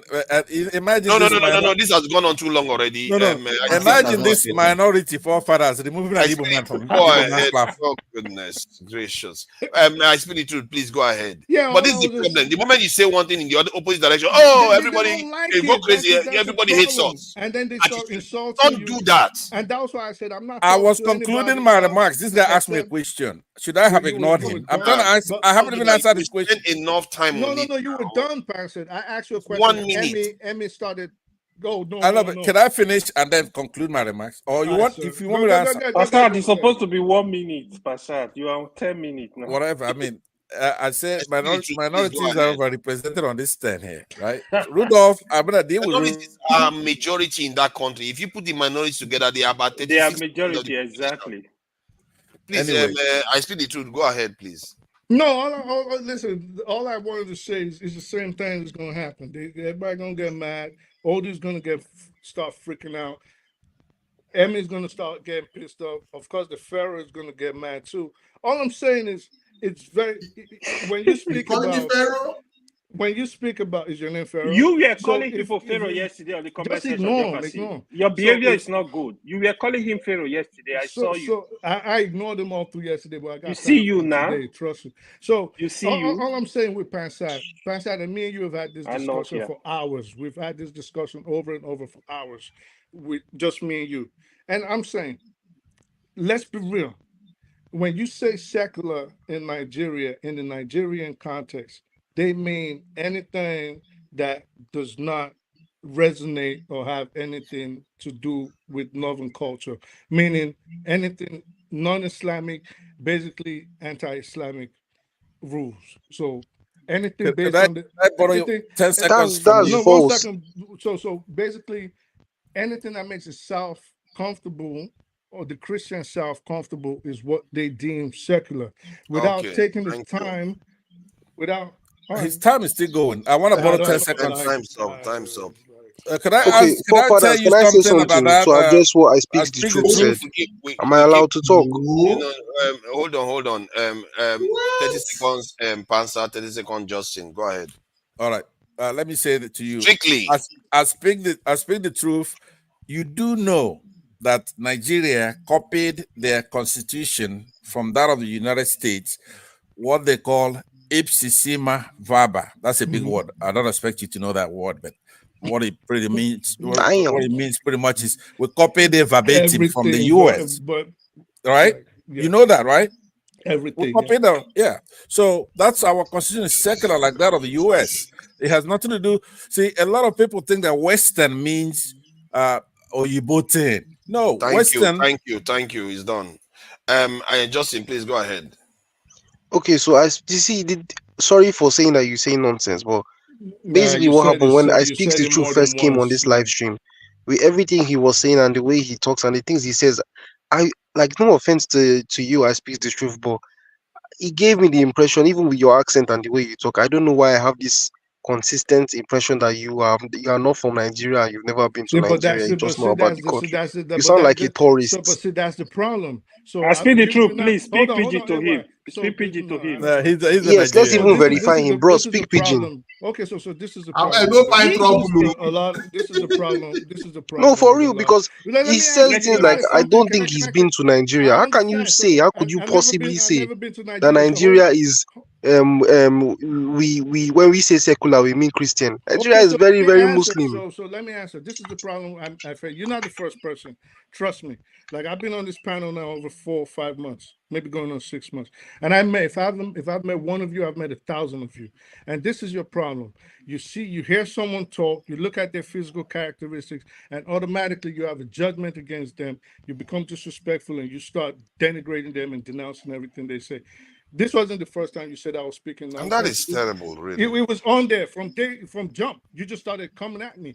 And I was looking at who is you? You mean Nigerians? No, not you, Pastor. I'm talking about what Justin. What do you mean by you? Nigerians or Justin? No, Justin personally. If you could, can you increase your volume? I Speak the Truth. You're actually hard to hear. Can you hear me now? We can hear you. We can hear you fine. I don't know. So I'm saying, I don't know. You need to cleanse ears or something. So this is something y'all always do, and you're not the first person. And the moment you started it from the start of the show, I figured out what you were doing. And I knew you can't go on now. You can't go on like that. I didn't let them go on. No, let's him continue. At this point, everybody's all right. Can I also put my own thing?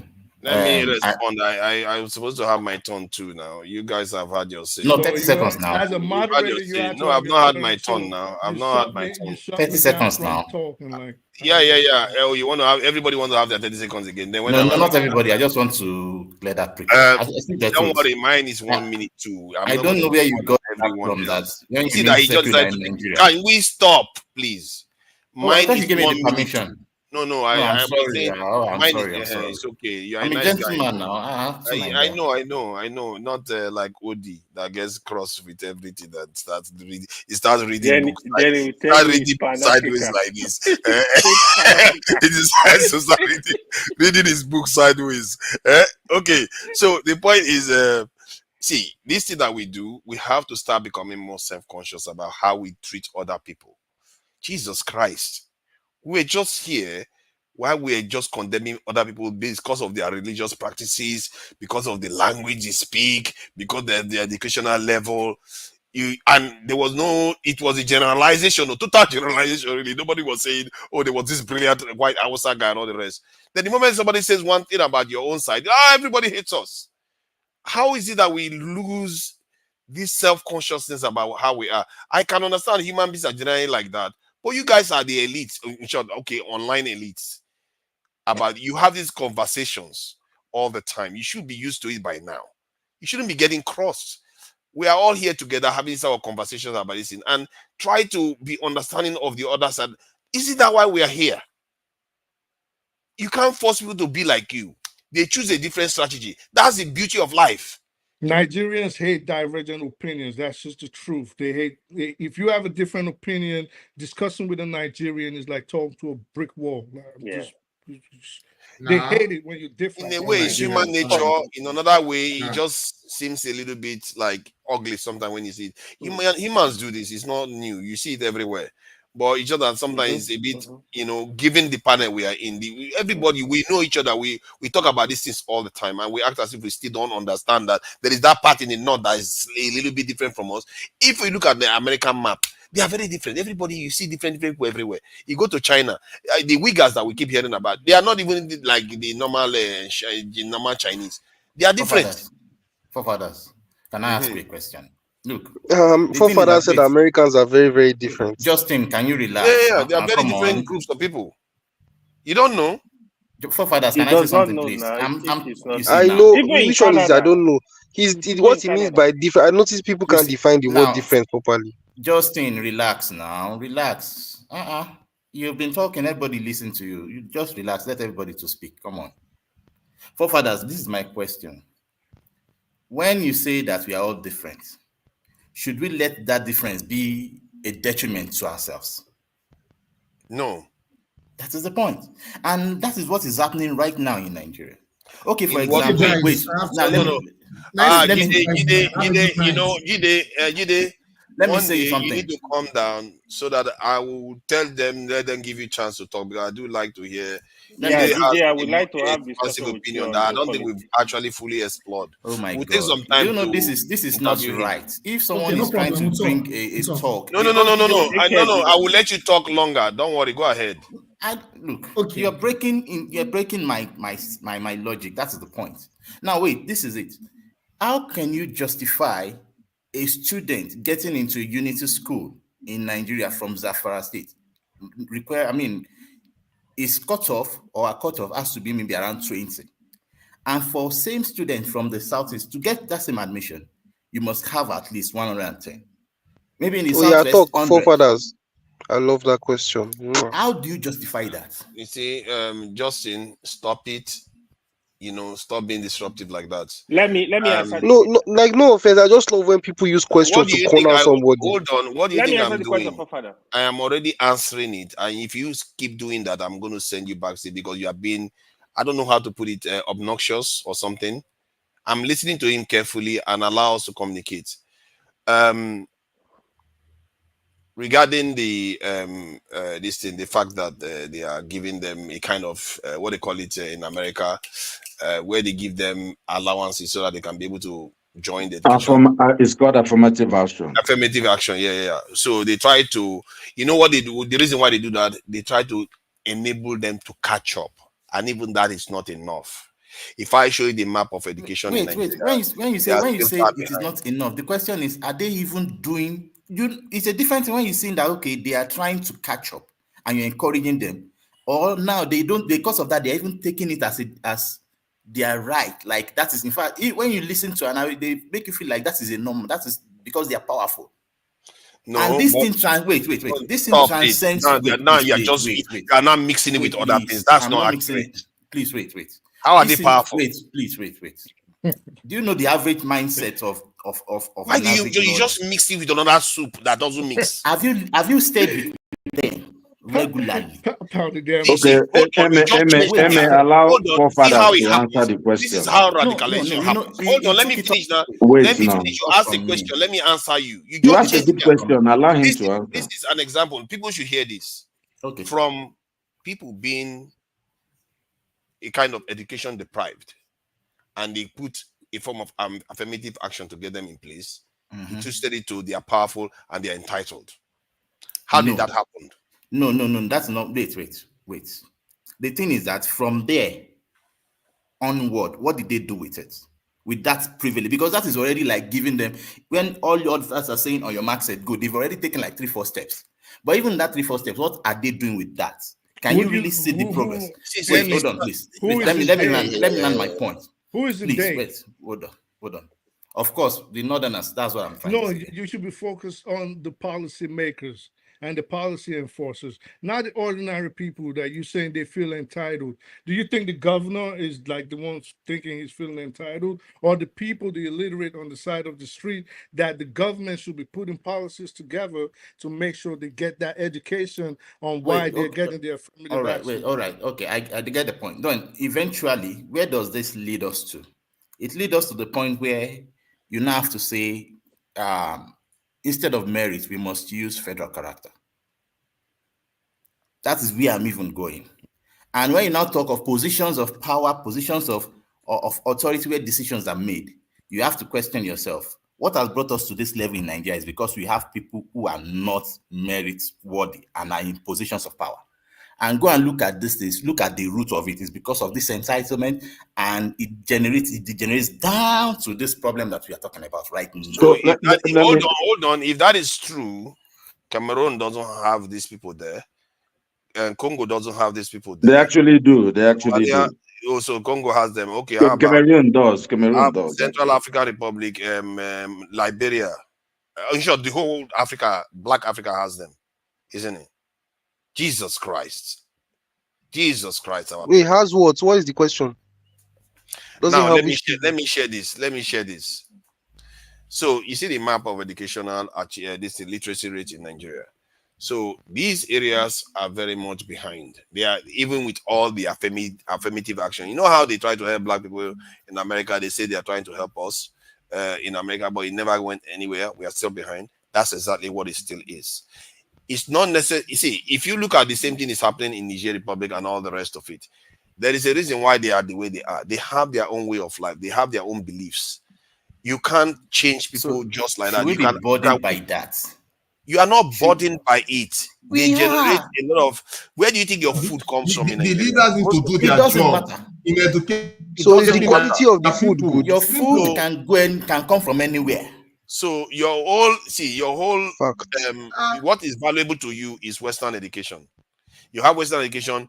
You don't even that is education, Father, not Western education. Let us not go there. Maybe you are right. Maybe you are right to say education. Like the UK now, when the Romans came here, they settled in the south where London was and all those areas. Please keep that example. Those areas are still doing better than the northern part of the UK today. So you say, because the northern part of the UK is burdening the country, we should throw them away. What is the but they are different. Nigeria, please can I wait, hold on, bro. Nigeria does this very annoying thing. Nigeria, should I tell you what you do? Because you used America as an example before. And should I tell you what you do? I love the fact that you're actually trying to make a point, a valid point that makes sense, but you're not just going about it the right way. Please, we need to stop putting in or using the UK and the different regions of the US as an example. Those guys have differences. They have more similarities than differences. Even their differences are a power to them. And I guess you could then, you personally could argue that same argument with Nigeria, that the fact that the Northerners prefer to be more agricultural and rural and less Western educated might also be an advantage, because they produce so much of our food, they're the ones feeding us. Fair point. The economies that are growing, because we keep talking about development and progress, the economies that are growing, are they still relying on subsistence agriculture or agriculture at all? Oh my God, this guy! You are quite. I don't know where to start from. Really. Nigeria, you keep doing this way by you are trying. You are smart, but you are really slow. Now, let me say. Hold on. Let me finish, please. In the UK itself, the blood that has been shed within the UK territory for it to be intact. Do you know what they call the Troubles? It was a civil war. They just called it the Troubles in the UK in the 80s and so. There is inequality. The prime ministers are all coming from the south of the country. They literally have what they call the north and south divide in the UK. Some parts even want to break away, like the Scottish side that wants to break away. The first minister of Scotland doesn't have immunity. Their oil resources is being controlled by the center.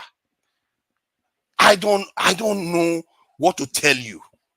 You like to think that we are so unique in hating each other or having differences. They make it work for them because they know how to look behind all that nonsense that they don't like and see the benefits of working together.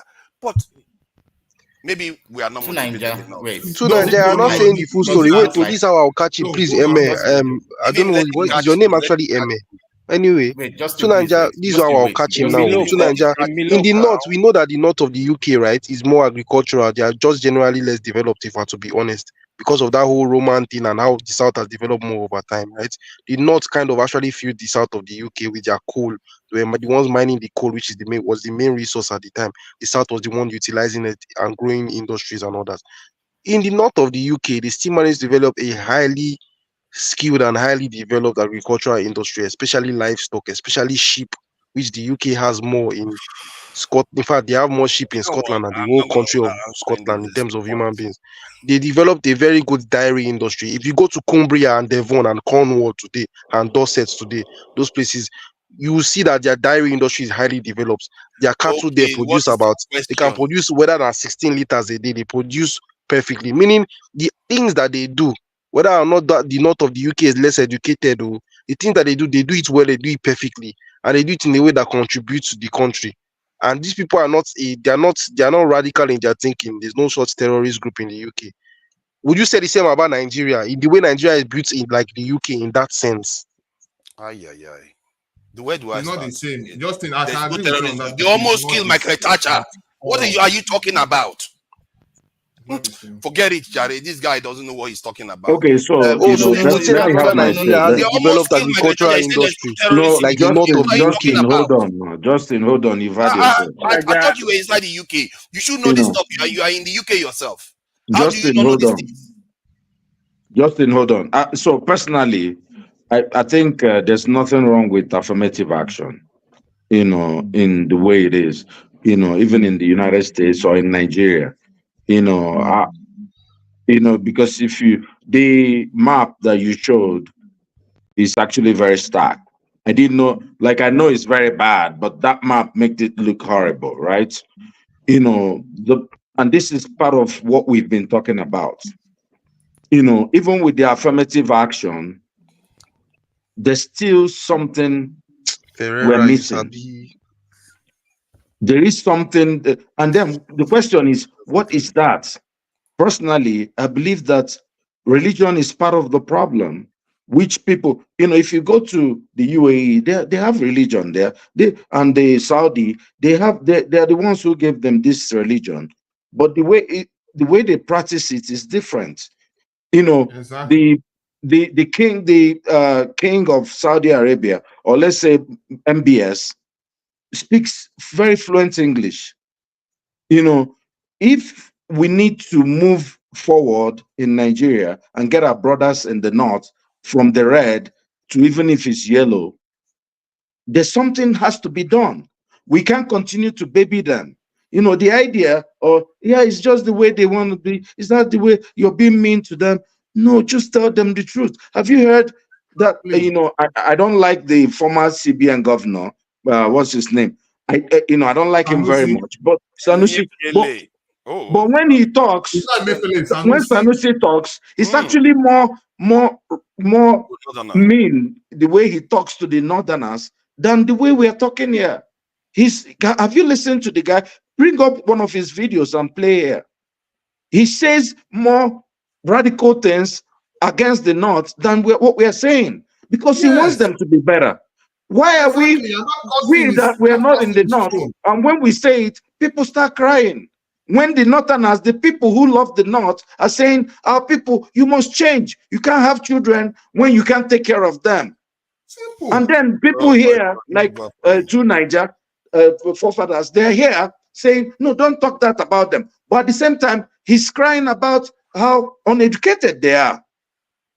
This is where, And this he is not actually fair. once did. The last live stream I was And on, what he he's was saying is actually that we crying have about it. governors, we have leaders that are there who are supposed to make sure that they are educated, but they are sloppy. They are very sloppy about it. Sorry. See, you can want a people to be more educated, but they have their own agency, they have their own way of But it's looking not at it. working. It's not working. Even in It's northern clearly and not northern, they working. are messing up. It's The very people unique themselves, that they that know they map are also messing up. flows into Niger Republic, which clearly shows who the problem Your are. own way is not working too. Cameroon way is not working too. Jesus Christ, you guys hurt my head. For you, our way is working actually. But if you really look at you the can hold your head developmental, from now to tomorrow. It's working. So we are doing so well now. Forefather, should I tell you the truth? If you look at the progress map of West Africa and development, industrialization, all that bullshit, blah blah blah, southern Nigeria, just a small portion of southern Nigeria, even if you decide to minus Lagos, is richer than the whole of the west of West Africa in general. As mind blowing as it is. Let me tell you, Let's if you cut off the Lagos. north from Nigeria, Let Lagos State our sit on the indices will bench small. skyrocket. Rivers State and Delta State alone is richer than most of West Africa. No. I want to even ask you a question. Talking about this, If Lagos will sit on the bench, way of let's sub Lagos. Most of southern Nigeria is richer than the rest. Is more not even rich. This myopic way of seeing things is just scary. For how long do you think affirmative action should stand before they come up and say, okay, now we have to deal equally and let's It sounds like two Nigeria is justifying our marginalism. See, well, let me make a why comment. do people just like to force people to be like you? No. Not everybody will be like you, no matter what you do. No, please. See, my brother, that's that's want to be what they want to be. It's fine, but they need to understand. They need to improve their methodology. They will not be like you can wish all you want. They will not be like you. Make your peace with that because that is the nature just of give all me nations. give me 2 minutes and I'll just stay quiet. Their children should also try to score 110. No, hold on. I think exactly. After all, I can remember there was one guy that was the best in JAM, 2001. All of you I think this thing is getting out of control here. See, their children, your children are more educated than theirs anyway. You guys want to equalize them. They don't care too much for it, or maybe something is holding them back. Nothing is holding them back. Don't defend. Hold on. Can you no. How do you know? What do you mean? If I tell you now that nothing is holding, hold on. If I tell you now that Igbo, nothing is holding them back. Hold on now, stop it. If I tell you now nothing is holding them back. If I tell you say nothing is holding Igbo back, you should be president. You should be doing whatever you say you're going to do. Why are you complaining? Would you be happy? Here's the problem. Here's the problem. Like I said, know why you. Okay, you know what? Let me allow that people to speak. Let me allow people to speak.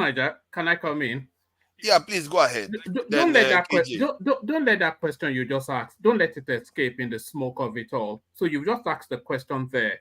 So all the riling and raging that we've been having over the last 12, 18 months, it's all wrapped around affirmative action, isn't it? So the narrative is that there should be an affirmative action that ring fences the presidency towards a particular region. So, and why is that? Because that region has been disadvantaged in terms of the decision-making space within the Nigerian paradigm. So that's that narrative. Thank you. So how do you now differ that narrative from an affirmative action of people that for whatever reasons, either through their cultural malaise or whatever it is, are disadvantaged somewhat in the education paradigm? So if you don't affirmative action that space to leverage them up a little bit, then you have a two-tier system, and then you have to carry the burden of that. So that Southeast narrative that you tried to push but was locked in the smoke, I think that's central to the point you're making. Thank you. Sorry, Thank with you. due respect, I just who is this guy? No, allow Forefather to answer the question now. Hold on now. No, it's not. I don't want to answer because I think it's fair. The question that was asked was fair because we all want this representation. We all want to have access to the Nigerian state, and they too are looking to get it too, and we are frowning at it. When it's your turn, don't blame people when they say you two should not get it. KJ, please go ahead. Okay. I have listened to you guys all through, and I don't know how to start with the last one man's comment, but I want to say this: the issue of keeping the North or keeping that educational disadvantage as a status is a deliberate policy of government. I want to repeat myself. That issue of keeping the North under the disguise that is educationally disadvantaged is a deliberate government policy for the North. It's been on for a while. Toward the last days of Obasanjo, some of those decisions that were taken after the Civil War, he wanted to reverse them. And you can check this out. There are interviews he granted on this. And it was one of the biggest problems he had because they would not accept that those policies be reversed. One of such policies is the policy of having militarizing the Southeast and making sure that it's almost impossible to live there. Now, going ahead to say whether it is this or that, no, it's not. Forefather is not about more if we allow the Islam to exist or Islam don't. No, nobody's against Islam. What the young man was simply saying is, since Arab or whatever that is written on our naira and the rest is not part of the language of anybody in the north. I mean, in Nigeria, why have it on our legal tender? Well, Why have Nigeria them does not have written? Arabic on the legal tender. Nigeria has a Jami, not Arabic. Have a Germany? It's a Jami. It's not Arabic. It's an Hausa language. It is an Hausa language in written form. It is not Arabic. Nigeria does not have Arabic on its legal tender. Oh my God! How does this Yankee boy know about America than us? Our own naira than us. This is excuse me. Leave that thing. Don't be carried away, forefather. What's he how does he know about it? No. I have Naira right here, and it's Arabic. Arabic is written there. I don't know what he's saying. I don't know what he's saying. He said it's not Arabic. Let me say it. Why do you do what he's telling you? Hold on. You don't have to. Hold on. Can I speak? You have been speaking since. I haven't been speaking. I'm just saying. No, hold on. I'm not. Don't worry. Your turn. Let me speak, please. Your turn. Let me speak. No matter what happens, you're gonna carry on. Okay. So since you want to interrogate that level, what is this? What is the word written in the Nigerian Army's insignia? What is it written in? What's it written on? You just asked my question, so it would be okay if I answer. No, I'm not asking you. I'm talking to your forefather. Let him also go research that. What is it written on? I guarantee you, it is not Arabic. Anyway, please tell my brother, I have not come here to join issue with you because it has to be. Let me just make my point and leave. We're here to learn, but the thing we should stop doing is spreading misinformation. This is where there's a lot of suspicion amongst Nigerians. If you're going to say something, just try to be factual. All it takes is 2 minutes, and you can check, and you can say, "Well, you're wrong. You just said the Naira notes, and the Naira notes, you're wrong. We have a Jami on the Naira note. It's not Arabic." And I guarantee that but it's written it's an Arabic sign. No, it's not. It's a Jami. It's a Jami, but Arab. See, look, the glyphics cannot be Arabic. Hold on. English cannot be French. Mr. Speak the truth. Which state speak Ajami? Which state speak Ajami in Nigeria? It's Hausa. It's Hausa. It's Hausa. Yeah, you're a funny guy. You're a funny guy. It's Hausa. It's Hausa in written language. That's what it's called. Just like that's what I'm saying. Just like in the eastern part of Nigeria, in Sibidi, you don't speak in Sibidi, but you write it right or wrong. You don't get my point. I have a question. Hold on. You see, Mr. I speak the truth. My problem with you that you claim to know so much and you know very little. I didn't claim you claim to know so much, and sometimes you take that your language that you're using to try to intimidate and Sorry, I'm not interested in that. I'm not interested in that. Really, I'm so confused now. Why I never talk? What is a Germany? Am I wrong? Yeah. Sorry, I So, speak so the truth. here's the problem. Sorry, Here's the please go. problem. Let No, me no. explain. Here's I give up. here's the problem. Let me go and look for my own naira too. This one they are talking. Which No, naira note hold has on. this So thing? Okay, let me explain what is I there. don't Let me even know explain what is there. what hold these on, guys are hold on, talking hold about. on. I'm just naira note. confused. Hausa is the Hausa language is written in English letters. In Nigeria, we know. I studied Hausa. It's written in You what we're did. saying. So Hold what is on. a This is jamming? Hausa that is written in an Arabic sign. That's No, what we're it is saying. not. Do you read Arabic? No, I don't read Arabic. But Ask it's AY. there's a AY reads Arabic. Wait, hold up. Because your people like to argue over things you don't know. All right? Yes, I was trying Ask to AY. explain to them. I AY said reads it's the Arabic. sign Let me explain is it, not please. in English. Let me It is explain it. not. Go ahead. Okay, let me explain it, please. We are not supposed to argue over all this stuff. What that means, what you see that is written, for example, if you take 20 naira, you will see naira ashiri. What that means, they are calling that number in Hausa language, not in Arabic. So KJ understand, I think he understands, I'm not sure. But when you take 100 naira, you will see the amount. They are writing that amount in Hausa language. It's not in Arabic. Go and double check. You Ask people need anybody to that speaks stop Hausa. spreading Please. No, the fear amongst people. when they write actually, the Naira actually, they write it in English letters. That's how So my Hausa is brother, written. I don't understand again. The one that they write in Naira, you can't read it as someone who studied Hausa. I cannot read it. It's Do written in you an read Arabic Arabic? sign. Okay, That's what we're saying. enough now, enough. Let's allow Why, forefather, why don't you research it and put it on the research Okay, it are you saying regarding the naira? regarding the Naira? Research it and bring the evidence. What we're What saying is language that is in naira? yes, right. Okay, Why don't I you will do The it? start. sign I will on it, start. Put the yes, evidence because me, here. I won't learn. That's Oh. the must know. Let's So see now, what that okay, is. let's allow What KJ to we're carry saying on. is that it's in Arabic sign. That's what my point is Let's saying. allow KJ to carry on, please. KJ, please go ahead. No, why don't you bring this thing up I now? will bring it while KJ is talking. I don't know Please. if I want to carry on. All I want to say is this. It's a deliberate policy, and that policy is not going to go away because it's helping them.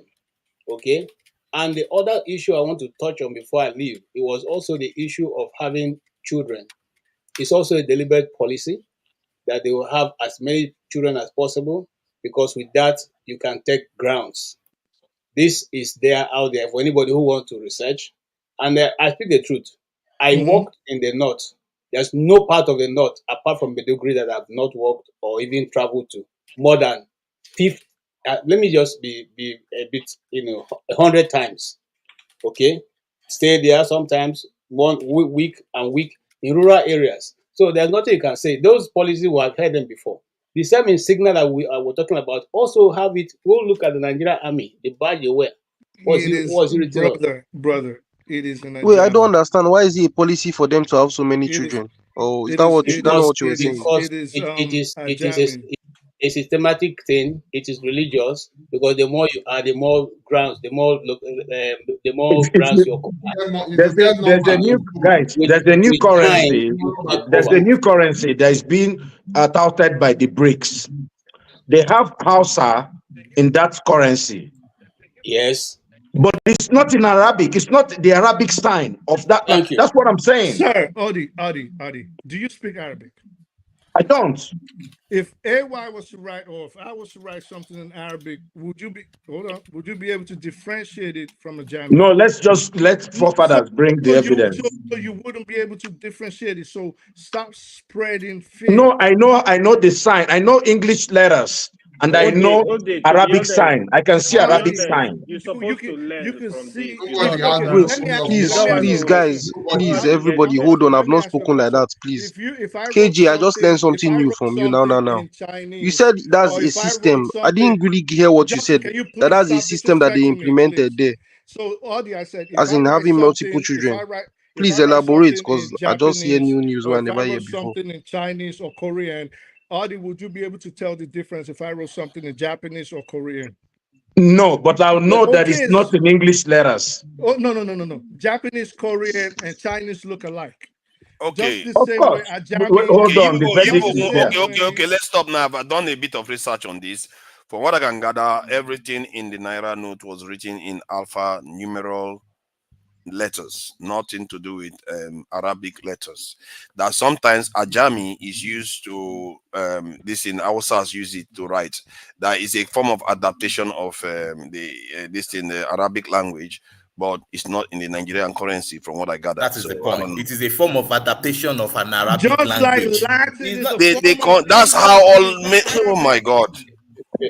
Latin is a form of English. French is a Why form don't of you get your English. own now? German is a We'll form of use it. English.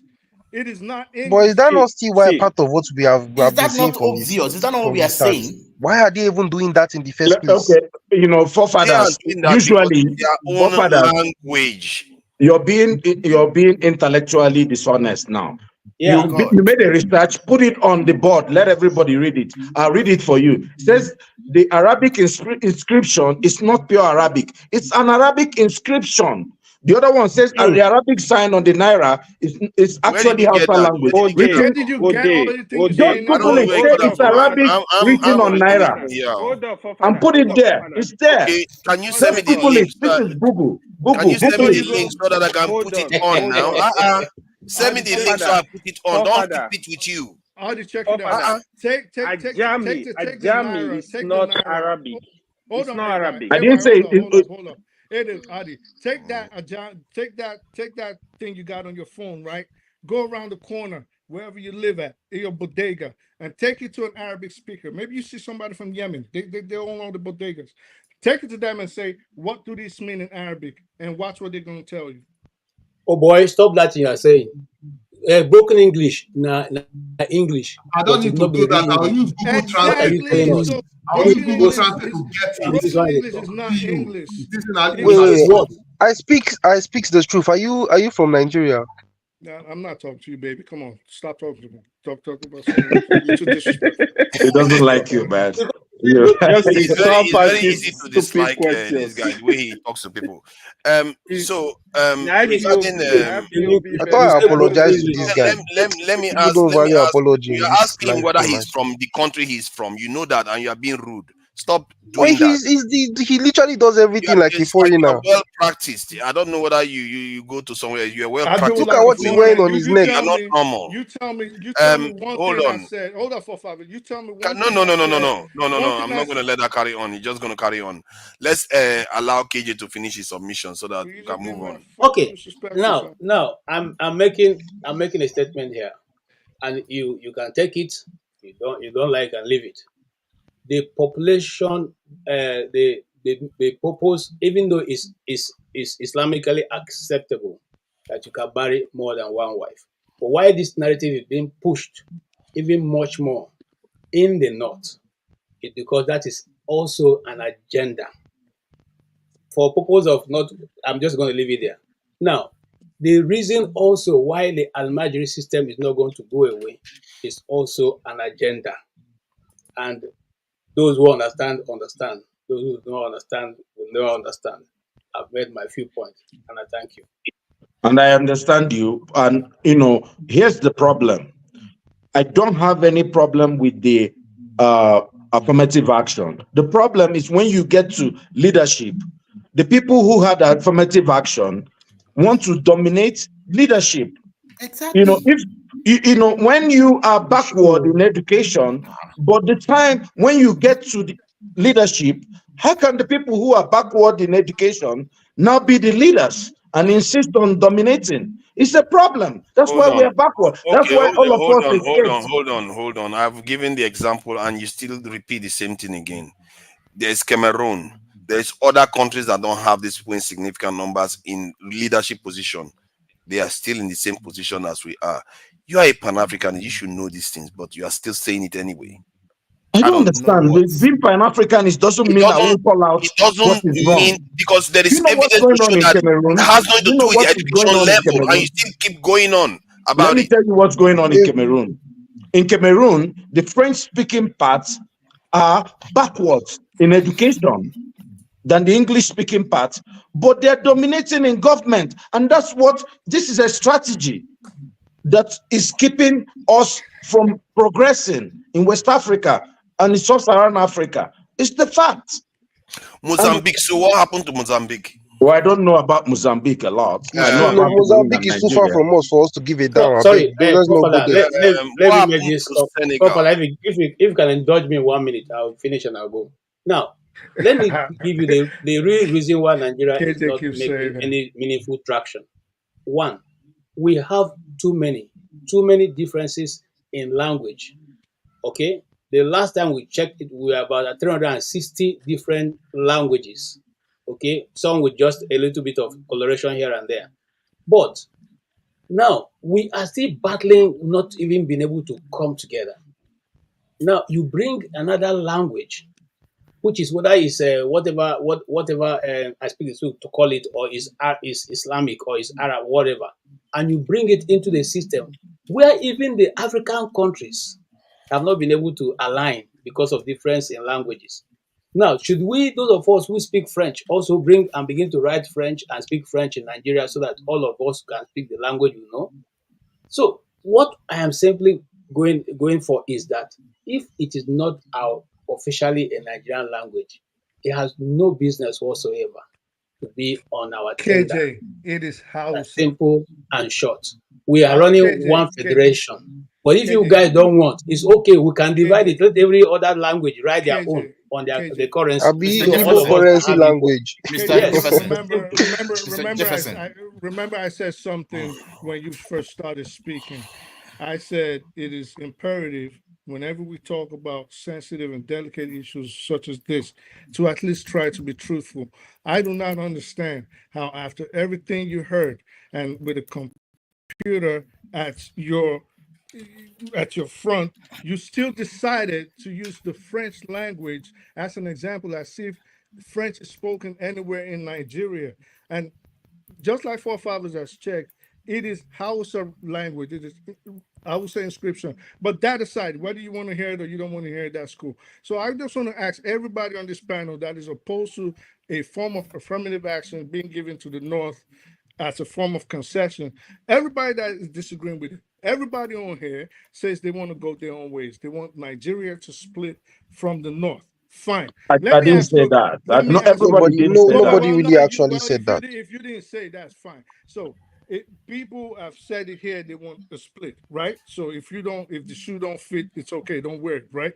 So if Nigeria splits today, do you really think that Nigeria could split without falling into some sort of skirmish or civil strife, without giving there's going to be war. Hold on, let me finish.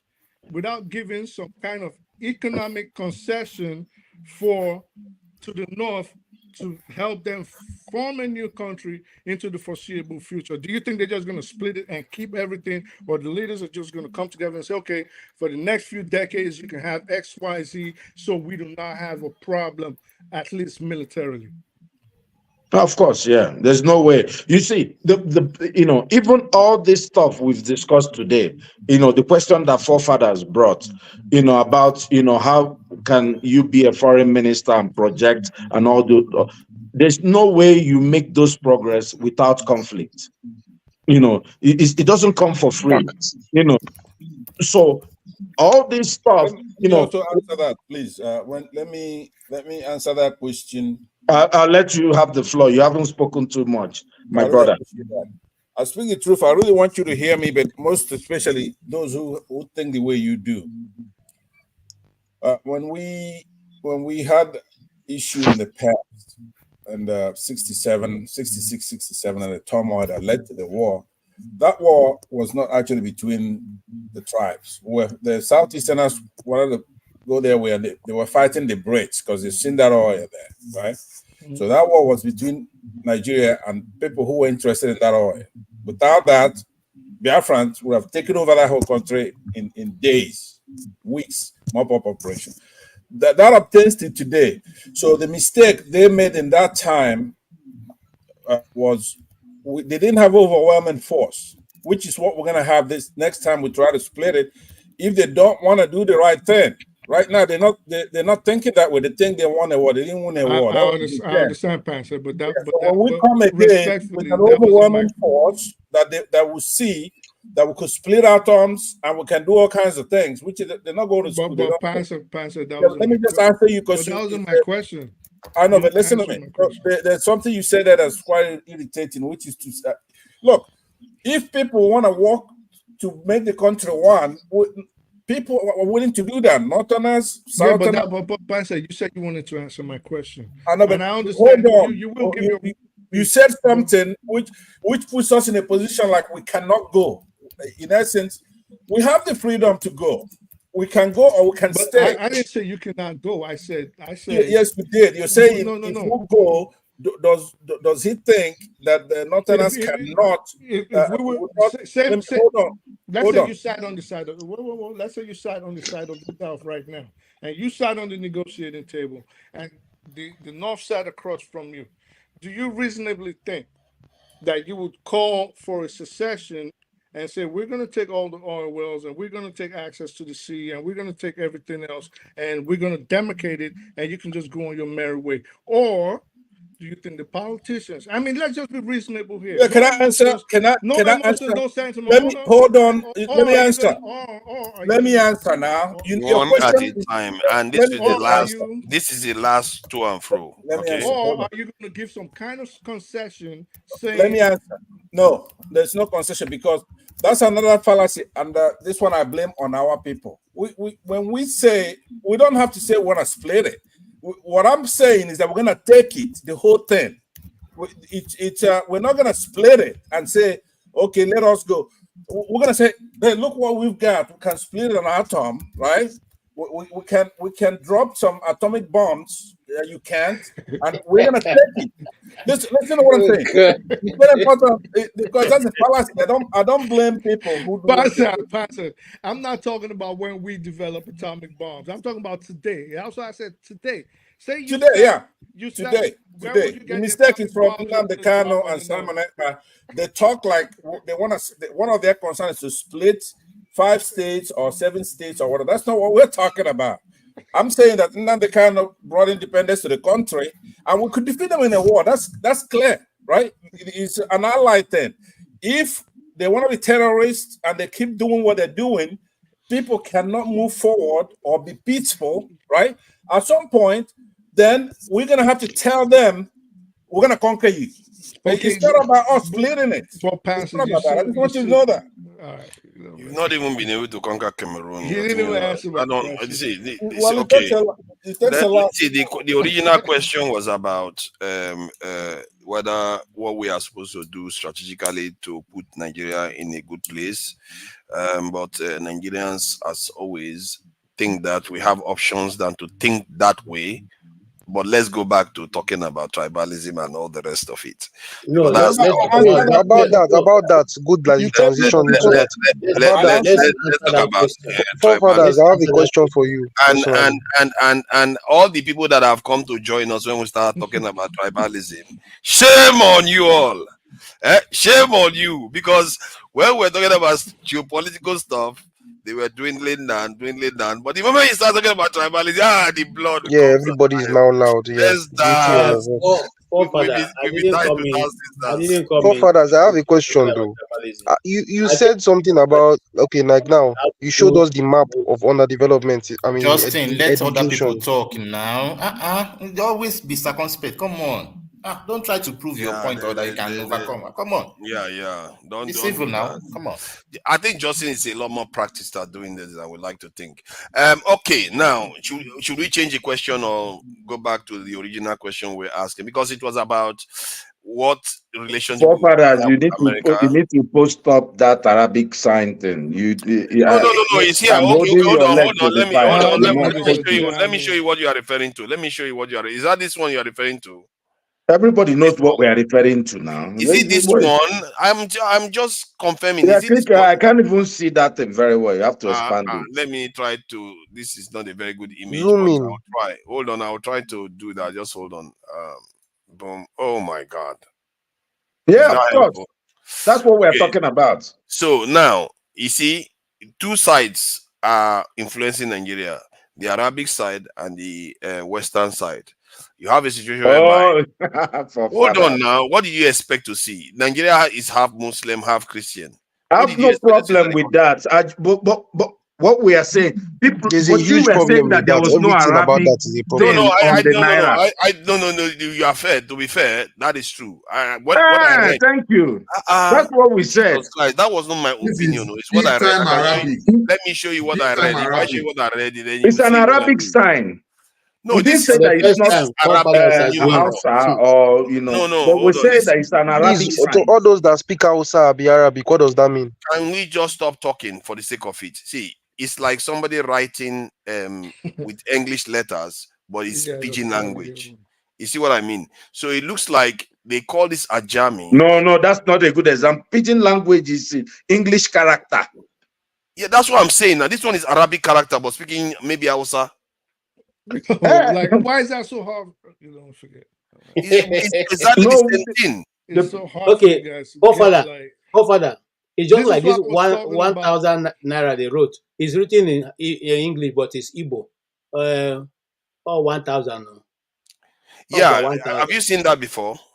No, I've not, because I'm seeing it writing in 1,000 naira in English. But should I read it in Igbo? Forefathers, what we're saying, if you studied Hausa in school, you cannot read this stuff. See, to be fair, there's a fair question to say, okay, why should they be able to write in Hausa while others don't write in Igbo or Yoruba or any other language? It's a question. Now you Why are not? getting there. You are No. getting there now. That is Oh my what God! we There's have no been need to get driving there. Come over on, to. you like to be bigoted. Stop going on. I'm not. It is not about Me and bigotry. you not the same. Me and you not the same fairness. category at all on It this is one. about equity. No, Here. it's This not is about bigotry. fairness. See, hold on. Why should you have an Hausa or whatever language here when you don't even have other languages as well? If you don't have every, you should not have any. You should have what we agree upon as a And that's true. similar He's saying, language. he's saying the truth. It's Hold fact. Would you feel better if it was just English? Of course, I will feel better, man. What do you mean if I will? I will feel better. better. You people are there complaining. The big one is coming. When the BRICS currency comes out, it's full-time Hausa. You are here. Because House is well spoken. And Odi, sorry, that's even my point. No, hold on. We like to really have energy to say this. Sorry. No, you are not going to change the world, as Dr. Damage always says. All right, see, no problem. Go ahead. This thing is, that's why I like Emiloko. This thing that we are arguing about, it's not that big in terms of the bigger scheme of things. It is big. It's not big. What will be big? What will be big? It is somebody with two heads. Remember, most of the country's culture is dominated by one side that they don't belong to. Most of the country's culture is dominated by Western ideas. Don't just bring all this. There is nothing to justify. It's just to see the truth of situation. You just want to be only your own way that will lead to conflict. No, I'm not asking for conflict. Intellectual dishonesty. I'm asking for equity here. There are two sides. So hold on. There are two civilizations hold on. There are two civilizations that came to Nigeria that we hold on now. There are two civilizations that came to Nigeria, isn't it? One of them is Muslim, the other is Christian. One of them believe in removing all the chieftaincy titles and making it Arabic titles like imams and all the rest. The other one didn't care for that. No, you're talking outside religion, not civilization. What do you mean by civilization? What if you want to call it? If it's not part outside of civilization, foreign religion. Let me finish what I'm saying now. If it's not civilization, then they don't need to convert people to their chieftaincy titles. Chieftaincy title is not part of technically this thing. You can just teach them the religion and not convert the chieftaincy titles. So they converted the chieftaincy title, and believe me, they want to Arabize it too if they get their way. They will be coming from the north to Arabize the Forefathers, can I ask you something real quick? No, not now. Please, real quick, because it should just end this real quick. It's just one question now. Are you scared of my question? Can you stop? You are going to go backstage if you carry on like this. If you do that again next time, you're going to end up backstage for 5 minutes. Frightened. Okay, that's it now. So the point I'm making is that there are two sides that civilized Nigeria, that colonized Nigeria's religion in terms of the way they came. One came from the north and one came from the south, and they influence. Yeah, influence. So why would you expect everywhere to be united the same? It's not going to be the same. You're going to see some disparities here and there. All these things that we nitpick, you know what we do? Because we're just tribalists. We don't want to get out of it. We don't want to see beyond that. And let's admit that's what we are doing. Instead of pretending as if I see the point you're making there. Okay, that point you were making it more better in the beginning, right? We have two traditions there. All of us in the south, southwest, southeast, we understand the 1,000. Okay, it's like our own language. And then for the Hausas, it's okay for them to inscribe that in there, right? For whatever, it's 1,000. So we should also give that. It's okay. There's no need to nitpick that. I agree with you, because that's the way they look at it. When we're talking about our jurisprudence, maybe our constitution, they look at it, oh, that one is our own. In essence, without the Sharia, then that's for the Christians, right? And that's wrong for them to think so. But that's okay. If they're also willing to have the same spirit and say, you know what, why nitpick? Do you understand what I'm saying? I'll be fine with that, to say, we'll look at it, okay, the English one is ours, and then the Arabic one is for them. That makes sense, right? We're not going to say, then do Igbo, do Yoruba, do that. That would be too much trouble. So I agree with you. If they come to the table with the same magnanimity, in essence, with the same spirit of saying, okay, let's build a country. We're speaking all these dialects, but there's two traditions. You have the Islamic, then you have the Western, right? Jurisprudence. But the problem is, then when you give them that little thing there, they think they conquered us. They have not conquered us. We let them. You see, look, even what I just gave you now, more Southerners have ruled the country in this democratic dispensation. How did they conquer you? Not the way. Listen to me. Those leaders, it depends on who's picking your leaders, right? Those people you're talking about are not from the people. They have an Islamic council that picks leaders.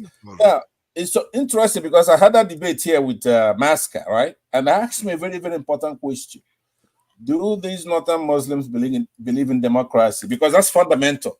And Masca is a smart guy, right? He's around us. He's one of the guys that come around here. And he answered it very honestly. He says, no, they don't. What they've done in order to avoid trouble, wars, and all that is to make it to where that council might be in our Supreme Court, right? So at some point, the Supreme Court picks the leader, right? There's been accidental presidents that are Christian. You're right, but somebody died. Accidental? Yeah, because you have Yaradua, he has a running mate. He was also re-elected. Pardon? He was also elected. Listen to what I'm saying. That's not really who they've chosen for a Christian to be. But if you have a vice president that's a Christian and then the Muslim dies in office, right? Then that Christian emerges to the presidency. But then they will quickly start moving around for that power. I mean, presidency is too big. If you look at customs, if you look at immigration, the key things that matter for a country, right? Even it's just this tenure. But you also know that nations have these peculiarities as a natural thing. Am I wrong? Don't run away from this question. You're not wrong. You know nations so if they have it, then why are you talking about it? As if it's unique to Nigeria. You're missing the fundamental thing. You have to disprove me wrong. It's not about trying to be a nice guy. I'm not trying to irritate them. It's not about being nice. It's about just being factual about realities of life. If you cannot make peace with life itself, you have a problem. Let's make it conversational. Others could come in. I'll say this and I'll hold my peace, because as far as I'm concerned, we're going to do it by force. So I'm not trying to convince you. You're a minority. You're supposed to think the way you're thinking, right? I'm telling you that our history from 60. You just keep failing and then you keep complaining. No, don't worry. Don't worry. It takes a while. Okay. Remember Germany? You're going to damn your generations to come to hell. As a matter of fact, we will not even have the chance. You don't even own the land you are fighting for. I don't even know what you are worrying about. And the question, hold on. And the original question I'm asking is actually more pertinent. Because we don't even control what we have. That was about how we can get ourselves in a better place. And you go back and argue over something you don't control. Because actually you're doing that. The question you asked is good, but listen to this. Why do you think we cannot get to a better place? The people... It has nothing to do with tribalism. Breaking news. That's not it. Listen, it's a paradox, right? You're employing linear thinking. Mindset. The point is that our detractors, the people who are selling our prices, picking our leader, let's say Britain, they went and made a deal with these people you're talking about, the Muslims who hate Western stuff. It's actually through the Brits use them to set us back. They don't want. Listen. Let me. They don't want anybody but to. There are many. I keep giving it. There are many African countries that are set back. It's not only this country that has Hausa people. Stop it already. The reason Jesus Christ! All the African countries have Hausa people. The reason. Why do people keep saying this thing? You keep repeating it hold over on, and over again. The reason Hausa is going to be used like a record is broken. The reason Hausa is going to be used in BRICS is because it is the biggest single largest spoken language across West Africa. Probably it's not true. That's not true. Well, you have Google. You can easily check that. So yeah. So you can easily check that. So he's right now. It's true. It's the biggest indigenous African language in West Africa. He said West Africa. You don't have to believe backstage. You don't have to believe. Stop interrupting people. Can I please? Yeah. Please. So, amongst indigenous West African languages, Hausa is the largest spoken. Okay, so it could be disputed at Hausa or Fulfulde. Then after that, Yoruba. Okay. So, okay, hold on. Please hold on. I'm gonna hold on. I'm gonna hold on, but I was talking to forefathers and you hold on. Yeah, I was talking to forefathers and you. If you guys cannot have civil conversation, then we are going to go over to the hold others. on. Because I Hold want to on. ask Let's be orderly. Hold on. Well, we could be orderly by You asking got 1 question, minute, then we'll go based back on to the other panelists. What you said. So, if you agree, or if the fact states that Hausa Fulani is the largest, you should not have a problem with it being used in an international setting like BRICS, right? Now, I want to ask you, if you take the South again, like I asked, what would it take you? Because you keep talking about war and all this thing. What 1 would minute. it take? Oh my God! Go ahead. You guys keep throwing. Okay, me. so Oh my God. I got your drift. I don't understand how. I've been here. I haven't spoken for a long time, but I'm willing to exit the stage after a couple of minutes or so, just because I'm gonna go from you to him, right? I need to move it to other Number people. one, I speak the truth. Jefferson hasn't spoken for a long time. My question. Let me KJ ask just my spoke question only before once. I I throw think it Justin again. hasn't spoken for a long time. Amy hasn't spoken for a long time. That conclude. Let me ask my question before I get thrown off again. Just make it concise. Hold on, answer. Hold on. I just want to allow these people to answer this question. Make it concise. Make it concise. We don't have time. Oh my God. No. Your ruling there is wrong. You stupid asshole. Let me conclude. So, where did that even come from now? Yeah, because for fathers, you keep that was a bit too much. But I speak the truth, though. I speak the truth. You wanted to ask a question, you gave up, then you came back again. Why? This is confusing. This is what you do. You don't listen. I've told you that 1,000 times. You could be a I good said moderator. 1 minute. How did I not listen? You could be a good moderator, but you keep interjecting and you keep throwing people off. Like you see when because KJ others have to talk. It's not about others have to talk. You can carry a conversation. You see KJ, and I'm not saying this because you're not a professional like KJ. We understand. But you see, when KJ wants to carry moderate, you see sometimes he carries it on and he lets two people go at it. But you always, I have to talk. It's my turn. It's not the Forefathers show. Matter of fact, we need to kick you off here and let KJ carry on or something. No, it's done. I hope you are done now. You've let your steam off. All right. So now let's move to eccentricas. Welcome, eccentricas. Well, you see, the original question that degenerated into some favorite topics of our people. My people. My people, they like this topic a lot. The real question is about how, if you were the foreign minister of Nigeria, that the president listens to every word because you are such a valuable minister, what would be your advice? Foreign minister, what would be your advice in the strategy Nigeria needs to take to get Nigeria to a position where we can actually prosper and fully exert our sovereignty? Damn, that's a loaded question right there. What advice, man? Jeez. Well, Nigerian problem is pretty complex, man. It is really complex. I think it's not Nigeria; it's external now. It's what you do with other people, not inside the country.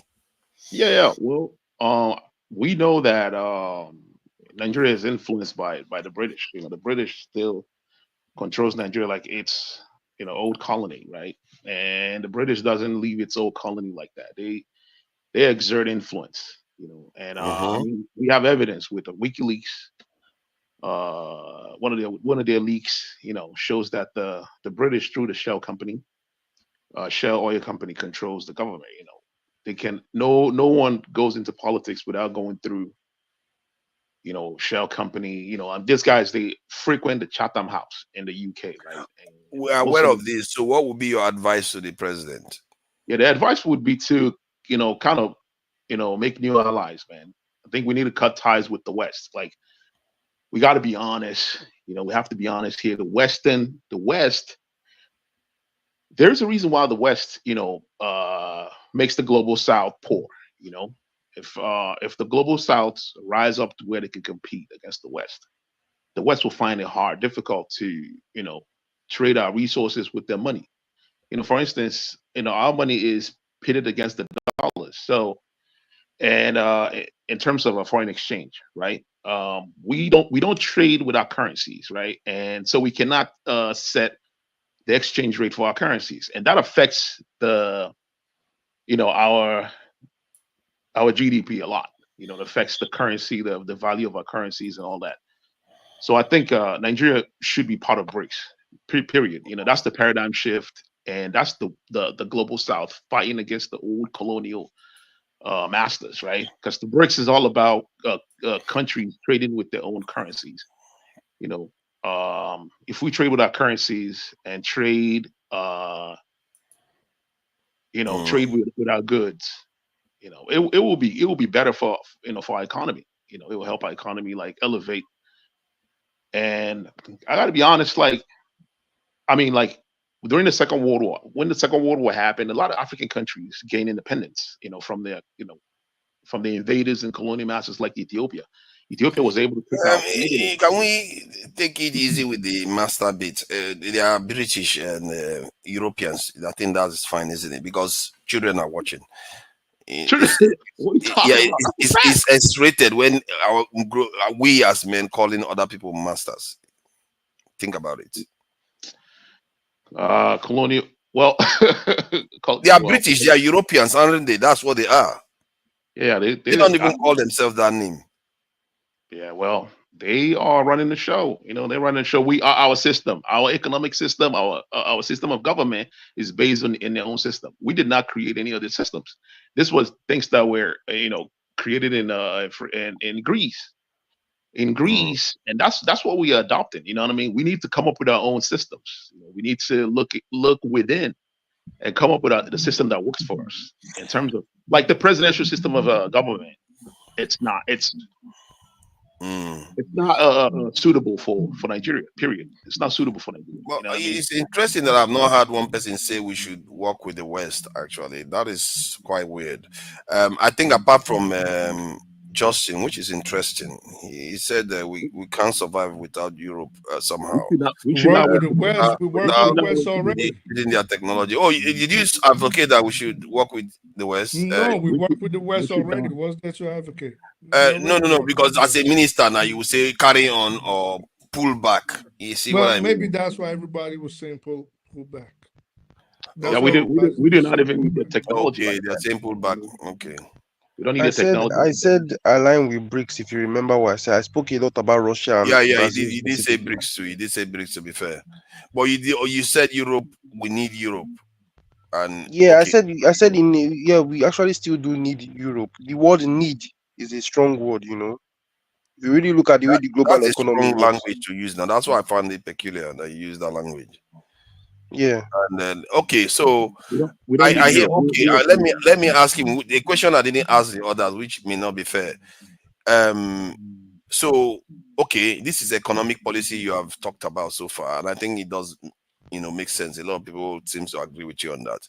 What would you advise in terms of security advice and energy? I think energy is part of it, but not necessarily. But security. So in terms of energy, right? I think the nuclear energy is actually pretty efficient, right? My guy. I don't know the forces behind, Nigeria not investing in nuclear energy. Like Nigeria need to invest in nuclear energy. It's actually cleaner than the current ones we have right now. Don't believe all preach the on, brother, preach on. just do a little bit Eccentric, of you will put nuclear plants in Nigeria? Yeah, we need nuclear energy. We need nuclear energy. We can. It's pretty clean. You don't think we can power a lot of cities with nuclear Chernobyl energy. will be a child? Oh, stop it, Jare. All these Bro, Chernobyl you weren't years. born when Chernobyl I would happened. You rather were a have baby. Chernobyl. The people that have Chernobyl are doing better than us, right? I said, well, they were giving us food. Please carry on. Chernobyl is actually a myth. You have to look into the whole Chernobyl thing. Is a myth. It's almost a mythology. Let's not go there now. You're going too far now. In that region. You know the funniest thing about Chernobyl and all the accidents in nuclear, they happened so long ago when people were still experimenting about it, still trying to figure out the industry. That when you tell people, oh, nuclear is bad, and then they're like, when last was the last accident? But if you talk about oil and gas, just yesterday people died in Nigeria because an oil tanker broke down and it exploded and everything. That's a good point, though. I speak Yeah, the but truth. you're not gonna No. You cannot do the analysis like that. Nuclear waste is highly dangerous. That's not true. If it falls into the wrong nuclear waste has never killed anybody. Wait, these are people love when I ask the questions I ask. Let me ask this guy a question. Who is talking, Jefferson? There is a secret disaster with nuclear reaction. It has to do with chain reaction. Chain reaction means that once so how many of it has killed people in the past? Once the reaction starts today, it will not end. And even though it's going to take a very long time, it will take a couple of years of half-life before that thing ends. Nigeria. So that's bros, please, I want to ask a question. No, I have a lovely question to ask. The guy that is talking. How many times have nuclear waste killed people? We have because the nuclear industry is very, very has the highest health and safety standards in the world. How many times has nuclear waste killed people? That happened. That place is still highly radioactive. Which place? Justin, highly radioactive. Jefferson, Which place? Stop. Don't try to catch him out. There's no point trying to catch him out. There's no point. I want to open his yansh. Which place? See, you are trying to win the argument, but you made a point. I think the point you are making is quite relevant, that if there is an accident, the consequences from that, because there's accident with petrol, you acknowledge it. That's what you're trying to use to pin him down. But look at the same thing. If that was nuclear power plant, that would be more disastrous. However, I speak the truth. I don't support you. I would rather still support. That was the same thing I just said. What are you smoking? No. I mean, I don't support the idea that we shouldn't have this because we are afraid of based on what? We are going to have it. You cannot say because you are worried about accidents. No. If you are going to have it, then you have to adopt. Please, forefathers, can I ask your permission for something? Not nuclear. Please, one at a time, please. Please, I want to ask your permission. I know you don't really like me like the others here. Please, can I be the moderator for 3 minutes? You're being rude to people. No, why would I make you be moderator for 3 minutes when you are actually quite rude? So you don't agree with me that I asked him a question about accidents, but you agree with Jefferson about his concerns about accidents happening as a result of us indulging. I don't agree with you. That's why. No, well, I understand, but I have concerns about accidents happening, and he has concerns about accidents happening. So what part of mine do you disagree with? I mean, he specified that the accident he's worried about is nuclear waste. I disagree that even if there is potential for nuclear waste accidents, we should still go ahead because the benefits is far greater. No. If we're going to go ahead, but we're going to go ahead the best technology to adopt. The best technology to adopt. I'm telling you from a scientific point of view, because if we go for input information, me, I'm calling a scientist. I know about this thing very well. The best technology to adopt is nuclear one at a time. Nuclear fusion technology. It's far Jefferson, calm down. I think Jefferson doesn't hear us sometimes. No, he hears. So how many countries have nuclear fusion plants? So what I asked, most Jefferson. in China, they have a nuclear fusion plant. And he's working and he's running. You know what? Should we just let everybody talk? No country on planet Earth has nuclear fusion. That's how we catch people that don't know what they are saying. The only place on Earth that has nuclear fusion is the fucking sun. SUN. See, calm down, calm down with the swearing. This is PG. No, that's how we catch people that don't know what they're saying. No country. Jefferson. I mean, We've been developing nuclear fusion for 15 years. Is in France that's still developing it till today. It's a story. What is this one talking about? Let's allow no country has had nuclear fusion. Let's allow Excentricas carry on. Okay, don't unmute yourself. Mute yourself, please.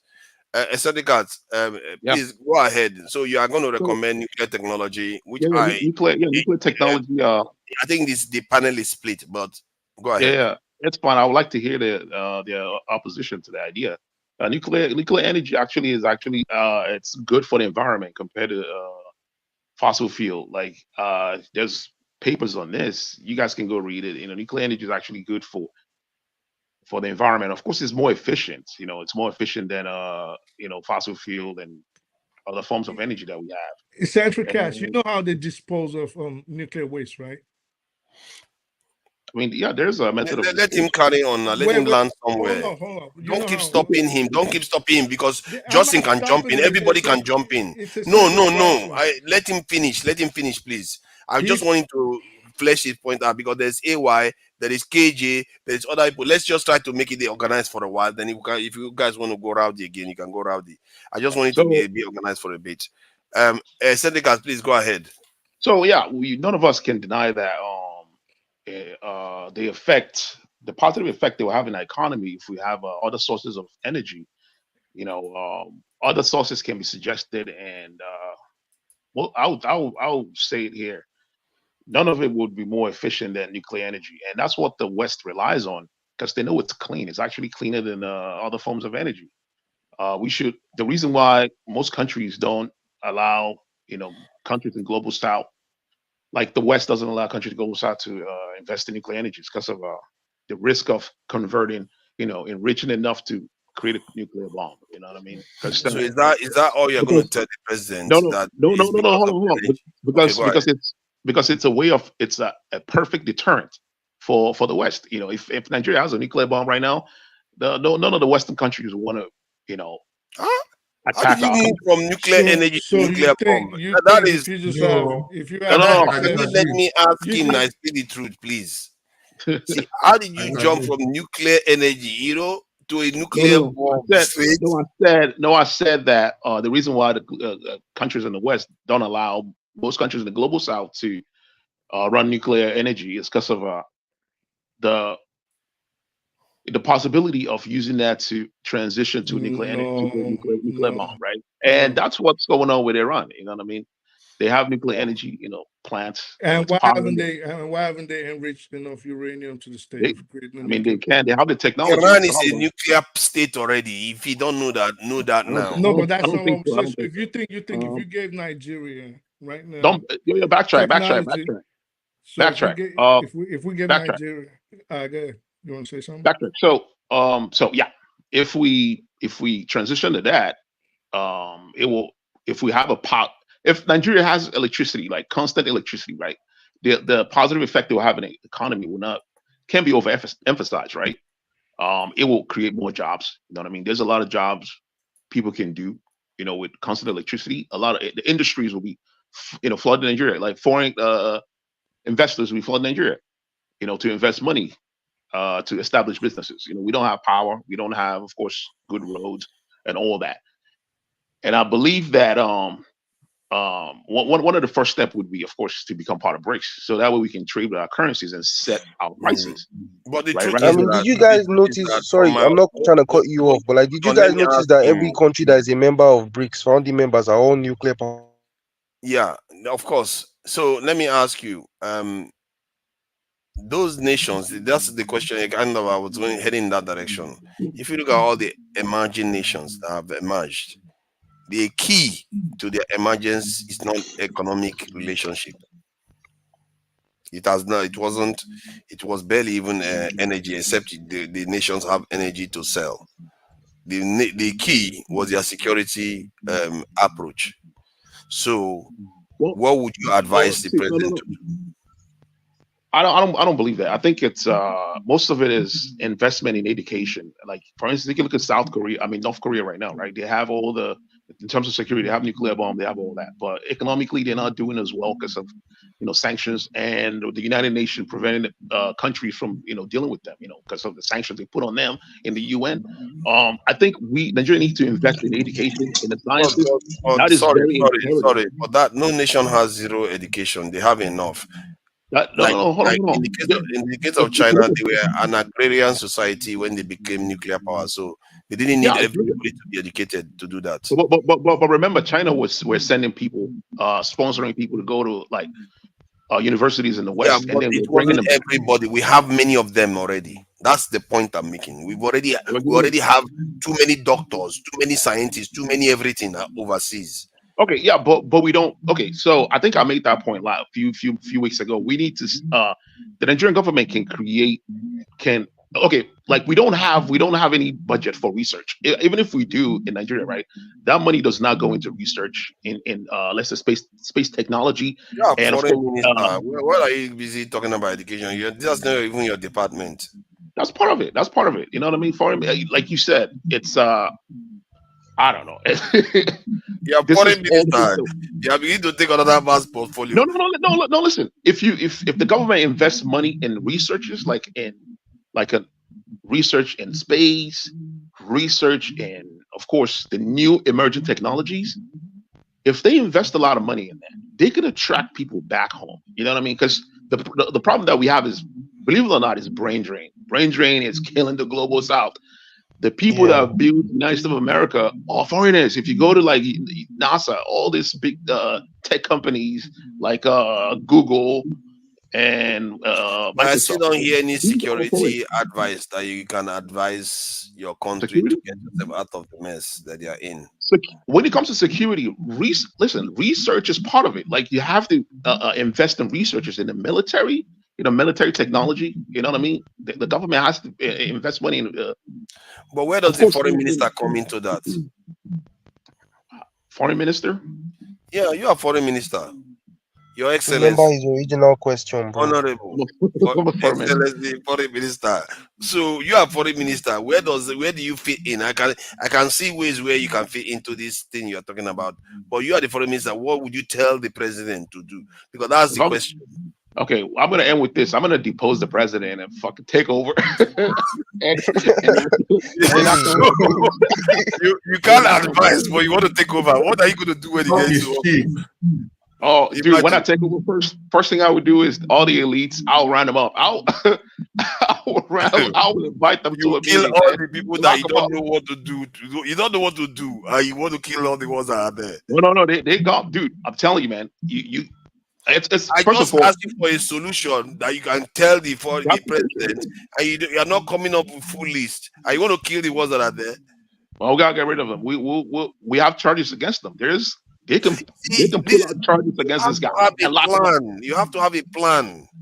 That's one of the plans. Remove everybody. They like now. Get rid of the elites from every region. Remember that was what caused the war, the civil war, right? Because they wanted to get rid of these guys first of all. Get them out the way. But that's not the question. And then initiate social programs. Remember, I mentioned here how is it IMF? That is not the question. That is not the question. This question is restricted to social programs. Social programs is part of policy. Yeah, Nigeria needs to invest in social programs to help the poor, of course. Social programs to help the poor and to. You are not interior minister. You are foreign minister. Foreign minister. Foreign. You really struggle at that role. Somebody else should answer that question. All right. Okay, so this question is a very loaded question.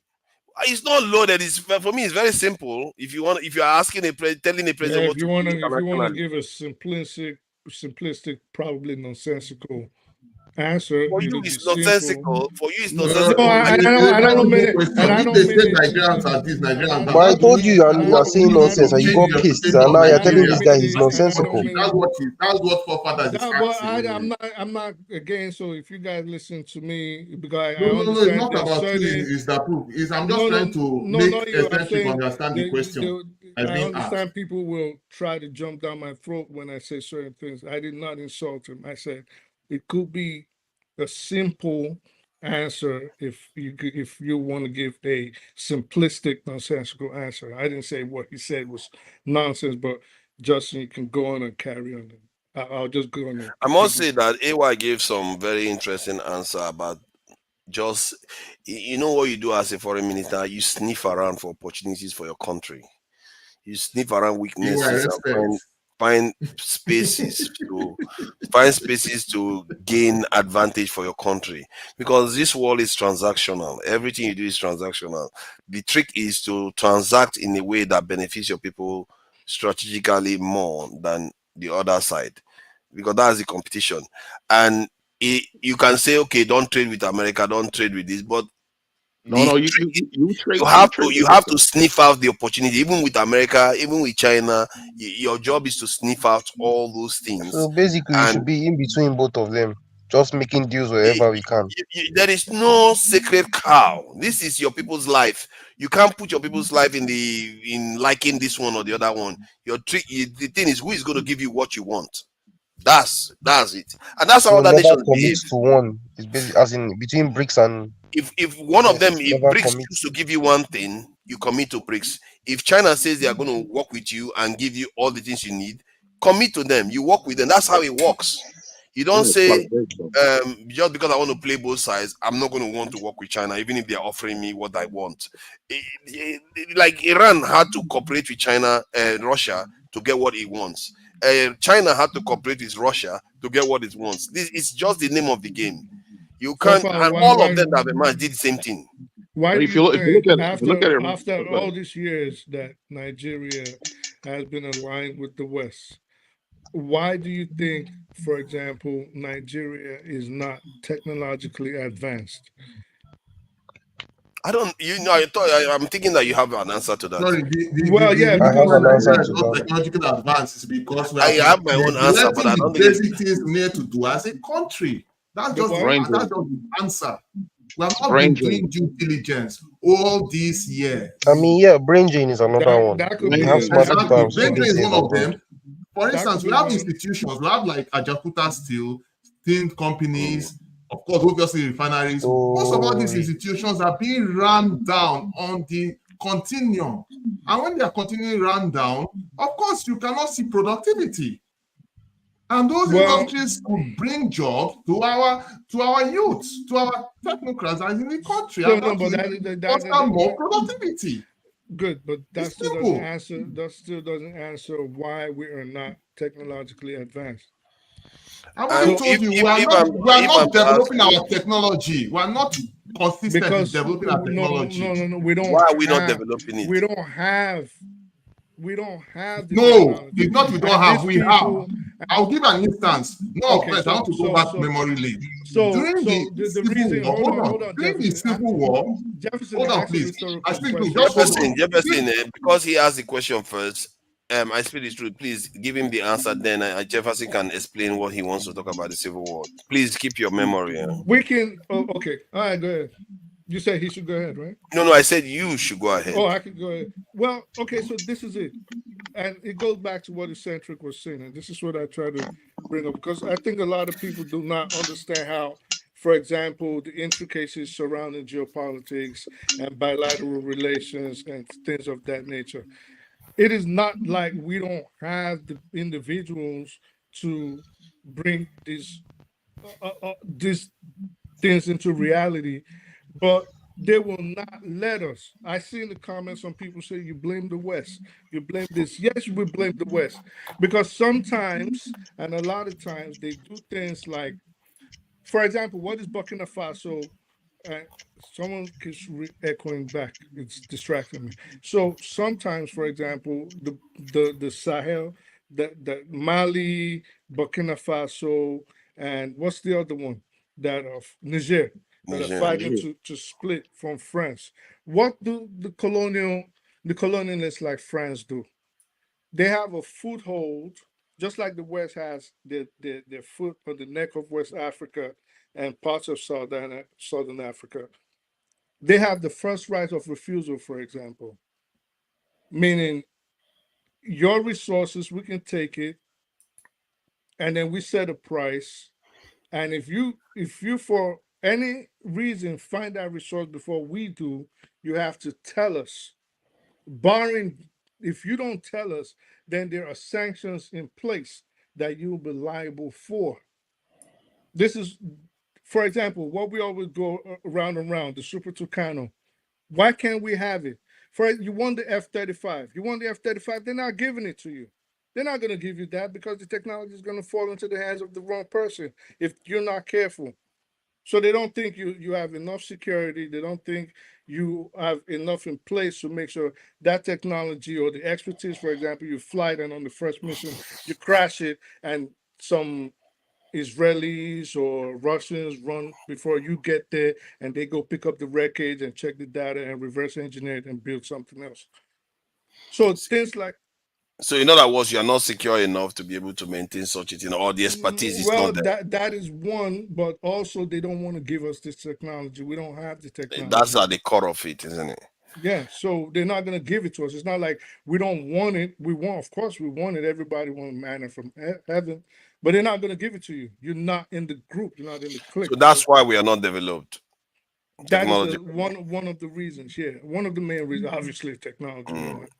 Yeah, Jefferson, please go ahead. Thank you for the patience. It should be already spoke now. It was the one saying so much about. He wanted to say something. He wanted to say something about. You were saying something about Biafran war, something like that during the war. So yeah, like I said, during the Biafran war, even in the heat of the war, we had. Sorry, I'll speak from the Biafran side. We had Biafran engineers who developed some technologies. However crude it was, they were able to make what they call the Obunigwe bomb and so many other technologies of that magnitude. And the institution that was center of all of this was UNN, University of Nigeria, Nsukka. There was a faculty called chemical engineer, which is not new to everybody. They did some critical technology at the time during the war, and then after the Civil War, they disbanded the department because of the dangers of us building more these things. So what I'm trying to say in a nutshell is that at the time they developed technologies, but because of the war obviously set the Southeast back and set Nigeria back, and they didn't see beyond that. And of course, we were not really trusting ourselves then. So at least that one fizzled out. Of course, when you now look at the other institutions like the what they call it, the Ajakuta Steel and all these other institutions that we have, this was the base industries, you know. Were they developing steel technology? Yes. But at a point, because of propaganda, and we're listening too much to what the international community was saying, be it from USA and whatever, and of course, in localized politics amongst ourselves in Nigeria, we're unable to continue that. We'll continue that, and because we left that, people were stealing the resources, and everything just went down to the drains. So that is why we are where we are today. Do we have the ability to do it? Yes. If and only if our leaders have the willpower to allow things to be done, once they get funding, and in fact, if possible, even concentrate more funding towards research and technology. Because right now, if you look at our Nigerian budget, our budget is going towards security. If you compare the budget of security, it's far exceedingly higher than research and even education.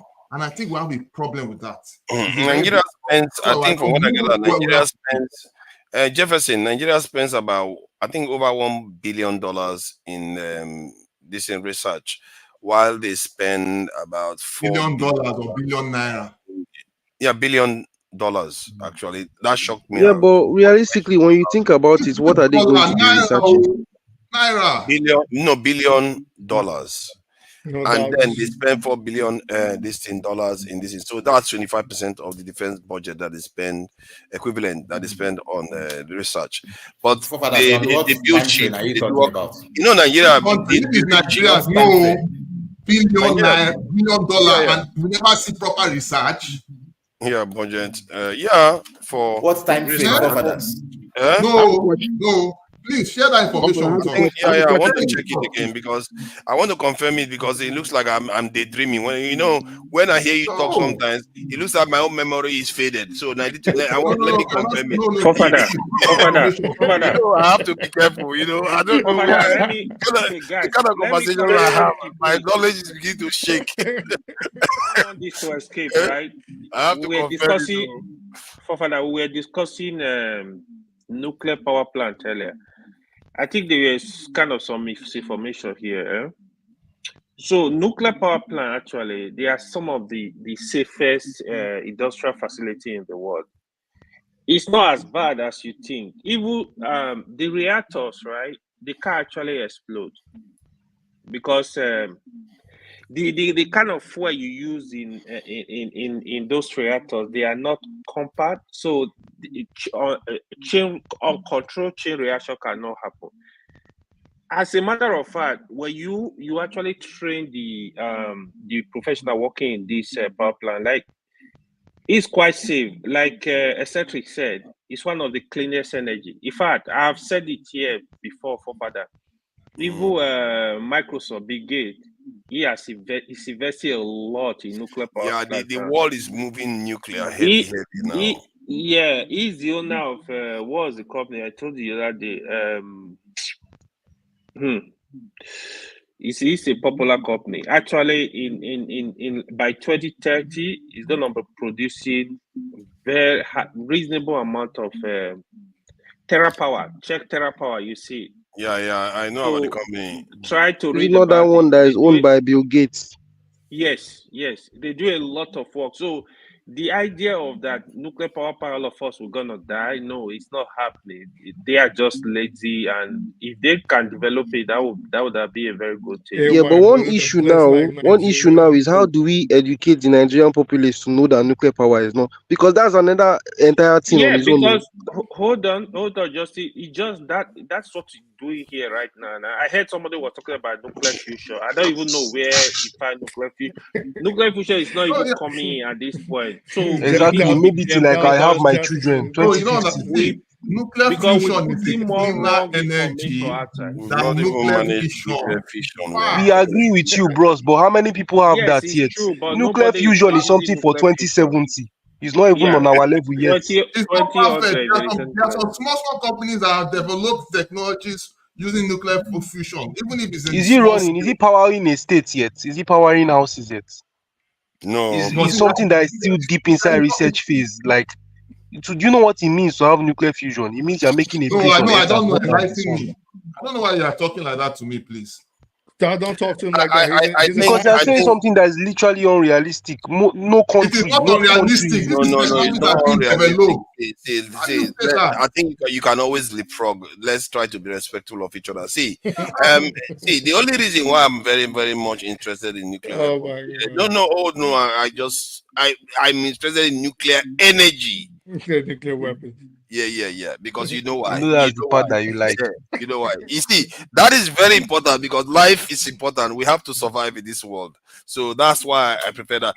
Because renewables are doing very well in China. China, I think they said almost 50% of their energy is from solar panels. That is crazy. Am I mistaken? I have to check that again. My knowledge is fading on that one too. Every time I do that, I have to be I have to be checking all these things carefully now because I don't want to get myself in trouble with it. But you see that Nigeria spent 1.3 billion, in some areas 1.5 billion in research. That is quite a lot of money. I don't know where the money is going. They are stealing the money.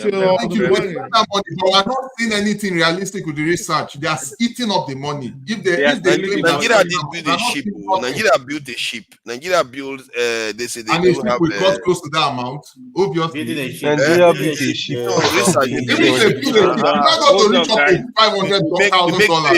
We make UAVs.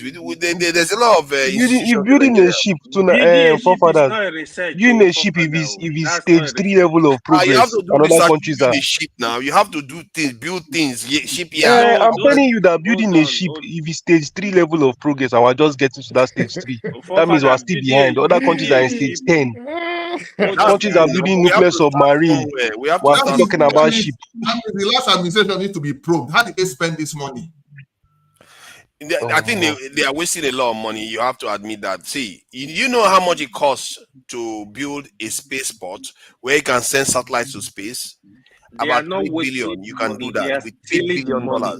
They are not And yet wasting. we are We've not not doing even that. spoken That's about the money scary. that the politicians are bagging by themselves. So we've not discussed that one. Why All this money are that we we use needing for other research. countries to send satellites to space when we can build our own so that African countries can be coming to us? But Nigerians are not doing that. We are wasting. We don't need all don't of say that Nigerians, forefathers, please. Don't group us together in this You are one of them. Baba, you are one of us, Charlie. Look at this one. Wait, This wait, one that was. wait. We died Look at this one together. that was Same, neck same. deep in Wait. tribal talk. Wait, this is what You makes But me shall we neck see angry. in deep the in same tribal pot? talk in We die here Mexico. together, all of This is us. what makes me angry. See, Last, don't you are group one us. of us. I know follow them We chop the suffer money. together. No, wait. Emilio, come And on, your brother, they power. You see, it's it's not not my your brother. brother, not your about. No. Look, you see, when you are making these judgments, please don't put negatives on everybody. We have some hardworking Nigerians. I am one of them, and I know a lot of people here are hardworking. I don't know for some, but I know See, a I lot don't of people are excuse hardworking. myself. I don't Are excuse you myself. are you saying forefather is not hardworking? Is that No, what I don't know, because we the way have it's all putting us sinned. together, it's We have making me all angry. sinned. It's a denigration to my hard work. You don't understand the point. Nigerians You are didn't just I group work us hard because some too, but I idiots are see. taking the money, and then you are saying we Nigerians. No, don't say we Nigerians. Emiloko, you have to No, admit that we have all no. contributed. How? Have you No, never I have given not a police man Look, something in the in US, they Nigeria? give people give Hold police bribe. on, It not happens don't anywhere. dodge the question. Don't you are trying I'm to not dodging sidestep any that. question. In I'm not Nigeria, dodging. have you not given somebody 100 There's naira for something? look, you can't get heaven on earth. That is the truth. You see that? It is not. Wait, no.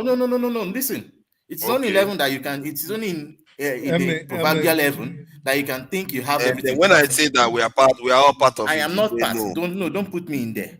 But you are part of it. This guy, you stubborn.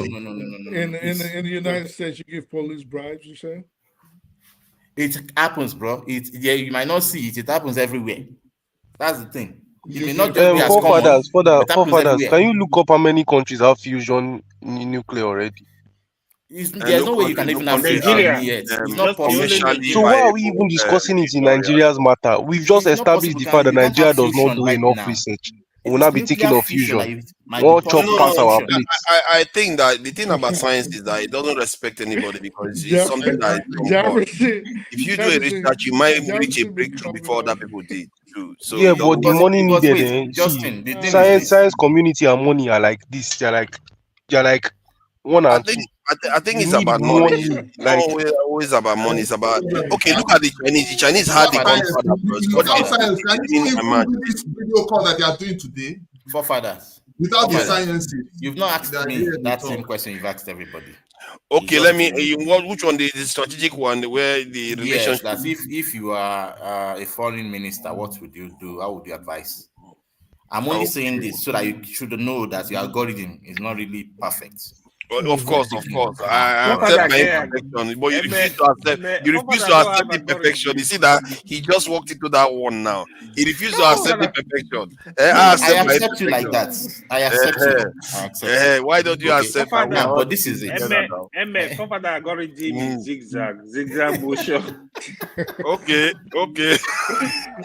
But wait, forefathers. Okay. You see, my own interest is this. If we don't solve our problems, we won't be taken seriously outside. Oh God! And no, that is the truth. You are not an interior minister. Please, stop going on. Please wait. You know why? See, there's a way these people outside see Nigerians on the inside. Not Nigerians. Now let me say the nation itself, and especially our leaders. Because, for example, if you have opportunities and you want to bring home, okay, this is a good, sustainable opportunity that would help the nation and the people, and you intend to bring it home, but your ministers and people in authority that you have to speak with, they're asking for bribe. How will you think those people will take you serious? Yes. How? You get the point. So that is why I said we need to you first of all advise the clear. president. So let's say you've advised the president take care of the in-house and he's done it. So your job now is to do your If he has done your it, job. if he And then has what are you done it, going to then do? it is easy to now navigate all around. But the question is now I can't picture what it means for him to have done it. Because if you want to truly have done it, then I must know that there's electricity at least 22 How are you hours in a going to day. get electricity? That's your part of your job. Wait, you said? But Shebi na foreign minister Exactly. Foreign ministers establish relationships that enables a nation to be strong enough to sustain that type of growth. Okay. Then you liaise with countries that can help build the electricity. That is it. I would say For Russia. example, That's the one I always recommend. there was a time that we liaised with a company from Germany. Is it not Siemens or something? Siemens, yes. yeah.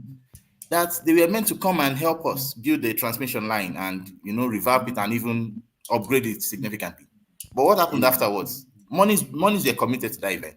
But if you go and ask the Siemens side of the story, they'll tell you something that when you listen to it, you know that we have people who are not just ready.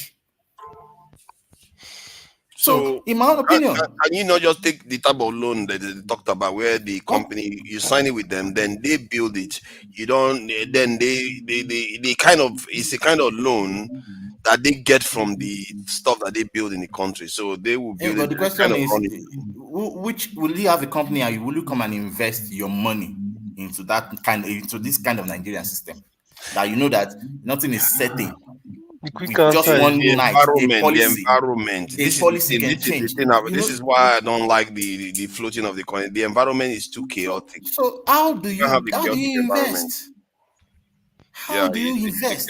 So these are the things that is why I said we just have to solve our own problems within first before we can be respected. You will never solve that problem within without. See, you can never solve problem within without taking care of the outside. They are both. They all work hand in hand. Free outside. Get serious first. We need to let there be a sense of seriousness. Look at 3 examples next to us. If Mali, Niger, and everything were just standing on their own, no foreign minister, only internal, do you think they would be there right now? No, but you realize that they had good discussions with these other powers because they were serious. And they also had among themselves. Do you think if they had a military man, do you think that would have happened? It would have materialized. Yeah, but if they take your advice, they will say, "Let's go indoors. Don't talk about." Maybe you're not saying. Wait, going indoors is what they've just done, and now they have the mouth to really discuss with outsiders. They took care of the. You see, there's something. Set your house in order. Then you can now discuss. If you don't set your house in order, what are you going to discuss on? Because any other person who is sane will ask you, what is the trace of intelligence here? That if I put my stuff, I know that I am guaranteed a sustainable growth, a sustainable rest. You get the point? But some of the first thing they did was to talk to each other. That is foreign minister advice. Funny enough, I just remember something. Is that not shows the mentality of our own people? Please, can I proceed saying something for further? Okay, I just remember something super important. I wanted him to answer whether he thinks that is not foreign minister advice. Look, it is foreign minister's advice, yes, amongst themselves. But if you look at it, the question is, how many are these people even on their own? Why do you think the foreign minister would advise them? Niger, talk to Mali. You talk to Burkina Faso. Why do you think they would do that? So that they can, when they come together and they have an homogeneous ideology of life, then it will be easier to discuss. The growth can be easily achieved. The negotiations with other blocs can be easily achieved because now there's power in the numbers this time around. Exactly. So that whatever they try to do internally is not thwarted. Yes, it's also part of it.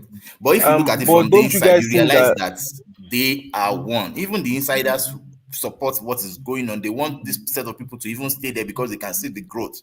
You see the way they even an average Malian will go and be cleaning the statue of his leader because he knows that this guy is doing something for me. These are the when you bring up the sense of nationalism, of unionism within the people as one, this is what you get. I agree with you, but that's part of your job. Don't act. You forget that you are part of the government. No, I'm not part of your government, Baba.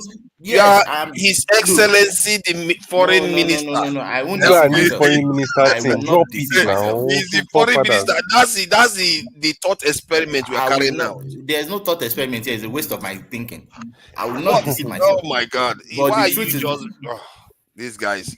Why is it a waste of your this thing? You know that I went to Turkey, and when I told them that I'm from Nigeria, the first impression that the girl there got, she said she did a project on Nigeria.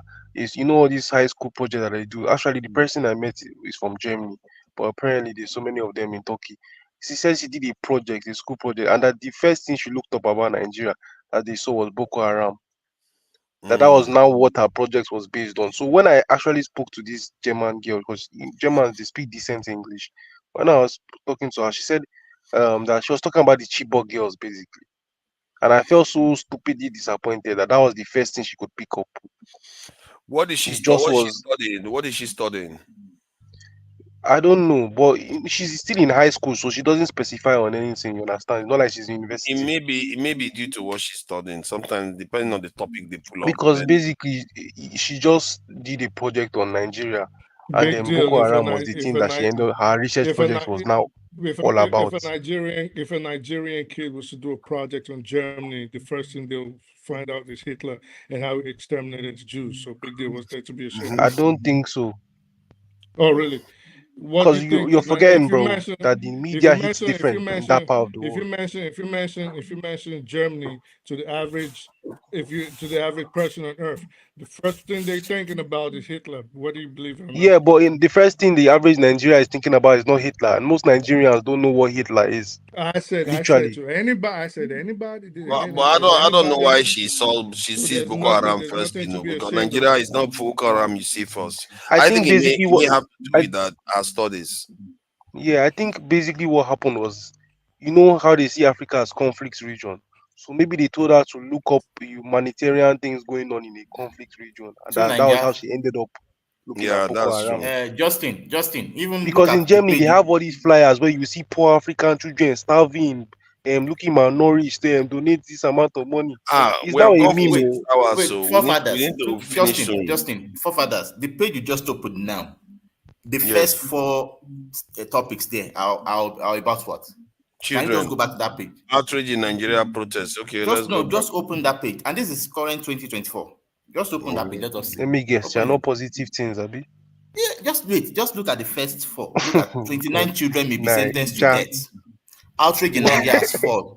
End bad governance protests. Nigeria charged 76 million. Nothing like Nigeria builds a refinery, something like that. Listen, let's nothing progressive. If the average grid collapse, most of the world is made Bitcoin up price, right? So if most people were to just talk negative something. If most people were to talk about Nigeria today, the first thing they're thinking about right now, today, 2024, November 3rd, Sunday, everybody's thinking about Africa. Can you imagine? Wait, to forefathers, are you seeing what we're saying now? That's what people are What are we saying? about.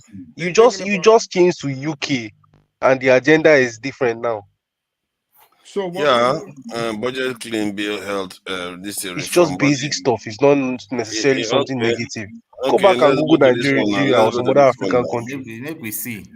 Spain. Okay. That one is more like natural disaster. It happens recently. Natural disaster. Go to Canada. Okay, Canada. And all these comparative people. Another wave of immigration. Hey God! Our people go to South Africa. See, they're complaining about you people on Telegram. South Africa now. All these people, you people are wicked. Why did you go to Spain to South Africa? Why is South Africa new government arguing about Ukraine? You see, they do exert their independence a bit more. You see, this thing you will never see Nigeria doing this, at least not often anyway. Prince William trip to South Africa gives key indication on Princess Kate's health.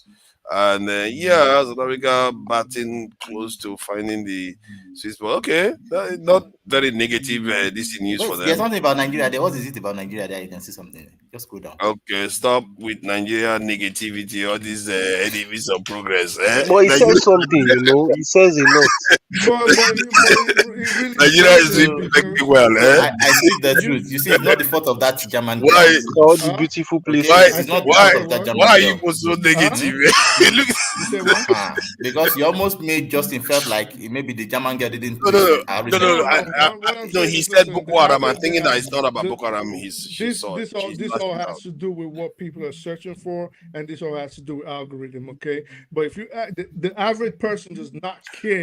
Look at this one. This is good news. The average person does not care about anything we're talking about on here. They don't care about politics. They don't care about international relations. They don't care.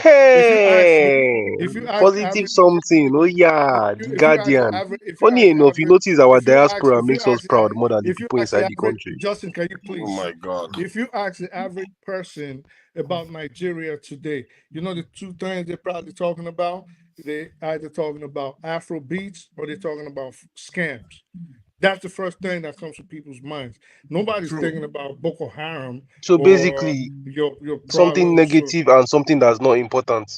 Well, that's how, because most people are not interested in politics. So all these complexities and all these intricacies we're all talking about on here, believe me, 99.9% of the people in your life, if you start talking about it, they don't even want to hear it.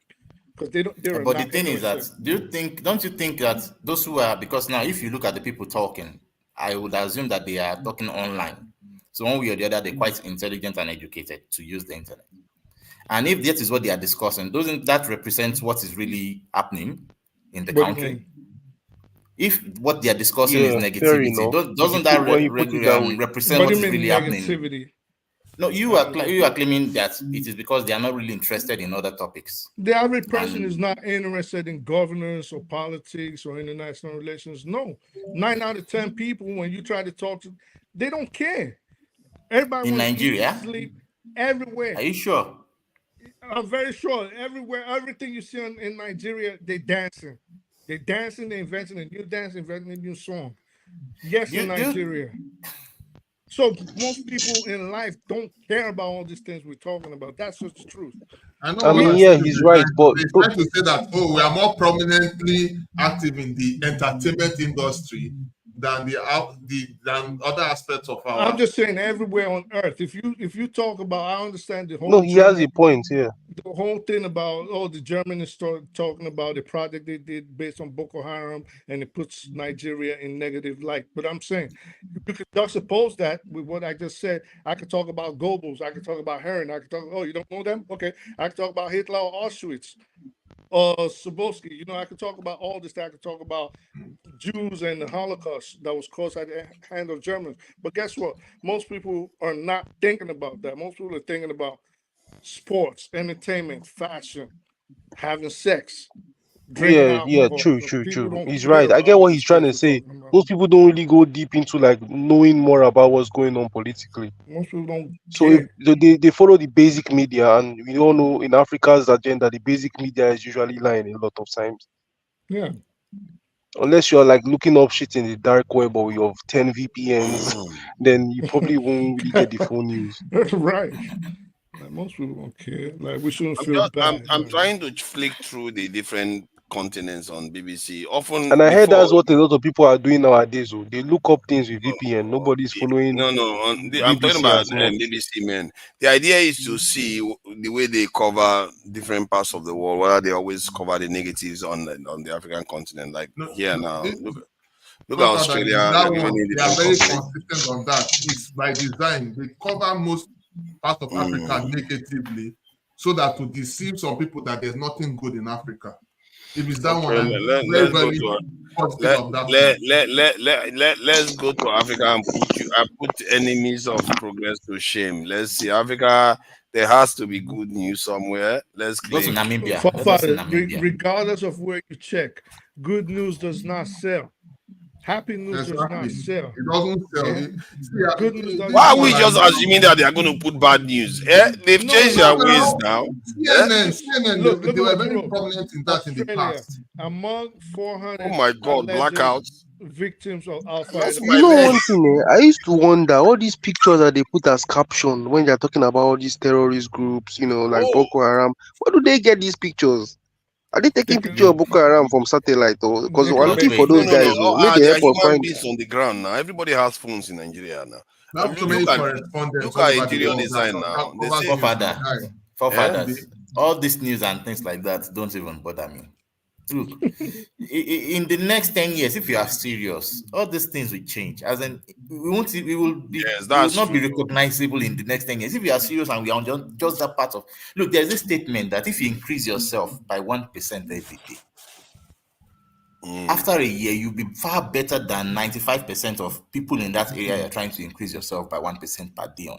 You see, that is a brilliant point there. And I think people don't realize how quick you can change things. Look, now imagine what that compounds into in 10 years. Look, if we are serious and say in next 10 years, forefathers, in the next 10 years, we want to solve food sustainably, electricity sustainably, and infrastructure sustainably. In the next 10 years, forefathers, I guarantee you. I mean, forefathers actually said it in I think it was the last live stream that I was present. He literally said that Nigeria does have a boom. It will be within 10 years and very fast. In just 10 years, we don't even need to compete with them for traveling to space or anything. Those ones will come naturally. It's because now people will become intelligent enough to begin to explore. And trust me, when you solve power alone, for example, just soft power alone, and maybe road, let me just put those two together because they go in and things will solve because they will just stack upon themselves and solve themselves one way or the other. But why? Okay, so why can't this thing be solved? If roads was so easy to solve, good roads were so easy to solve, and electricity powering the entire nation was so easy to solve, why hasn't Nigeria done it? It can be done, but not corruption. It's corruption. I speak the road.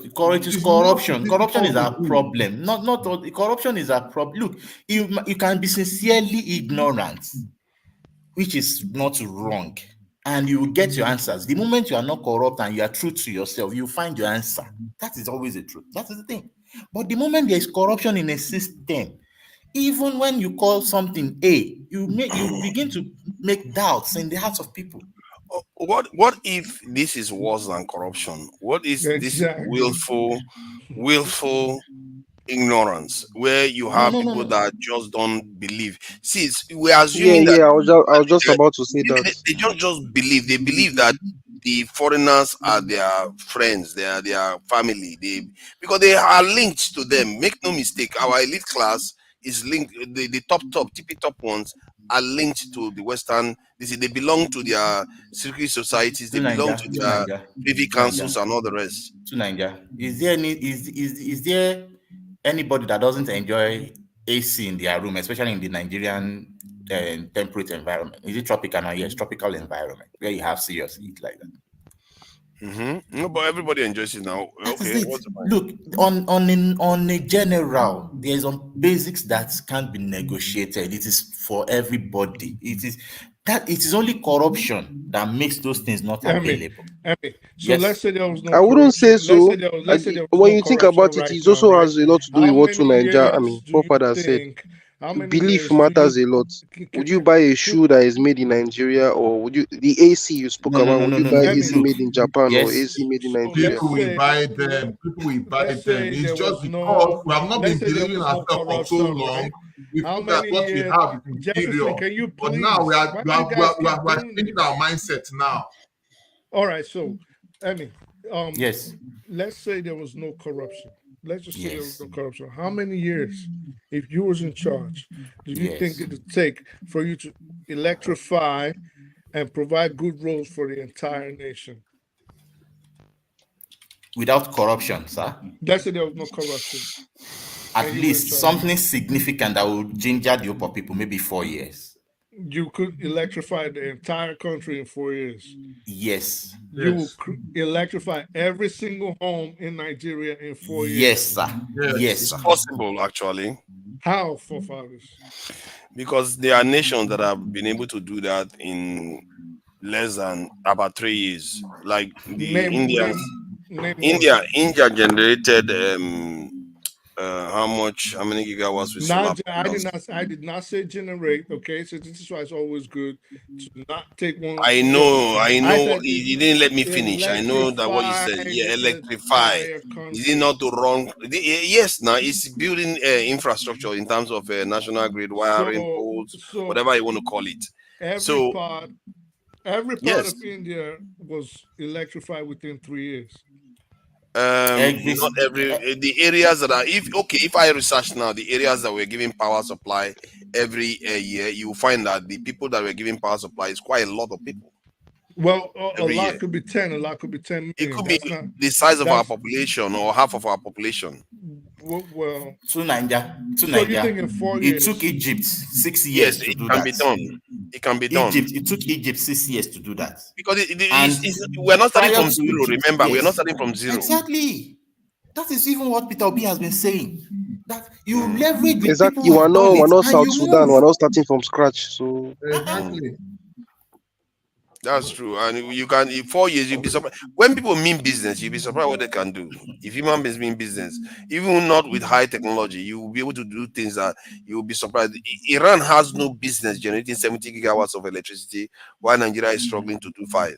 It has no business. They are under sanction. They don't let them do much. And I'm just even surprised. The country under sanctions is still so powerful. In South Africa, way ahead. Prior to the elections, they've been like for 3 years now. They've been having issues of load shedding, and it was basically down to corruption. Do you know, prior to the election, when they saw that it was going to be a determinant factor, just in like 4 months, let me say 4 or 5 months, do you know virtually there's nothing like load shedding again in South Africa now? Like what? Load shedding. Oh, the load shedding issue has gone. Interesting though, that when the DA people are now in office, it went away. Not even that because they were in office. The thing is that it became an issue for the ANC party, that it was now, because of that they could lose power. They started making decisions as earlier in the year to make sure that they solve it. To Nigeria, I'm telling you now, there's nothing like load shedding again in South Africa. They were sabotaging. And it has been for 3 to 4 years. I can show you links of the South African government complaining about sabotage. They were sabotaging them heavily, and it's interesting. They were sabotaging themselves within the country. It is basically the people they put there, and because just if you look at the history, you understand. It's basically corruption. It was just down to corruption. No. Burning trucks is not corruption. See, we are talking about they were destroying trucks. No, in South Africa. Trucks doesn't affect their electricity. For fathers, these people, it doesn't matter trucks, like that. The trucks, the South African government, it was during the period. I don't know whether this is tangential conspiracy theory on my part. There is no direct evidence of it. During the period when Americans were accusing the South African government of being on the side of Ukraine too much, and there was a lot of issues during that. They said they were even accusing South Africa of supplying them weapons. South Africa was suffering a lot of load shed, and suddenly you find that 70 trucks were destroyed. The mines where they get their coal was having issues. All kinds of stuff that are happening, and the government was saying there's sabotage going on within the system. And now that DA is in the government, the pro-American and pro-Israel is in the government, suddenly all that thing has gone away. No. It's not. If I don't even. I don't know. It might be. It might not be. I don't know. It's not even attributed to DA. No. It is basically the respect for the people. You see, I think the thing is that once you fuck up one way or the other, the people begin to question you. They will switch their allegiances. And for parties who understand that you need the people to get to power, not that you rig yourself into power. For those people, they know that you need the people to get to power. So you must quickly tackle their issues. Otherwise, you lose that power completely. And that's what happened. It was basically the clamor when they understood that we are going to lose this power, because I know that if they don't have more than 51%, they will not have the total the 100% power. You get the point. So now they quickly tackle it, but even at that, they've already lost people.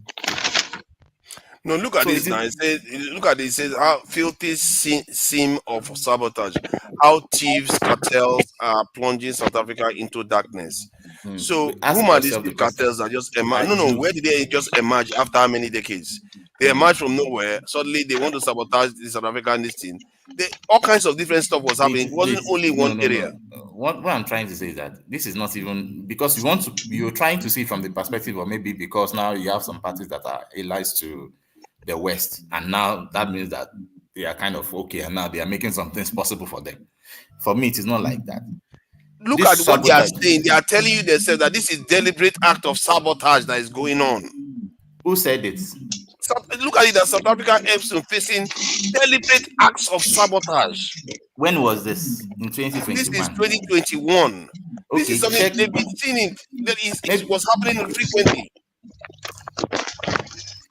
No problem. I won't. I think I can tell you, even like the South African government. You don't trust all this news like that, but no problem. No, it's fine. The reason, you see, the reason why sometimes when I reason things, I don't just look at one evidence. I look at the collective of evidence and what is happening. Never forget the geopolitical weather. Check this man afterwards. Check this man. Is this still the current ESCOM CEO? Let us know. Let me see. I want to know if he's still the current, because this is after 2021. I think there were a lot of corruption issues, then they changed some people there, and maybe it's also. They probably will find. Whether they change him or not, not the point. They keep having. You need to know that if he's also part of those who corrupted the system, then you expect this kind of talk. So in order for him to push the blame elsewhere. Okay, bringing South Africa to its knees would be self-sabotage for the US. Okay, this is okay. Some people, okay, maybe South Africa is the largest sub-Saharan African importer. So it appears that you see, there's a lot of discussion about what was happening with South Africa during that time. You have to understand that there are different ways of destroying a nation. You don't have to invade it. They can use different ways to subvert your nation and destroy your nation. They can just start sponsoring all kinds of people to just start tearing your infrastructure. I understand. I'm not disputing that fact. But what I'm trying to say is that right now they've solved their problem when they were serious about it, and it just took them just maybe 5, 6, 7 months to do that. And this problem has lingered for over 4 years, thereabout. In fact, some will say 5 years. You get the point. So what I'm trying to paint here is even the picture of the quickness at which, when seriousness meets commitment, things can change. And it's just to paint that picture properly for, I expect the truth as a question if 4 years was really sufficient to make a reasonable change in the electricity sector to electrify the not reasonable change, is total that to electrify the total the total Nigerian space, the entire country. And but I'm just trying to use this to paint that picture of when there's commitment to achieve something, it can be done. You get, that's just what brought me to that South African story. I know there could be a lot of angles to their self-sabotage and things like that. Because, like, something I was just checking now, if you have to use Egypt as a case study, when Egypt, because this is why, if, for example, because the next question I was going to ask is, if, for example, journalists, environmentalists, and all these other clean energy proponents appeared in Nigeria, of Nigerians obviously, and started criticizing the government for going towards nuclear technology, and the government takes them up and silences dissent and locks them up. It is the same Nigerians, for example, that will criticize the government and cry against it. But these things happen in, like, Egypt, it happened in Tunisia, it happened in Algeria. So these are also things we should be prepared for when we start pushing the government to go towards nuclear energy. There are people that will complain against it, like some of us are doing on the panel. And when the government decides to silence dissidents, let's not come back here and start asking the government, why are you... No, I speak the truth. Something is this. Look, the average Nigerian is suffering right now. Mm-hmm. How I wish that suffering is because they know that it will be better in the future. At least you'll be able to... You'll be able to endure that. But do you know, for example, since 2015, when Buhari came in, there has been a particular style of talk. Oh, just endure now so that it can get better. Buhari's policies that time made it look like everything was going to get better before he finishes, or at least we are on that path, you can know. And if truly we're on that path, nobody will really, Nigerian, average Nigerian really, if he can see it, if he can see the future, that is good. He will endure. No problem with that. But after 8 years of Buhari, and plus the punishment and the suffering, would you say that we are on that path to that El Dorado? Not close. You get the point. So then from there, I think it would be logical to know that we can't trust this set of people. And in 1 year, 6 months that Tinubu has gotten there, are you going to say we are also moving in that direction? No. That is it. So how do you now want an average Nigerian to trust them to make that decision? But trust me, if they see somebody or a system that is ready to face it, they will follow through and know that we are on that track. You get what I'm trying to say? But right now, it's just that we are lives, years of life is wasted now. You can buy a Toyota pencil vehicle in 2015 with 750,000 naira. That same motor now, you need 3 million, 4 million to get that same vehicle. In fact, Nigerian use. If not 5 or 10 million. Now, and check that inflation. As your salary increase like that? No. So basically, people are becoming poorer by the day. And everything. So you see, then how do you want people to, all of these things put together makes it tiring to really live that life. Yeah, I was trying to find this household electricity consumption per capita in China. So look at the trajectory they were traveling, how rapidly they just kept rising, and they are still rising non-stop, continuously. They seem to be, what that indicates is how quickly you can change things for people. The amount of people Chinese brought out of poverty, I think 700 million they talked about. That is a whole load of people in a relatively short period of time. And it just tells you that if we have the right person in office, we turn, you'll be surprised how I think Nigeria will move faster than China in terms of given where we are to getting to a point whereby we'll be relatively okay. Maybe not at the level of China, but okay. Yeah. It will happen very, very quickly. If all of us on here have pinpointed one issue, and that is corruption as the bane to the development of Nigeria, right? And then we look at China, for example, and the rapid increase in its growth. And we know China is less corrupt. Now, the principles that make China less corrupt were, if you were to take it in the Western terminology, you would say it was draconian. Again, so maybe democracy is not working for Nigeria, because if you were to say a government official steals some money, well, automatically death penalty, like the Chinese Communist government does. Will Nigerians? You've got to do that. Exactly. So, but are Nigerians ready for the hard decisions that they have to make in terms of? I speak the truth. What is harder again than now that you're buying bread for 2,500? Here now. Let's take a quick vote. Is anybody against the death penalty for public office? So you want to think that you want to kill my person because he's corrupt? I won't accept it. Look, kill anybody. Okay, you accept it, but kill anybody. So far that there's proof that he was corrupt. It's not that maybe you're roping anybody. You accept it. No. It's not extreme, Jefferson. If we want to grow. Sorry, I expect to continue. Yeah. Thank you. So let's just be real, and let's be realistic here. You want to say in a Nigeria where there is this tendency of my thief or my corrupt guy is less corrupt than yours, you really think Nigerians will take the hard decision, barring us somehow being bogged down with a dictatorship? In a democratic dispensation, yes. You think Nigerians will say, "Oh well, he's stolen all that money, execute him, rightfully so"? Yes. Or Nigerians will say, "Oh, he's from the north, he's Muslim." Yes, I speak the truth. I say yes. As long as it starts applying to everybody, they will. Exactly, but how will it apply in the Nigeria that we know today? Now, if you steal money, nobody will defend you in Nigeria. If they catch you and you steal money and it's convincing, because to be fair, it has to be fully convincing before you go and start condemning people to death.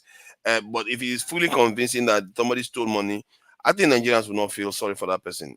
At all. And even if you don't, some people don't like it, most people would still say go ahead and do it anyway, because they are fed up of corruption. That's one thing Nigerians are fed up of. Nigerians are not fed up of corruption. No, they can carry it out. They can get involved in it. But when you say public office holders, if they steal public funds, they face the capital punishment. Nigerians will support it. Nigerians are not supporting it. Nigerians are not supporting it. I speak the truth. Okay, look, let me check whether there's any poll on that. People are tired. You might think they won't support, but the thing is that eventually they will support.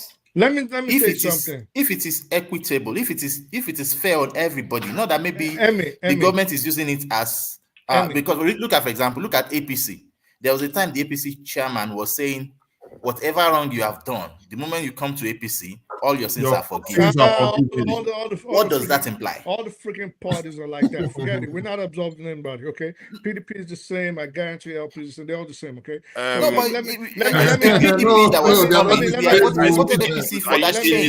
I speak the truth. Are you seeing the poll? It says EFCC poll says majority of Nigerians want death penalty for treasury. Sure they do. Sure they do. So let me ask a simple question. Do you think, how hard is it? Because if you really want to stop corruption, there's simple ways you can protest. That cop that asks you for money, I'm not giving it to you. That when you go in the motor registry and they ask you for money, I'm not giving you no bribe. You can start like that. And if why aren't the people saying, no, we're not going to pay you, nobody's going to pay you. And if there's a silent revolution like that, without depending on the government as a whole, why haven't the people said, put their foot down, I'm not giving you no freaking bribe, get the hell out of my face? Thank you. I think we have to close that. I know what you're saying, but it's not every policeman you can tell that to. You can, anyway, but that means the people are not tired of corruption. If you're tired of it, you will garden your numbers because you're more than the policemen. You don't even have 300,000 policemen, and you have 200 million people. If each person say, I'm not giving you no bribe, and they raise their voice, and there's like 50 or 100 people surrounding them, we're not giving you no bribes. But the people are not tired. That's my point. They pretend like they are. They act like they are. They say they are. But in reality, Nigerians enjoy corruption because it is easier for them to live under a system where they are not accountable for the consequences of their actions. It is easy to paint that picture and make all of us and blame all of us together. But you realize that this system also made people like that. Exactly. And average Nigeria wasn't corrupt. Until look, there was a time when even politicians, when you steal 300 million, you'll be scared. But they judge all this, but they judge how many they were spilling in their millions. Do you see how you're making excuses for? I am not making excuses, Baba. Relax. This thing doesn't look. Your solution is that you should start from bottom to top. I'm saying no. That is not the right thing. It's going to start from top to bottom. There's no way you are asking hungry people not to be corrupt. There's no way. When somebody is sitting someone is sitting somewhere and making a decision that is affecting their life. Sometimes it can start from either direction. Sorry, gentlemen. I think we have to close it out. I think we've been here for going to 8 hours. If you are counting the women's session, it's 10 hours at least. And then if you count Dr. Damage's 12 hours. So there's going to be a session this evening and again with a guest, I think from Anambra State, if I'm not mistaken, information minister or something. So join us at that time so that we can, ask some questions, or especially people that are curious about the state. I would definitely be listening. Then we'll discuss some more. We're going to have our Philosophy Sunday. Where we are going to have not very long session because people have to go to work, but talk about stuff. Look at why he's like, he just chuckled now. Because I don't have a life. It's all good. I don't have a life. I don't have any work. That's why he's wondering, going to work where. It's all good. So yes, Emiloko, thank you for joining us. I really appreciate you for coming in. Emiloko, I do appreciate you. You tolerate a lot of my, when the whole thing is going crazy, you do understand. You know how to. That is quite a gift. Some people don't always understand when you tell them, "Oh, hold on, let that person." It's my turn. It's my turn. No, but Emiloko doesn't do that. Thank you very much for that. I speak the truth. I speak the truth used to be very organized, but now it's just becoming. Yeah, I got used to them. A hater now. He's a hater now. He just beat everybody. I speak the truth. Won a lot of fans when he spoke pidgin English. He can speak pidgin English more than me. That's Right, definitely. I don't agree. I don't agree. I'm going to try the to. Pharaoh American. He's a Pharaoh American. I will try to speak English. Pidgin English. Yeah, of course. Yes, he won a lot of fans because of it. You know how many Nigerian about the year for so that you can Uh-uh. convince people like Justin to make them know say you be not be the pidgin English not good too much. It's just a little bit better than mine. The pidgin English better past my own. Now that's the only thing. That's it. Everybody. Why do you run away? Yeah, so what I'm gonna do, my distance just went down for a bit. Let me just sort this out. All right. So we are gonna be rounding up. Let me salute KJ for joining us. He's been patient. He just gave up on us with all the rowdiness and all. Thank you for coming in. He got tired of everybody. Jefferson, I really appreciate you. Thank you for coming in. Always join us for these conversations. I appreciate you. And Justin too. Justin kept jousting people and he kept sniping at people gradually and annoying people left and right. Gen Z Justin. In the end, yeah, I don't know whether he's that Gen Z. Okay, he's kind of Gen Z, but he's quite practiced at having this our conversation. I'm confirmed Gen Z. Yeah. Thank you for coming in and keep coming in. I think it's good to be asking questions. But you two should study. You are in the UK now. Why are you asking me questions about the UK that I think you should know by now? Although you are just one of those new people that came to the UK for studies or something. Because people come in recently. In the UK, quite a lot of them. So maybe I'll cut you slack on that one. That said, anyway, AY, I see you. Thank you for coming in. All the people that donated, Madam Tope, donated Madam Tracy Jacobin, Guy Owalele, Oscar Blackbone. Thank you all for sorting out Dr. Damages. This is going to help with the upkeep. I really appreciate that. And this is subscribe to my channel. If you have not subscribed to Nigeria, subscribe. If you have brothers that hasn't subscribe. I need the followers. I think I just need about 16 or so to get up to 500. My target is to try to get to 500 by the end of the month. I just need 15. I said, look, nice to meet you. Okay, I can't hear you. Yeah. He said, nice to meet you. That's nice one. So, trying to get to 500 there. So, a Black Beauty, I see you there. Niger Man, I see you there too. Guy Walele, McEnelly, all of you. Manuel Ferreira, I see you there. Thank you for joining us. Ferreira, I would like to debate you. You say whether I should accept the challenge to debate you. I will debate you anytime. Let's just agree that it's going to be civil. There's no need to insult each other, because when I'm debating people, they think I'm just trying to win the argument. I'm trying to learn. That's the weird thing. Oscar Blackbone, thank you for joining me too. I think I've said Oscar Blackbone. Ruru Og, thank you for joining us, Ruru Og. Okachaten, thank you for joining us, Okachaten. I see you there. I can't possibly name everyone. Yes, Daddy TV, I see you there too. Quite a lot of people. Felix, different people. AY is here to say goodbye to everybody. Let me make my final submission, guys. See, there's no final submission. AY, don't start now. You see this troublemaker, he just decided to come and make trouble now. Wachuku, thank you for joining us. Amaru Ismaila, thank you for joining us. Amaru Ismaila. I like to see new names. Nice to meet you. Yeah, nice to meet you. Nice to meet you too. I know you are greeting this guy, Emilokun. and this thing. All right, so I think I've said most of the names I need to say, and the ones I miss out, I apologize. I can't say them all. There are quite a lot of people we missed out, especially the panelists that have been here.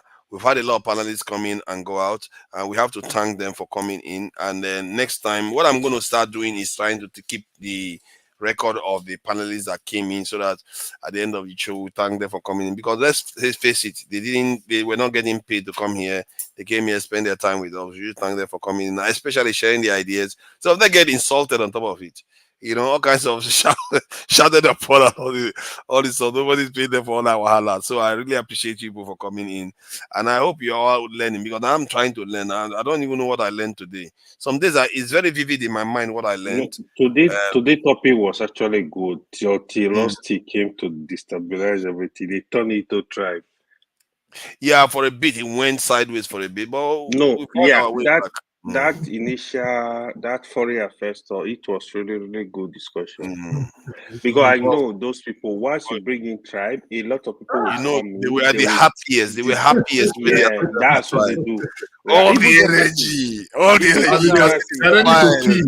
I'm telling you. All these smiles come out. Look at the Obi. Odi was looking so happy. Let me tell you. You know my biggest fear. Even if you cut out Nigeria north or south, Yoruba and Igbo cannot live together. I'm telling you, they can't live on the same space. I swear to God, they can't survive. They will not survive. If you cut Yoruba people to go there, you'll be surprised they will start fighting too. Yoruba people fight each other like cat in the back. It's me. And that time you know the different dialect of Yoruba. I'm telling you, something will come out. Yorubas can fight, not this one where they are just calm right now. They can fight. Yoruba can be calm. Jesus Christ. You don't know the history of Yoruba, the war they fought for years. When the British got here, they were like, this is gone on way too long. Continuous fighting. Yeah, they are so peaceful now. The Southwest is so peaceful relatively. It's the most peaceful part of Nigeria now. The Southeast, the far south, is like the Efik Calabar areas. That the area that borders Cameroon. Efik Calabar? What do you mean Efik Calabar? Efik Calabar is the Southeast. Why are you calling it Southeast? You want cause another trouble here. What do you call that now? That one is east. Because by design, there's nothing like south. Geographically, oh my God! Let's not go there now. Let's not go there. I think it started now. Discussion. Let's not. Geographically, there's nothing like south. That is interesting, actually. Maybe we should talk the geography of Nigeria. Let me say this. If Nigeria want to divide, people will see shocker. I'm telling you, if you think it's we are used to it already. So they bring it on. We'll just Yeah, I think maybe. Do you think we should talk about it like this evening? I don't know whether it will devolve to tribalism, but if we talk about, hold on. I'm just trying to make a point here. The point is, can we talk about whether we should change this political knot? Can we debate that whether we should change it to the geographical knot? Because this political knot that starts from Benue is a bit of a cheating. Benue is not knot. It's not knot. Maybe we should have that debate. Yes, it's not entirely not. There are some areas that are extreme east and the other area that is extreme west. Benue is in the southern part of Nigeria. You can decide that it's not central, but you should not even say north central. The putting of that north is even the problem. It's just like the same way we described that in Arabic into a naira. You're right. Even that north central is deceptive. Let me tell you, the only way Benue can join a country, you got to cut out middle belt as a country. They are be able to manage themselves. Well, nobody says about the country. I'm just saying that politically, the way we describe Benue as north is not always good.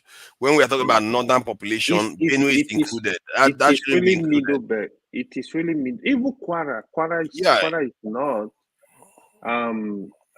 Kwara, Kogi is not supposed to be north too. Even Kwara. Exactly. So many of them are not supposed to be, but they count them as north in terms of population. That's a cheating.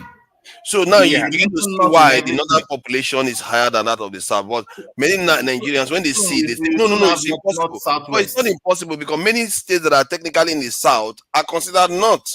To be honest with you, right now as Nigeria stands, the only major tribe that are not territorial is the Yoruba tribe. Igbo, Hausa, they are very territorial. Very. The Yoruba, they kind of like, okay, let him live and let's live. That's the way they kind of take their whole life. But you see the north, the Hausa are territorial. Yeah. The Igbo too, they are very territorial. This is just the honest truth. So if they're gonna be issues, what is territorial? Have you ever seen any people that are not territorial? No, Yoruba are not that territorial, to be honest. Yoruba is not territorial. Have you seen Modakeke and this thing? Have you seen Ijebu and the other ones? These people, they live next door to each other. They've been fighting each other for decades. They did, but those are kind of like Yoruba. For example, now it's different. So, okay, you see here what Jefferson is saying now. If you watch people, the Igbo, some of them will tell you, especially the IPOB, there is nothing like Salsa. What they are saying, they want to get rid of that region. It belongs to me. The people belongs to me. They don't speak my language.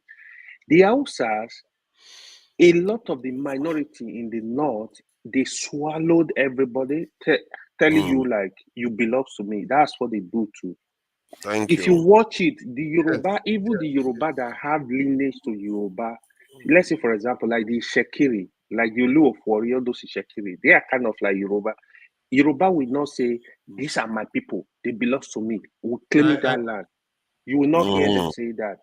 Even the Benin have history with the Yoruba. You will not hear say they want to bully the Benin people. It's only you will hear Pastor say, "Oh, we will run through Benin. We will claim that area. That's Biafra. That's this." So it's just that one is a very delicate issue because the history runs deep. It's not something we can just analyze in one sphere. Everybody needs to forget it and let everybody build. It's not gonna work. If anybody will take it and run through any part of the country or more, you joking, man. It's not gonna be funny, man. I'm telling you. But we have actually come a long way. But I think what we need to do is to use. I want us to stop. All right, no problem. Good night, man. All right, let's close out. Yeah. We see you guys later today.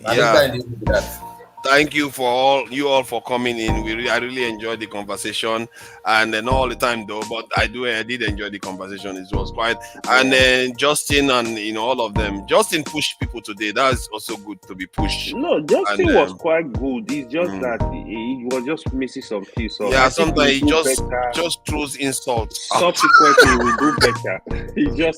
He just sniping people. I thought that he's not going to be like, you're talking rubbish. It's what nonsense you're talking. No, it's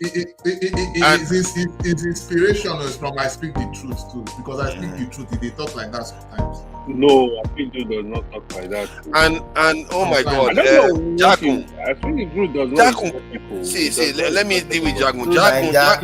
Close this thing. I need to. Jagun. Katakata with all these ones again. Okay, let me end it. Jagun. Till next time, we're going to catch. All right, bye, guys.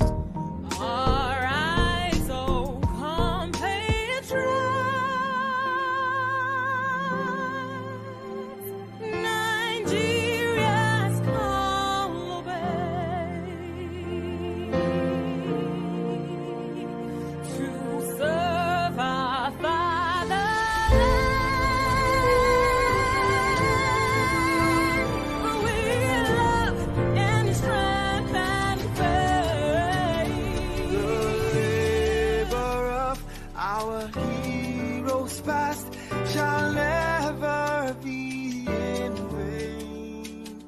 To serve with heart and might, one nation bound in freedom, peace and unity. Hey, that's so. Yeah. Oh, yeah. Arise, O compatriots. serve our fatherland with love and strength and faith. The labor of our heroes past shall never be in vain. To serve with heart and might, one nation bound in freedom.